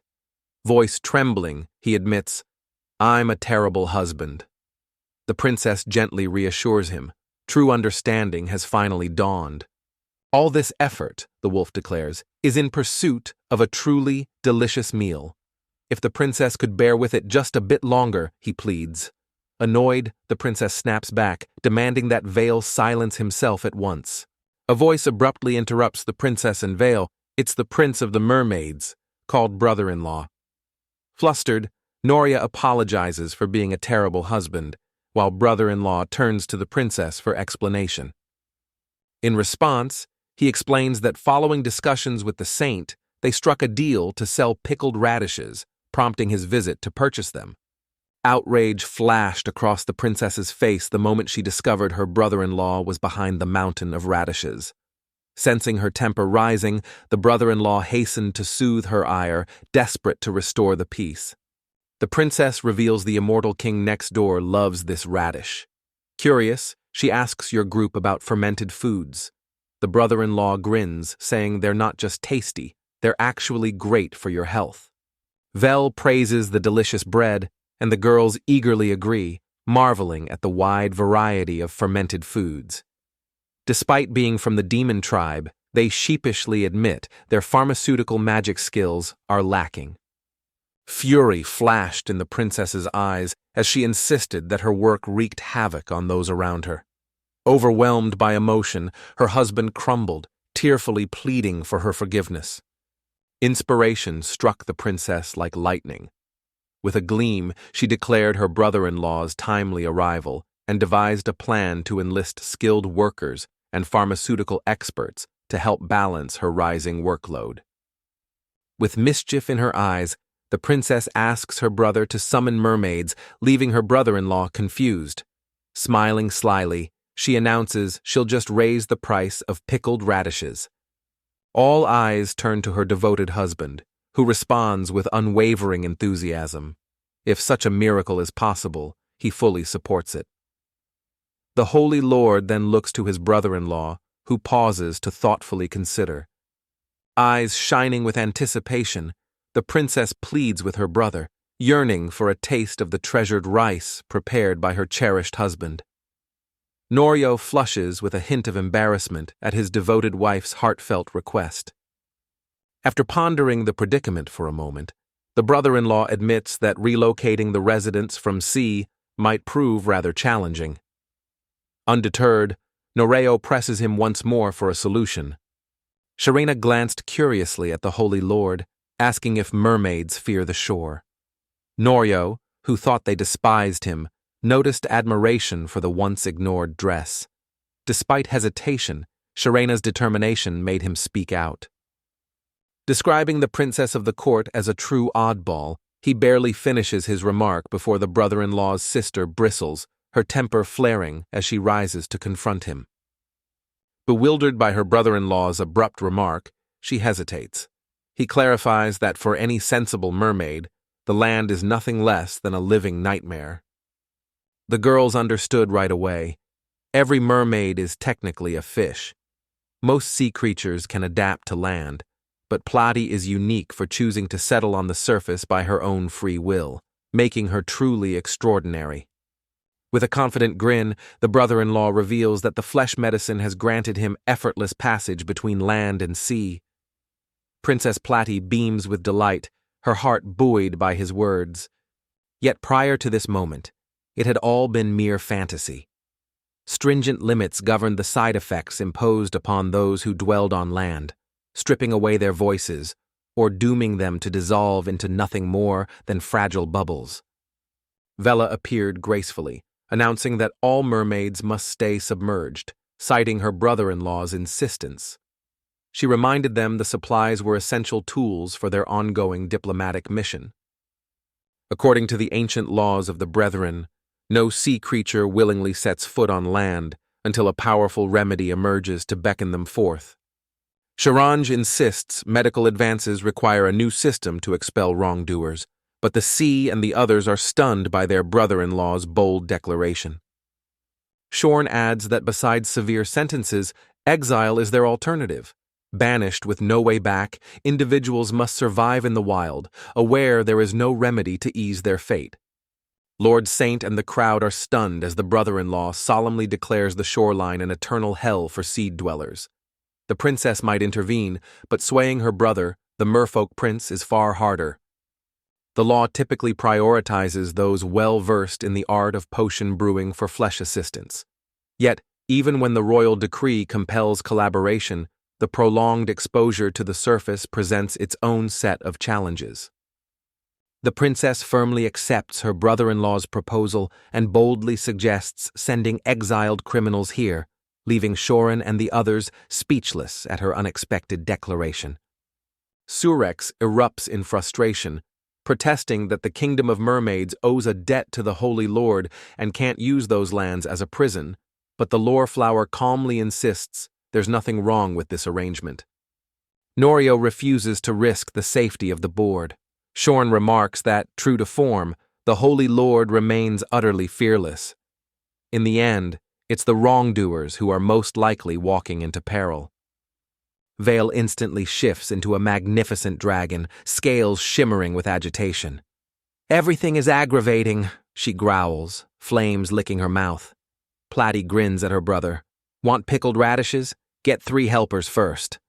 Indifferent to their past crimes, the Princess of Flesh values only talent, welcoming all skilled individuals into her fold with open arms. With unwavering conviction, the Princess of Flesh proclaims that her deeds will lead them all to paradise. Overcome with guilt, her husband bows his head, remorseful for having pushed her to the brink. Finally, Sharan returned with reinforcements.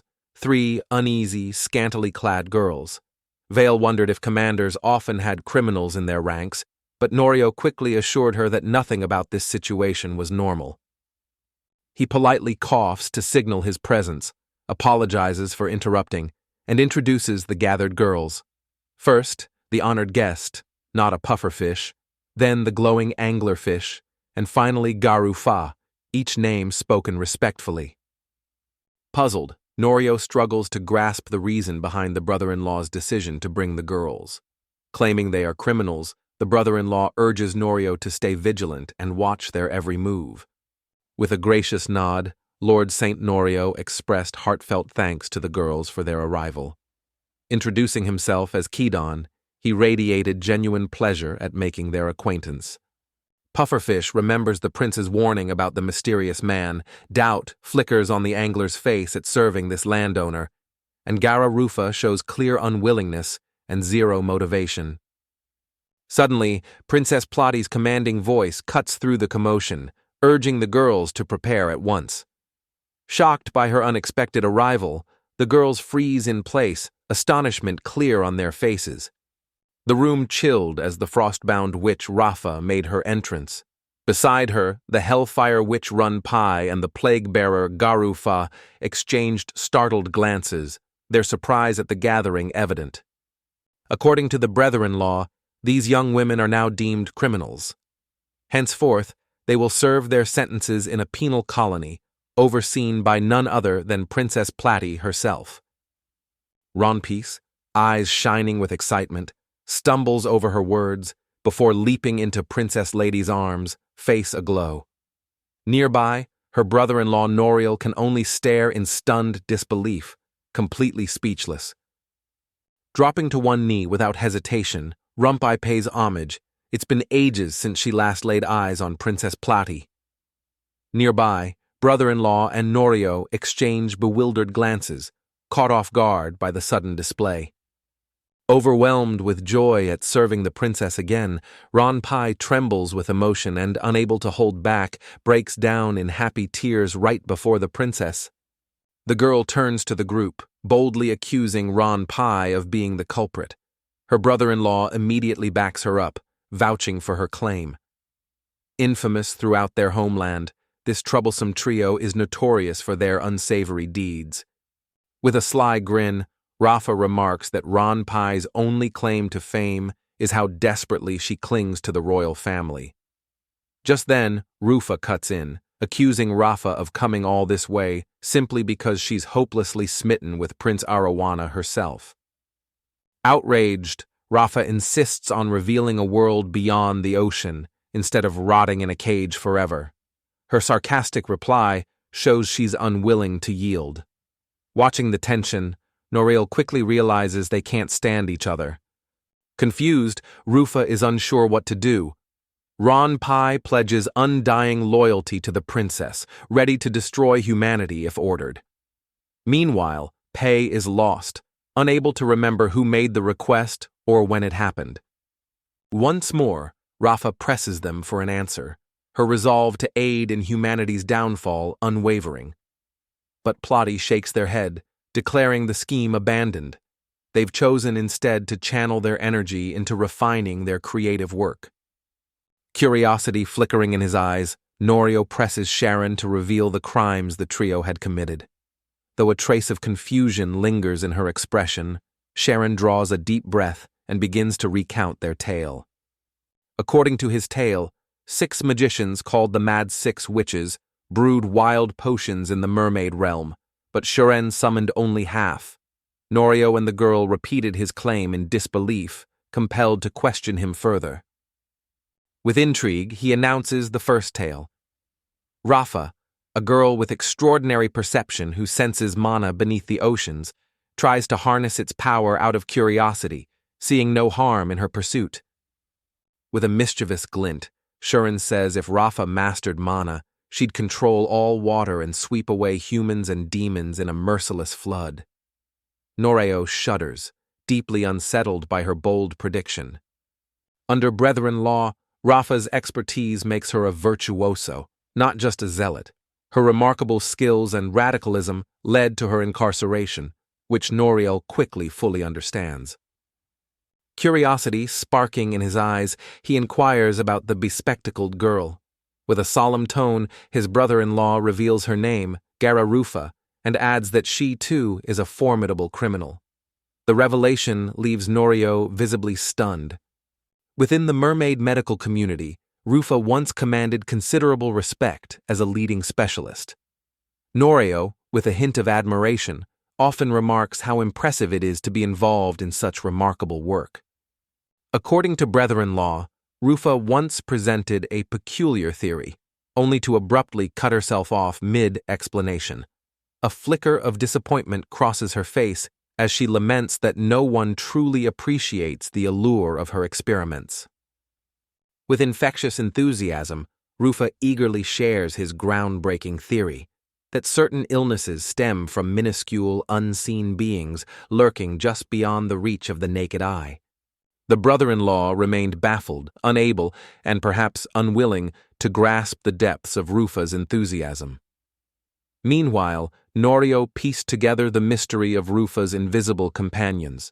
She was, of course, speaking of microbes. Lost in thought for a moment, Norio recalled how astonished Princess Platy had been when the mysteries of yeast and fermentation were first revealed to her. Rufa pleads for attention, explaining that when the body remembers these invaders, it learns to defend itself. Realization dawns on Noryun. Rufa is describing the immune response. Rufa rambled, proposing that giving blood from those who had defeated the illness to long-term sufferers might help them resist. Suddenly, Norio realized Rufa was describing a blood transfusion. Shuren, given to drama, warns that blood transfusion could be fatal. Just then, Rufa arrives, baffled by Shuren's contradictions, though Norio understands Rufa easily. After all, he comes from another world. Curiosity in his eyes, Norio gestures to the girl kneeling before the princess. "So, about her, care to explain?" he asks. Brother La immediately interjects sternly. "She's trouble too, another thorn in our side." Shuren reveals that this girl once proudly stood among the king's elite personal guard. As Norio steps forward, curiosity sharp in his voice, he questions Shuren about the reason behind imprisoning someone of such esteemed standing. "My brother-in-law says everything revolves around his sister, especially her being single. When suitors from demon and human realms offered political marriages, the mermaids became sharply divided in their opinions. A renowned noble from the neutral mermaids faction once boldly challenged the concept of marriage, presenting the proposal directly to King Shuren's father and questioning the very foundation of such unions. The brother-in-law calmly said that if the engagement ended unexpectedly, nothing would be lost. With time, he assured, they'd naturally withdraw." His words reflected a composed, indifferent attitude. By law, the aristocrat foolishly revealed that the princess knew only her cherished medicines, insisting she was completely unfit for wifely duties regardless of whom she married. Ron Pai, seething with fury at those words, lunged forward and unleashed his wrath upon the aristocrat, pummeling him mercilessly until not an inch of life or dignity remained. Just then, Shuren's narrative is abruptly cut short as Ron Pai suddenly appears, startling her with his unexpected presence. Flustered, she quickly insists that the whole incident wasn't her doing. She believed the real culprit was the arrogant aristocrat who insulted Platia. Norio's brother-in-law said Ron Pai denied any fault, so she was locked up to let her stubbornness subside. With an apologetic bow, the brother-in-law pleads for forgiveness for introducing such unusual girls into their midst. Platy simply shrugs, remarking that what's done is done. There's no changing the past now. Norio glances at Play D, concern in his eyes, and quietly asks if she'll be all right. She blushes with happiness, touched by his worry, while her calm brother-in-law reassures them both she'll be just fine. Platy's voice shook with fury as she confronted Shuren, claiming he was never meant to bear her. Unfazed, Shuren gave Mr. Norio a telling look, ready to reveal the truth. Platy was one of the infamous 6 mad witches. Anxiety plagues Norio as concern for her rises, while she remains unaware of her misdeeds. Her brother-in-law calls Platy the most dangerous witch behind the crisis, protected by her loyalty to the royal family from any blame.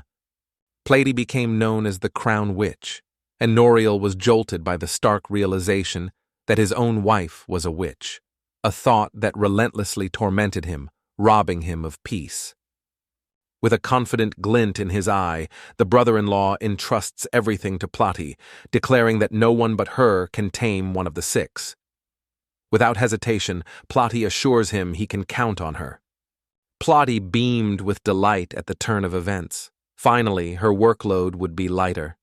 The brother-in-law, Norio, and the girl stared at her in a mix of astonishment and skepticism, clearly impressed yet baffled by her reaction. Ranpai, awed and joyful to serve the princess again, exclaims, "Pay!" and marvels at the paradise around her.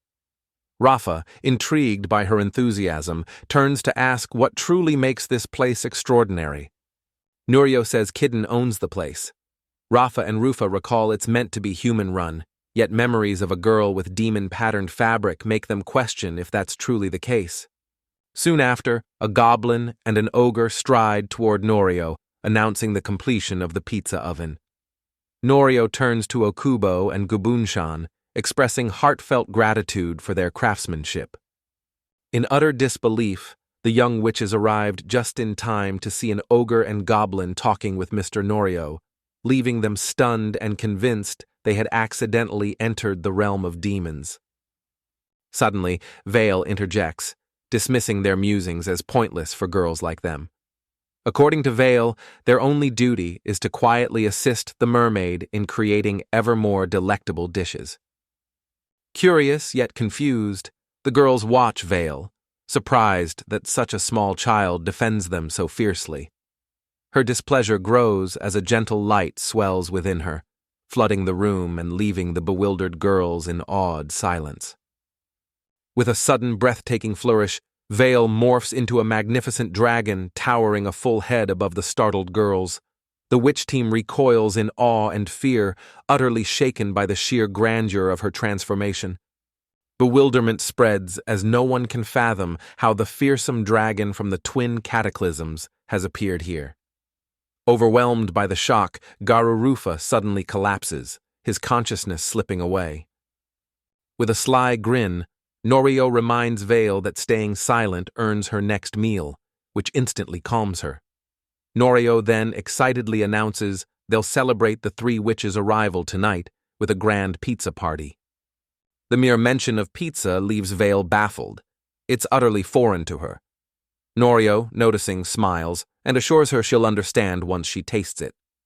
Meanwhile, Rafa eyes Norio, unsure who this mysterious newcomer is. Plotty boldly declares the man is her husband, stunning Runpai and Rafa into speechlessness. Shocked, Rampai's legs give out and she faints, overwhelmed by the revelation. A voice echoed suddenly. Rafa spun around to face a living skeleton in a flowing robe and broad-brimmed hat, who graciously thanked everyone for welcoming them to the newcomer's celebration. With a tremor in her voice, Rafa reveals that this is the immortal king. The sight leaves her utterly stunned. Two legendary world calamities now stand side by side before her. Moments later, Rafa collapses as well, slipping into unconsciousness and crumpling to the floor. Plotty declares with a mischievous grin that the celebration won't begin until these girls awaken. Ramp blinks awake in a soft bed, then jumps up. Her friends wait expectantly in the silent room, where warm, elegant wooden decor creates a serene, inviting atmosphere. Bewildered, Ranpai struggles to grasp her surroundings. Rafa explains that they've found themselves inside a peculiar house, one with an enchanting aroma lingering in the air and, to their relief, an unbelievably soft bed beneath them. Rampai recalls the day Prince Sarawana condemned them to harsh penal servitude. Suddenly, Belina, a maid, bursts in, startling everyone as the door swings open. Shock sweeps the girls as they realize the newcomer is a demon. Belina breaks the silence, saying Saint Coden entrusted them with a covenant and a journey. Confusion grows as the term holy throwing leaves them baffled. Realization struck Rampai about their conversation topic.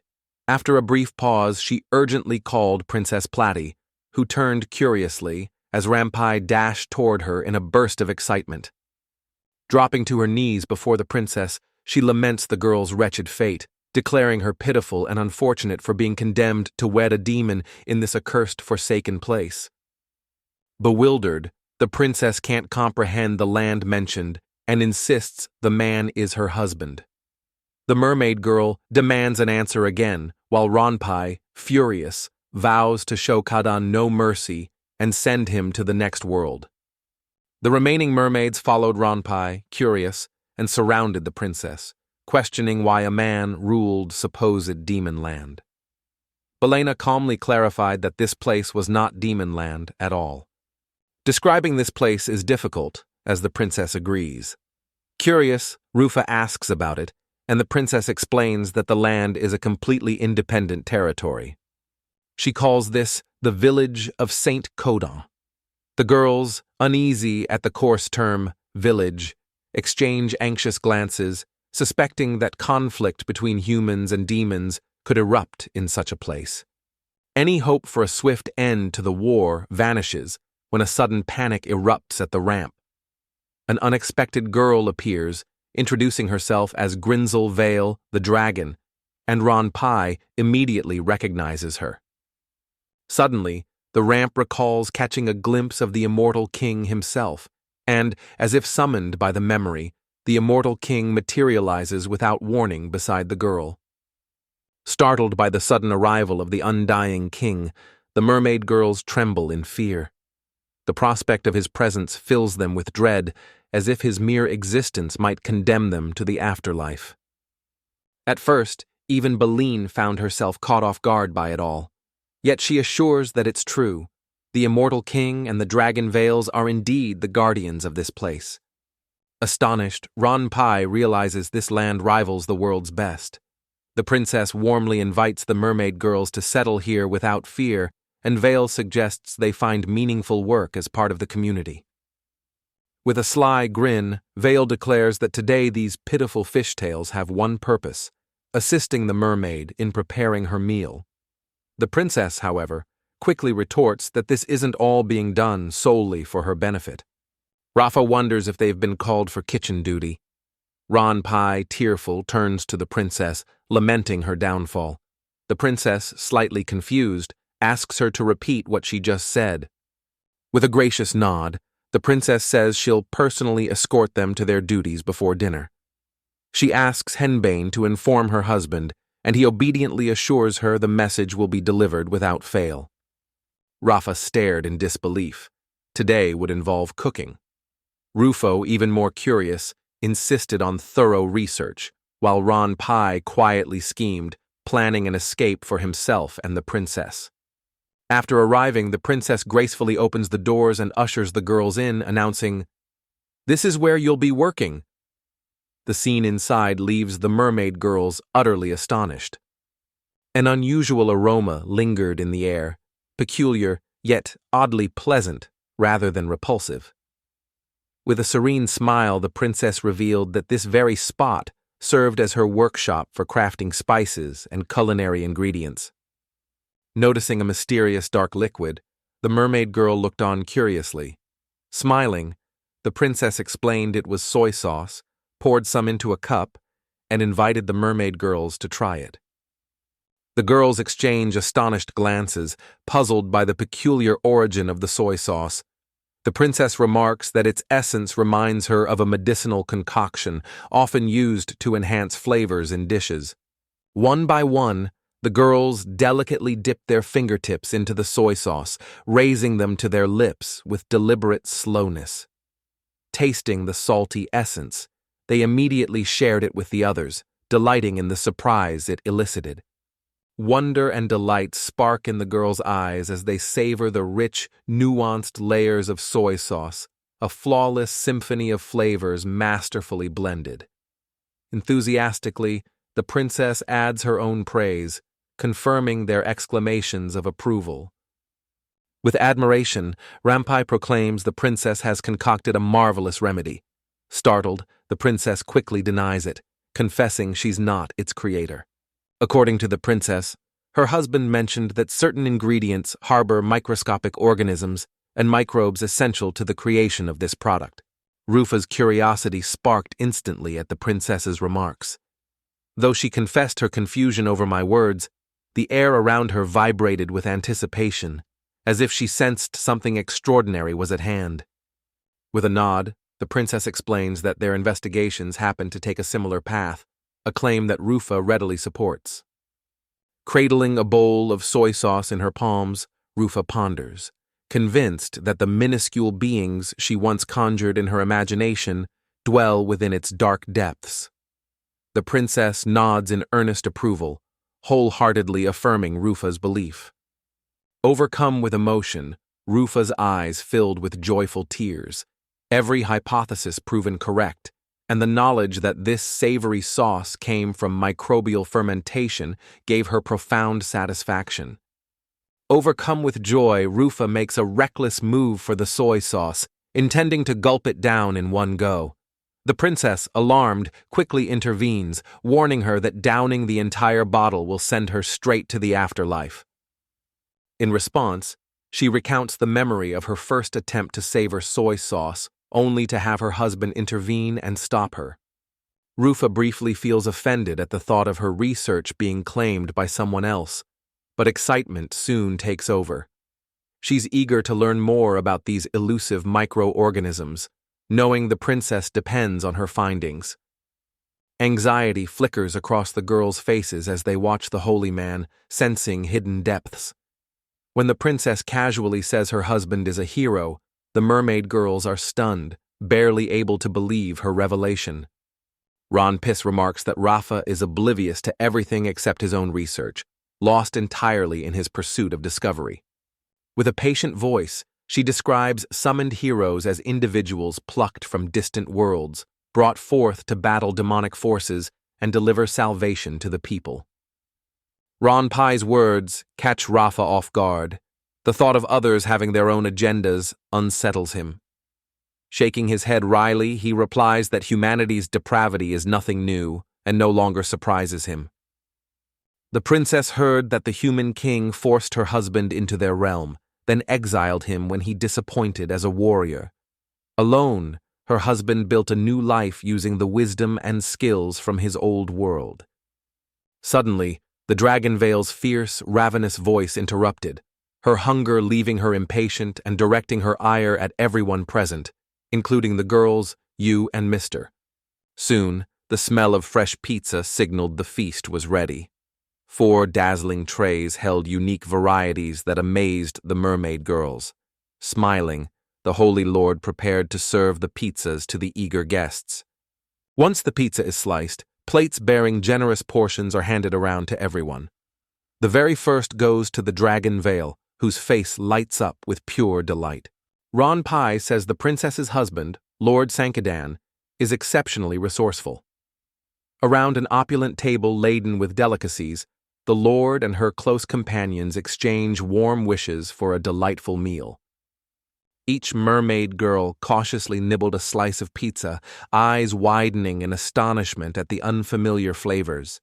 The delightful shock of this new culinary experience lit up their faces, as they'd never tasted anything like it before. Bonpix is amazed by the food's incredible flavors, barely believing they're from another world, while Rufa, overwhelmed by the tastes, declares her soul feels as if it has soared to heaven. The Lord Saint, proud to see the girls enjoy their meal, smiles as Ron Pai watches quietly. He generously serves the teacher and brother-in-law their favorite dishes, astonishing them with the table's abundant feast. Suddenly recalling her older brother, the princess grins and tells him she'll soon make plenty of pickled radishes, urging him to stop by and buy some. Her brother-in-law happily says that's great and promises to visit next week. Rafa's eyes widened in disbelief at the news. Prince Arowana, the enigmatic figure seldom glimpsed even by his own people, was set to arrive next week. The thought seemed almost impossible to grasp. Delight sparkles in Rufa's eyes as things go her way. She turns to Rafa, assuring him with silent confidence. Meanwhile, Noreo asks his wife if more remains, and the girl nods brightly, confirming there's still plenty left. Delight sparkles in the princess's eyes as her husband's culinary masterpiece wins her heart again, surpassing expectations. The saint, thoughtful, asks about the tomatoes she loves, and laughter fills the air as they enjoy each other's company. In Ron P's mind, questions swirl as he tries to fathom what the princess finds so captivating about this man. Yet the radiant joy on her face leaves no room for doubt. she is undeniably delighted. As night gently descends, the mermaid girls retreat to their room, sinking into a luxurious, inviting bed that promises sweet dreams. In the soft glow of the evening, Rafa sighs contentedly, praising the delicious meal they enjoyed together. Rufus credits their success to the efforts of the tiny creatures, while Ranpai remarks on how Kidan has proven himself to be an unexpectedly diligent worker. As the girls stretch out on the bed Batumi prepared, conversation drifts to the day's events. The silky, rare fabric feels luxuriously smooth, and wrapped in the plush futon, they feel enveloped by warmth and comfort. The girls, minds abuzz with possibilities, suspected this place was not an infernal pit, but a hidden paradise, while outside, darkness stretched deep, the night empty of even a sliver of moonlight. Eventually, Rafa wrapped up her tasks. Without warning, Rufa burst in, breaking the silence. She requested Rafa's help with her own work once Rafa was done, extending a mysterious, arched object as she spoke. Rafa is asked to soak dried radish in wheat miso. Curious, he seeks clarification, then notes with a chuckle that wheat miso is packed with mold, and the thought makes his skin crawl in disgust. As radishes are pickled step by step, Rafa imagines the prince enjoying her cooking, but Rufa, amused, quickly and playfully notes that Rafa never actually said this. Rafa asks about Ranpai's sudden absence, and Rufa explains she joined the orcs for a hunt. She loved energy and movement. Soon after, Ranpai reappears, striding confidently down the trail between two towering orcs. Ranpai glimpsed sudden movement and saw a wild boar charging at her as if summoned. Instantly, she braced herself, then, with a swift swing of her blade, sliced the beast cleanly in two as it rushed her. Cheers erupt among the orcs as Ranpai smiles, declaring this victory trivial for a royal knight. As night falls, the Lord Saint discusses the three mermaids, while the grateful princess praises their invaluable help. She explains that their assistance extended beyond aiding her husband. Their seamless collaboration with the juices and goblins sped up the harvest, bringing the radish field to completion in record time. Smiling, the husband announces the seedlings are ready to plant. Once these shoots grow and thrive, they'll soon harvest and make rice just like the kind from his homeland.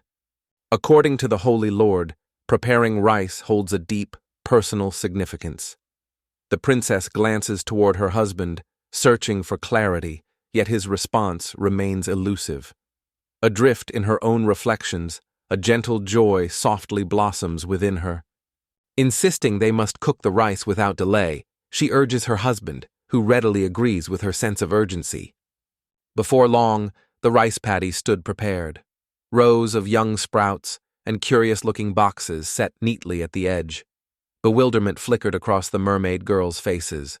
This new world of farming left them utterly at a loss. Word spread fast. The day to plant sprouts had come. Curious, Rafa asked if the young rice should go straight into the watery fields. The princess smiled warmly and assured him he was exactly right. Rafa, worried, asks for forgiveness, fearing she'll dirty the garments Patemi made with care. Patemi smiles gently, reassures her they're meant for field work, and thanks Rafa for her thoughtfulness. Rufa says that with the saint gone, this rice is now vital for sake brewing. Confidently, she predicts a delicious result, and muses that Prince Arohana will be pleased too. Rafa, gleaming with anticipation, declares this is the moment they've awaited and can't wait to enjoy the rice. Rufa beams, excited to unite over the hard-earned fruits of adversity and embrace their collaborative success. Ranpai, unwavering, urges the princess to entrust all tasks to her, vowing to shield her from all hardship and face any danger, raging fire or stormy waters, with steadfast devotion. Though reluctant, Vale must join in the work. Turning gracefully to her husband, the princess asks him to demonstrate the proper way to plant rice. He instructs them to gently grasp 3 or 4 seedlings, nestling the fragile stems between thumb and forefinger. He clearly demonstrates how to plant seedlings in water, winning the crowd's approval.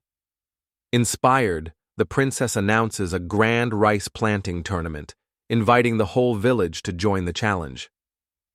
They wade into the water one by one. A shiver runs down Rufa's spine as the icy current raises goosebumps. Nearby, Ronpai watches in mild astonishment, noting how focused Rafa is on her task. The maid girls cheerfully rush to help, bringing fresh seedlings as villagers waded in to plant them. Mermaid girls and Dragon Vale residents joined eagerly, making it festive.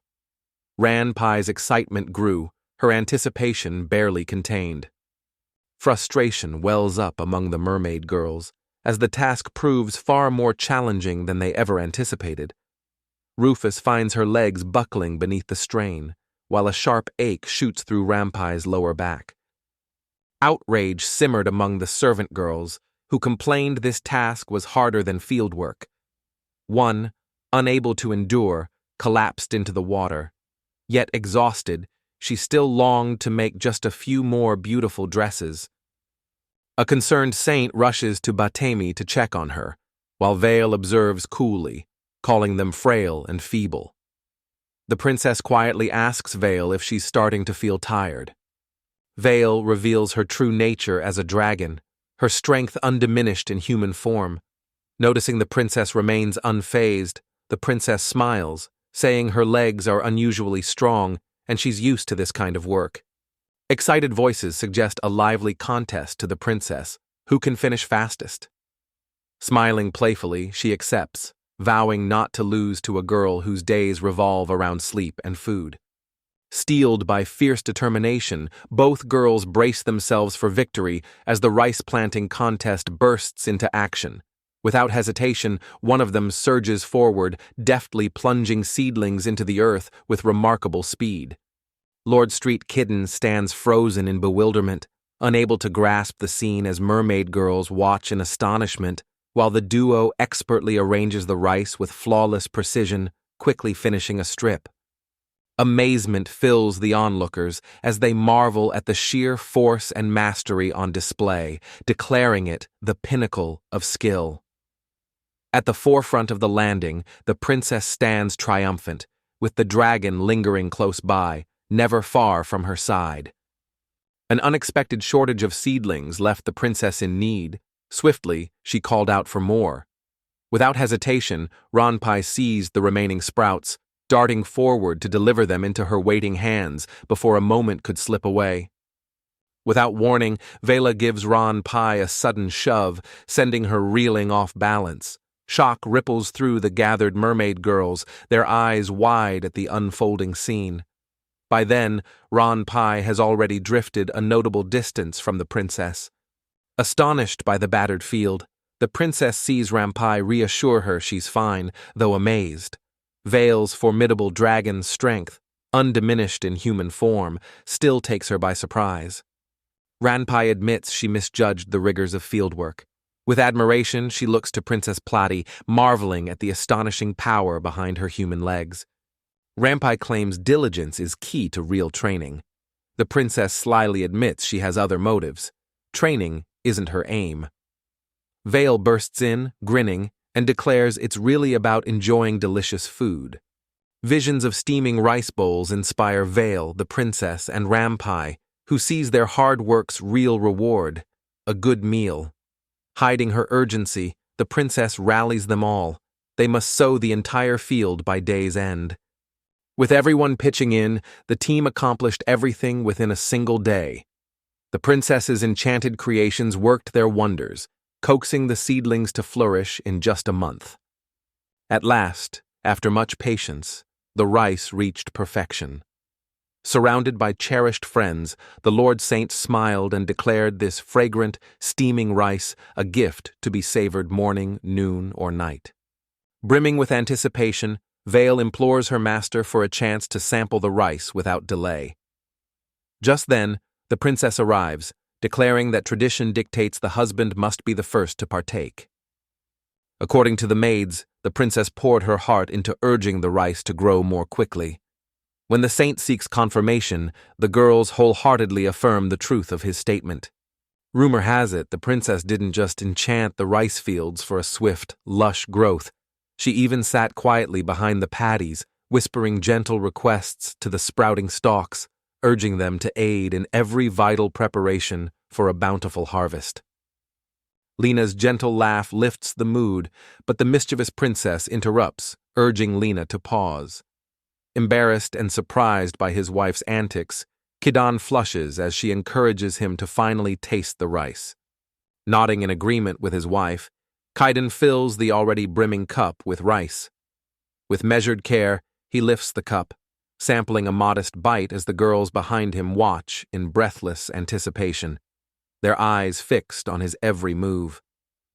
With gentle care, the Lord Saint lifts a single grain of rice to his lips. The princess watches in anticipation. He sighs blissfully as the exquisite taste brings tears of delight to his eyes. Astonished, the princess gazes at her husband as Vale bursts in, awestruck by the saint. "What is this?" she cries, moved to tears by its deliciousness. "Hurry, let me taste it too." With a confident smile, Saint requests Vale's patience, promising that once he finishes preparing the side dish, she'll savor a symphony of flavors in every bite. Ranpei mentions how earnestly the princess strove to coax a smile from the man. Deep satisfaction fills her heart, knowing she gave it her all. Rafa, too, perceives her friend's feelings with perfect clarity. Rafa quickly retorts, insisting she never uttered such words. Curiosity shimmering in her eyes, the princess leans in and inquires why this particular rice holds such profound significance for her husband. Perhaps, she muses, because it happens to be the cherished national dish of his homeland. Nodding in agreement, the husband adds a caveat.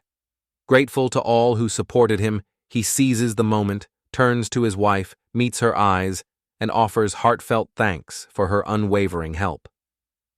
With a grateful smile, Norio turns to Hephaestus and inquires after her well-being, acknowledging that it is her kindness that allows him to call this place home and savor each day. With an earnest apology for his tardiness, he offers her the onigiri, gratitude shining in his eyes.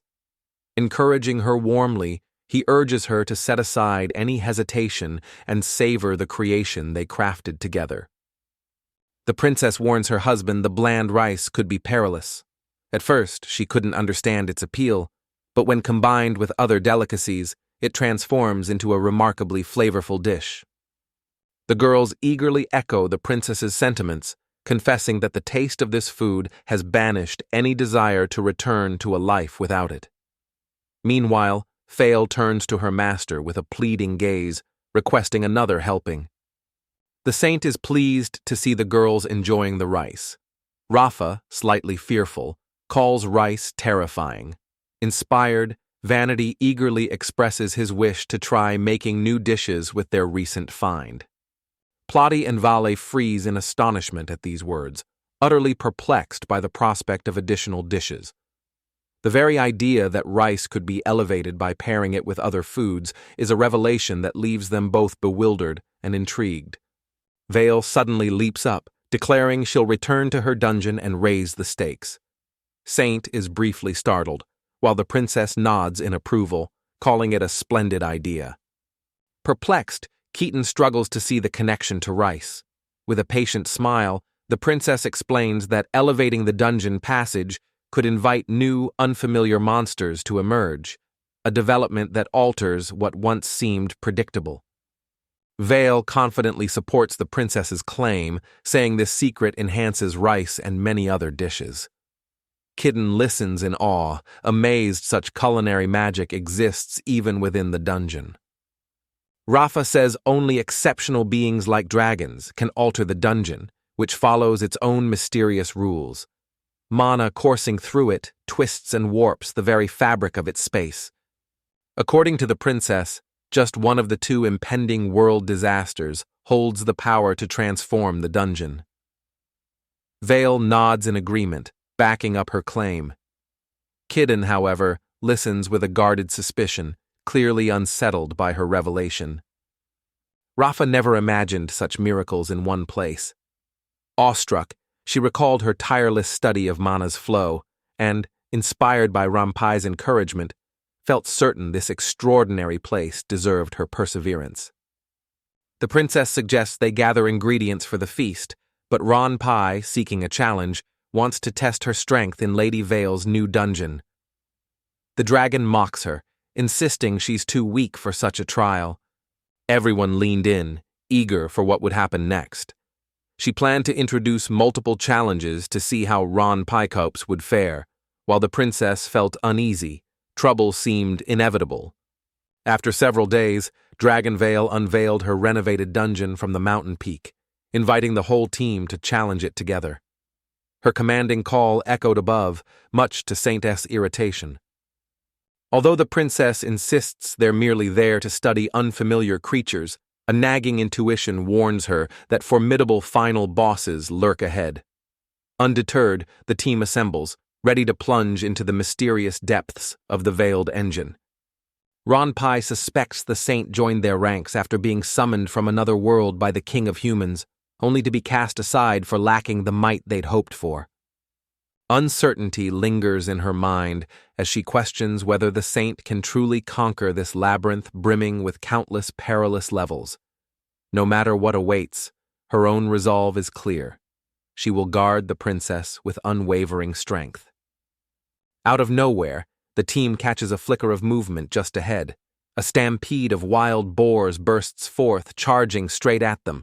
With a glint of excitement in her eyes, Ranpai eagerly requests, "Leave them to me." Astonishment freezes the girl in place as the immortal king materializes before her. With a single, effortless wave of his hand, the entire herd vanishes in an instant, obliterated without a trace. Intrigued by the promise of adventure, the immortal king proclaims his intent to join the group. Just then, Vale turns his attention toward him. With a stern gaze, she forbids him from altering her dungeon as he pleases, laying down a strict prohibition. In the next instant, dragon claws clamp onto the immortal king's collar, seizing him with formidable strength. Vale sternly announces the immortal king's disqualification for cheating, but the team looks at him gratefully. His actions spared them from a dangerous battle against a monster horde that would have been far more perilous. The realization that her close ties with two legendary calamities have severely wounded her royal knightly pride leaves Ranpai quietly disgruntled, prompting the rest of the team to finally relax and exhale in gentle relief. She immediately dismisses her earlier claim, insisting she's only guarding the princess. As they consider moving to another dungeon, the couple notes they've only encountered familiar creatures so far. Vale reassures the group, urging them to set their worries aside. They've entered the ancient zone now. Should the old monsters vanish, it would spell real trouble. Ahead, the new zone patiently awaits their arrival. They stepped into a sun-dappled clearing, and the princess urged her husband to stay alert. Both sensed they weren't alone. Ranpai narrowed his eyes and whispered, "Powerful monsters are near. I can feel their presence." A strange presence appears behind Ranpai, who is bewildered as a mysterious assailant suddenly leaps from the underbrush, attacking with whirling pucks spinning furiously through the air. To Ketan, the pucks looked like ominous UFOs, spinning fast with razor edges that sliced treetops as they sped toward the team. Only quick reflexes allowed everyone to dodge the deadly onslaught in time. With intrigue in his eyes, Keaton calls it a UFO, clarifying it's an unidentified flying object. Ranpai, raising her hand confidently, asserts she can handle the situation on her own. With quiet confidence, the princess reminds everyone not to underestimate her. After all, the power of a crowned witch flows through her veins. Ranpai, unwavering in his loyalty, vows to support her with every ounce of strength he possesses. Though anxiety flickered in Kedan's eyes, determination won out. He gripped the sword and stepped forward, squaring himself in a shaky but earnest stance. Observing this, Ranpai pointed out gently that the blade belonged in Kedan's other hand. Gripping the bag with determined hands, Pai declares that halting their advance must come first. With a swift bite, she unfastens the clasp, then sends the bag soaring high above with a forceful toss. As airborne objects draw near, the bag slowly starts to emit a radiant glow. Moments later, a tremendous explosion erupts with astonishing force. The princess suddenly recalled how Pai wielded volatile potions, each one capable of erupting into fiery chaos. Enlightenment dawned on the saint, so that's why she bears the fearsome title Witch of Hellfire. Pride flickered in the girl's eyes at her seeming victory, but faded as she saw the hovering, unscathed objects, untouched and flawless. Meanwhile, Vale boasted, exalting the impressive resilience of his creations. Vale explains that these monstrous, turtle-like creatures have the toughest shells of all, but Pai adds that despite their defenses, flipping them onto their backs leaves them totally helpless. Without warning, a strange object bursts from the turtle's head and coils around the girl's hand. Ribbons, almost like living ropes, slither and writhe, wrapping themselves tighter and tighter until they begin to cover her entire body. The princess, confused by the tentacled turtle creatures, watches as Gobu Kichi valiantly tries but fails to free her. Seizing the moment, the orc prepares, gathering strength to deliver a powerful blow to the turtle beast. With a powerful swing, the axe crashes against the turtle's shell, only to shatter instantly against its unyielding surface. Even Pai can't hide his astonishment at the sight. One by one, the turtles unfurl writhing tentacles from their heads, inching closer to the team. Noticing the danger, the princess urges her husband to act, and he nods in agreement, ready to respond. The turtle's tentacles tightened around the girl's neck, but the saint boldly swung his weapon, striking the limbs and sending them flying. Stunned by his own strength, he could hardly believe the aftermath of his decisive attack. The Holy Lord, worried, asks about Pai. She insists she's fine, though smoke curls from the turtle's head. Meanwhile, the princess picks up a turtle and quickly realizes the shop's tentacles are their weak point. Bewilderment flashes across their faces as the team easily defeats the turtles, Anna's weakest creations. Greater challenges await, and with calm determination, Anna urges the team to ascend to the next level. The orc explains that these skulls would make excellent armor and shields for fellow goblins and orcs. Saint nods in agreement, backing up the claim. Impatience flickers in Vale's voice as she urges the group not to keep her waiting. The princess steps forward, clarifying their mission is just to research new monsters. Pai warns of tougher ones ahead, but the princess calmly reassures everyone there's nothing to fear. She confidently declares her husband's strength surpasses any disaster, believing no one rivals his power. Pai can only stare in disbelief, completely confounded by her bold statement. Uncertain about the princess's claim that any man could be the world's most formidable husband, she decides to pursue a purpose true to her dreams. As tension rises, the team agrees to pause and regroup. During a brief pause amid the forest's shadows, Pai's astonishment surfaced. She confessed her disbelief that the Holy Lord had managed to outclass even the immortal king and the mighty dragon. Yet one mystery continues to elude her. Why would the human kingdom exile the Holy Lord, a being of such extraordinary might? According to the Holy Lord, combat prowess has never been his forte. However, there came a moment when a deity bestowed upon him a gift, granting the power to draw out the full potential of anything his hands encounter. The Lord holds a sacred orb. Pai was amazed by the saint's revelation, but Kidan dismissed it, claiming it made the Lord less impressive.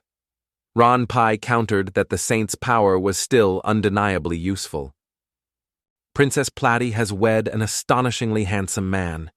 Should demons or humans ever dare threaten her, the entire mermaid kingdom would rise in unwavering defense, ensuring her absolute safety. Brilliant sunlight blazed overhead, its glare stinging every glance. Observing the scenery, the princess remarked that little had shifted in the surroundings. If anything, the heat had only grown more intense. Suddenly, the dragon's voice breaks the silence, disrupting the princess's thoughts. Vale announces the ordeal. Scorching hell, warning that monsters adapted to the heat will soon attack. Suddenly, a pack of wolves burst onto the scene, their manes blazing like tongues of fire. Instinctively, the team tensed, each member snapping into battle-ready stances, eyes fixed warily on the infernal beasts before them. According to Vale, hyena lichens are the most dangerous four-legged beasts here, with great strength and agility, and their savage nature grows even fiercer in high temperatures, making them even more formidable. Vale confidently claims victory, saying escape is impossible, then asks Lord Saint how he'll withstand the wolves. Just then, the pack lunges at him, fangs bared in a sudden, furious attack. Curiosity shone on the princess's and Ron Pyre's faces as the question lingered. Suddenly, astonishment struck them as every wolf collapsed, writhing like obedient hounds under an invisible command. Bewilderment fills their eyes until the immortal king announces the hyena lichens sensed the Holy Lord's power. Immediately, the wolves look at the Holy Lord with adoration and lose all desire to attack him. With a mix of delight and mild annoyance, Lord Saint strokes the regiments as if they were cherished pets, unable to hide his amused satisfaction. Time slipped by as the group continued their journey through the blistering inferno. Throughout their ordeal, the wolves trailed behind with unwavering composure, never once pausing or faltering in their steady pursuit. The immortal king's voice echoes, revealing that wolf-like monsters forge their packs through an unwavering hierarchy. Because of this, the wolves instinctively acknowledge the Lord Saint as their chosen leader. The wolves gaze at Lord Street. Sweetly, their wild eyes fixed on him in silent intrigue. Confused, yet delighted, he admits with wonder that he never imagined they'd like him, especially without using his special gift. Ronpai swiftly gauges the perilous high-level dungeon, while the princess's worried voice hints at serious danger. Vale grins, seeking praise for himself, and excitedly warns that far more fearsome monsters await ahead. With the wolves in tow, the party ventured deeper into the Vale dungeon, entering a snow-covered, freezing realm. Startled by the intense cold, the princess wondered aloud how such frigid conditions could exist here. Vale announces they've reached the final chamber, ominously called Freezing Hell. The tired princess wants to leave, but before they react, the Lord Saint whirls around and the party spots a looming monster behind them. An enormous bear loomed before them, its massive form planted firmly on all fours as it glared at the team with fierce intensity. The sheer presence of the beast sent a wave of terror through the Holy Lord.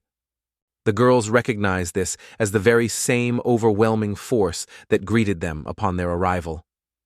Towering above the previous creatures they've encountered, this monster stands a full head taller, radiating an even greater menace.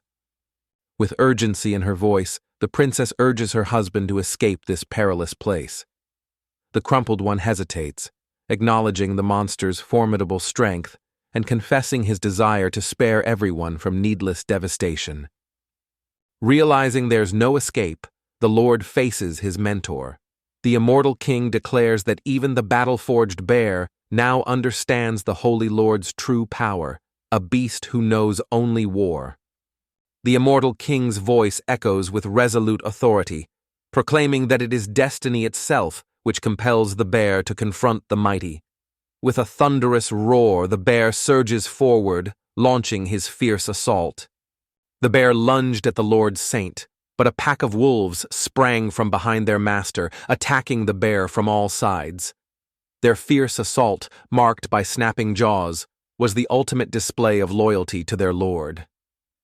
The saint refuses to help and entrusts the situation to Rampai, who, without hesitation, dashes forward with her rapier, determinedly placing herself between her team and the approaching bear to protect her companions. In a swift, precise arc, her blade slices through the bear's legs. A guttural roar of agony bursts from the beast, and robbed of its strength, it collapses heavily to the earth, Ronpai's torn paw tendon rules out movement for now. The saint thanks Mrs. Ronpai. The tired team longs for home, but Vale's sudden voice pierces the air, stopping their retreat.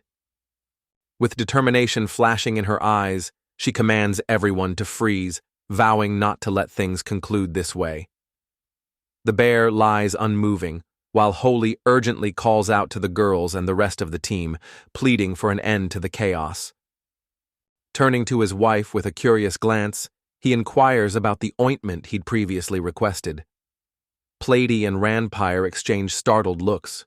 Could the saint truly intend to use that salve on this wild bear? Rampai warns that the bear, when left undisturbed, will quietly vanish into the shadows. Yet, should his foes challenge his compassion, a fierce wrath will be unleashed. The immortal king commands, aiming to turn the bear into raw mana, but the veil begs him to restrain his power. Meanwhile, the uncertain-eyed saint looks to the teacher for guidance. Uncertainty clouds Kadan's mind. An inner conviction urges him to spare the bear, sensing its intentions are not malicious. Surely this creature wandered here driven by some purpose of its own, not to bring harm. Cornered by circumstance, the princess surrenders the precious ointment to the Holy Lord. With a heavy heart, Kadan turns to Rampai, seeking forgiveness for burdening her with the weight of their protection, despite her tireless devotion. Rampai scorns Lord Saint's gentle nature, doubting such softness could possibly shield the kingdom or its princess. Meanwhile, Lord Saint quietly steels himself, readying for what must come next. Keaton gently urges Mr. Bear to look after his own well-being, hinting that a little self-care might grant him a longer, happier life. Despite these words of concern from the Holy Lord, the bear remains unmoved, showing no sign of a response. Outraged by their defiance, the dragon veil's fury ignited. Bewilderment clouded her thoughts, unable to fathom why the team would betray her commands. Now, with nothing left to cling to, she resolved to unleash her final, desperate measure. Valsama suddenly appears on the battlefield, boldly announcing herself as their next foe. Ronpai is stunned to realize the ultimate enemy is a dragon, while Vale delights in the team's shock and astonishment. With a calm assurance, she urged the team to stay calm. After all, it was merely a clown wielding just 1/100th of her true power. Still, she warned, that fraction alone possessed the force to obliterate several cities. With bold resolve, she summons her team to launch an attack. At that very instant, Lord Saint Notice catches a flicker of movement at the edge of his vision. A bear, swift and unexpected, delivers a forceful blow to the dragon's head. Stunned, the girls watch as the dragon, hit by the bear, slowly dissolves to nothing. Kanayan stares in disbelief, shocked that the bear has completely destroyed the Veil clone. Keaton and the bear shared a silent glance. Sviato, perplexed, couldn't grasp the animal's intent. Suddenly the bear turned and lumbered away, its massive form shrinking into the distance until it disappeared from sight. According to the Orking Doblins, monsters like me can never grasp what runs through this bear's heart. They insist he's a proud beast, and that by clashing with us now, he seeks to repay a debt of gratitude to his master. Okubo says the bear chose solitude to become strong enough for its master's recognition. The saint replies that if so, fate will ensure he meets the bear again. Up to now, her life has been a relentless battle, each fight waged in fierce defense of those she chooses to shield. The world saw no great change from her actions. Yet the simple willingness to extend a hand, whether to friend or foe, might just be the truest form of strength there is. Later, in the peaceful village of Holy Lord Keaton, the Dragon Veils surveyed the area with a satisfied frown as Rufa sighed and admitted her new dungeon had failed to impress anyone. At the Holy Lord's command, the dragon steps forward with a flourish, unveiling a steaming dish. With a proud smile, he announces the arrival of their latest culinary creation, Katsudan, a delectable addition to the new menu. The saint's descent from the mountain led to a remarkable encounter, a bird monster brooding over its eggs. At last, the coveted ingredient was within reach.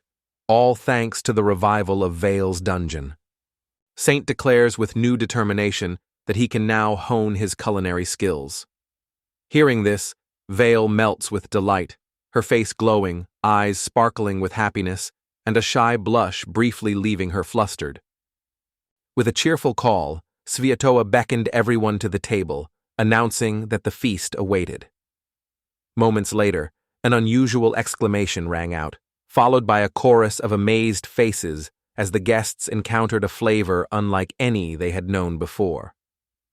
The saint recounts how, while delving into the depths of the dungeon, the team finally secured the long-sought eggs.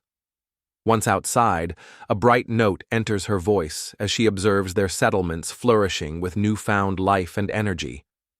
The venerable sage ponders the days to come, uncertainty shadowing the fate of their settlement.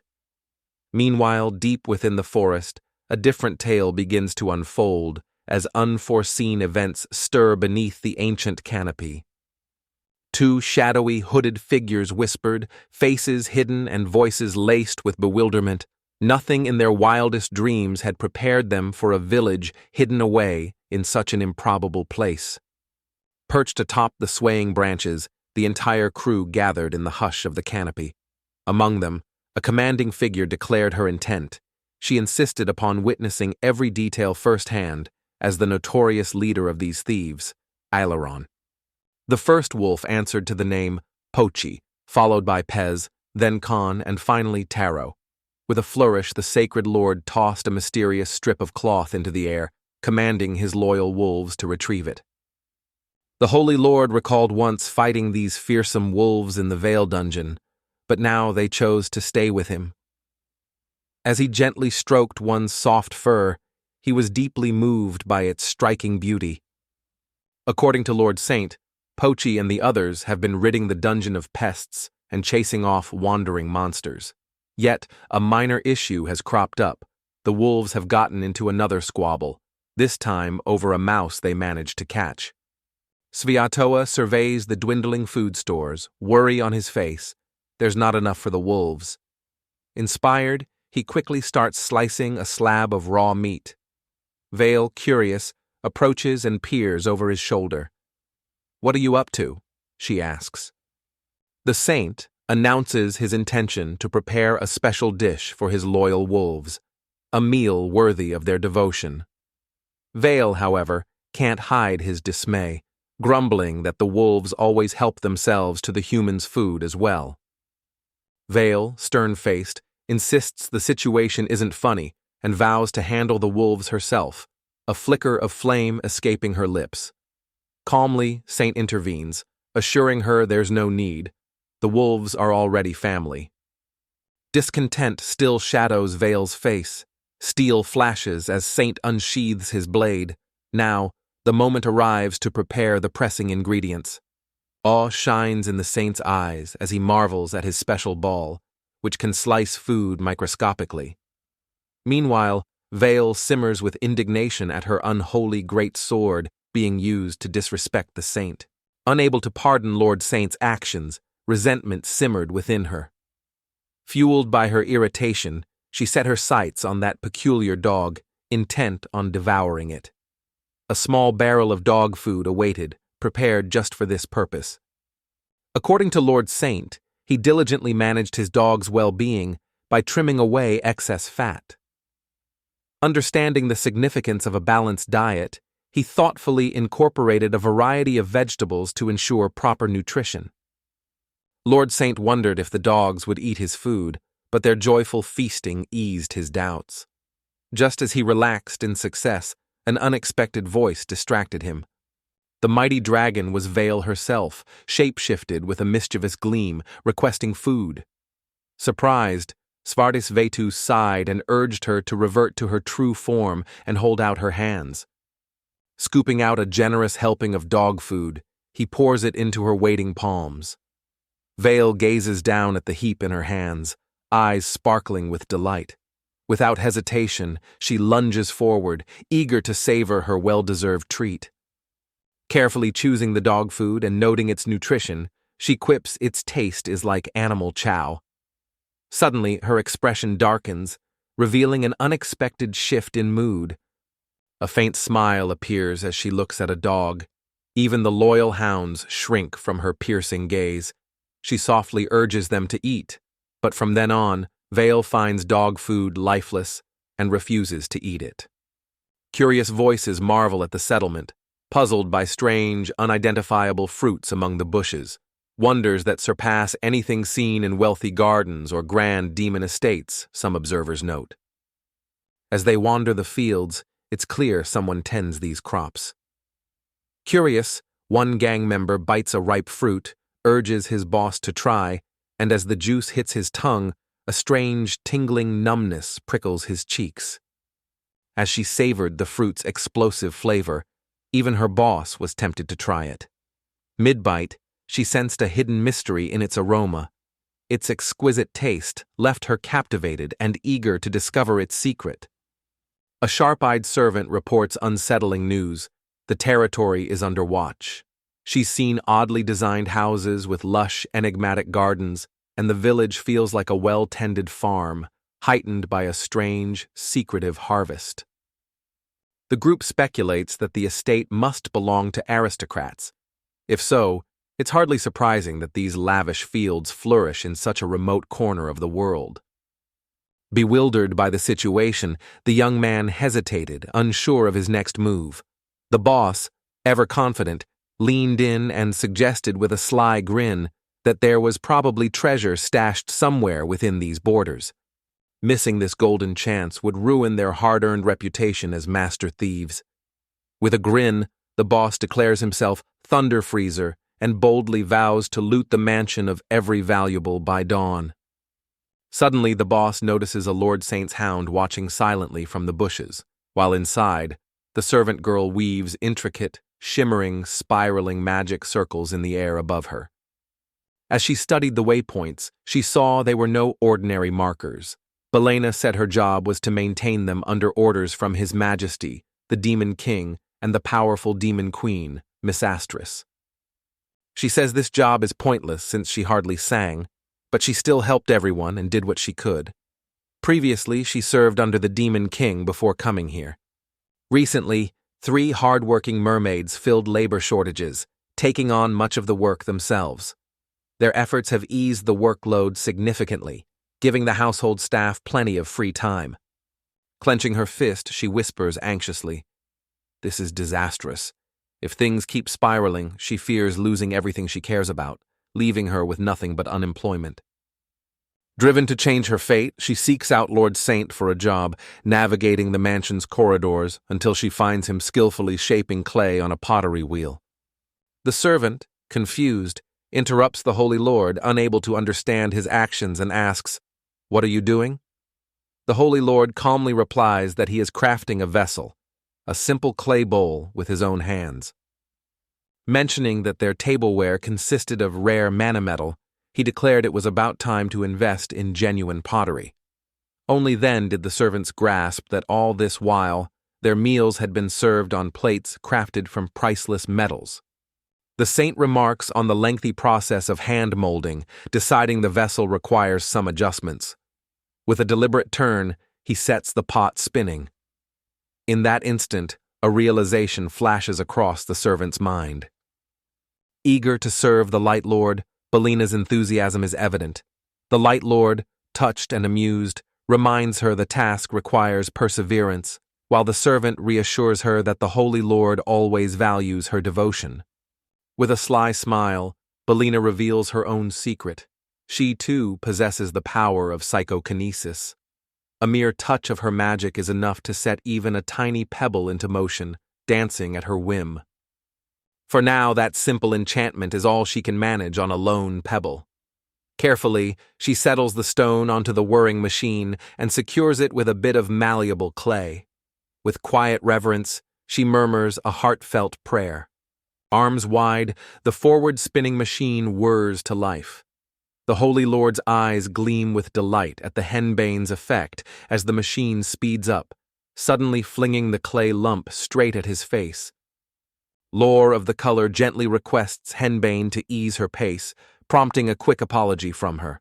Lord Saint observes Henbane's diligence and praises her efforts, but she humbly insists she's not doing anything special. She pours her heart out, admitting she gives her all daily, yet still feels inferior to his girlfriend and others. Worry pushes her to often seek help, desperate to avoid the fear of being left without a job. Lord Flower, smiling, assures her there's no need to worry and thanks her for helping with the pot. Henbane notes it's now pancake flat and beyond saving. Lord Street suggests they fix it together as a team. Delight sparkles in her eyes at his words. Later, finding a battered cup, Belina tries to break it, but Lord Saint gently stops her. Anna smiles reassuringly, saying, "The first pancake's always messy. Don't let it bother you." Confidence flickered in his eyes as he insisted hope remained, but Henbane warned him not to support her blindly. Before tension escalated, a friend's shout and wild wolf barking sent them sprinting toward the commotion. A band of thieves, now bound and defeated, lay before them. Lars turned to Okubo for an explanation. With a proud gleam in his eye, Okubo announced that they had captured a gang of elven bandits who had been prowling their farm. Elves have always lived apart, evolving differently from demons. Though Lord Saint believed them allies, she reveals elves are solitary and form no bonds with humans or demons. News of the rampant Elysian bandits reached the servants' ears, bands of outlaws notorious for their indiscriminate plundering, stirring resentment and fear alike among both mortals and demons. They've likely hidden in an unbreachable sanctuary, making capture nearly impossible. The saint suggests their hideout is high in the mountains, in a remote, isolated realm cut off from the world. Turning to the thieves with amusement, the boss asks the saint's identity. Standing tall, the saint replies, "I am Saint. Kidden, and this land is the sanctuary I have chosen to dwell in."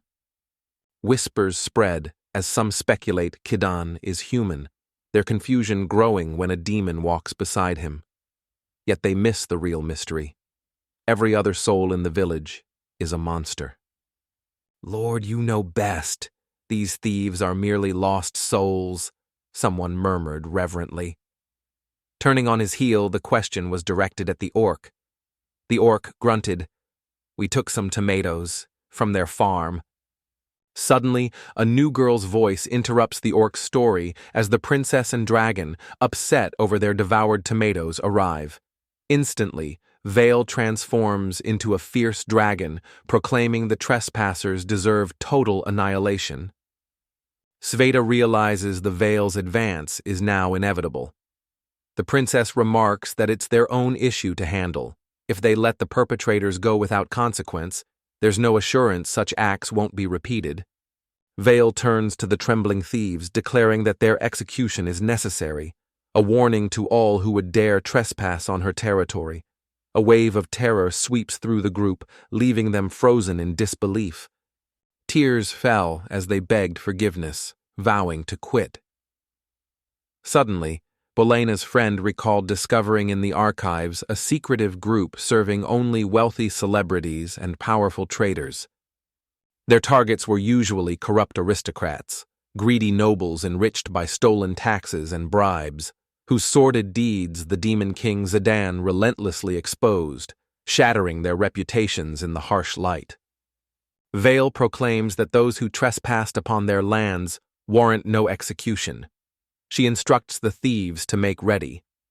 The Lord of Color pauses, lost in contemplation, before ultimately voicing his agreement with the princess's decree.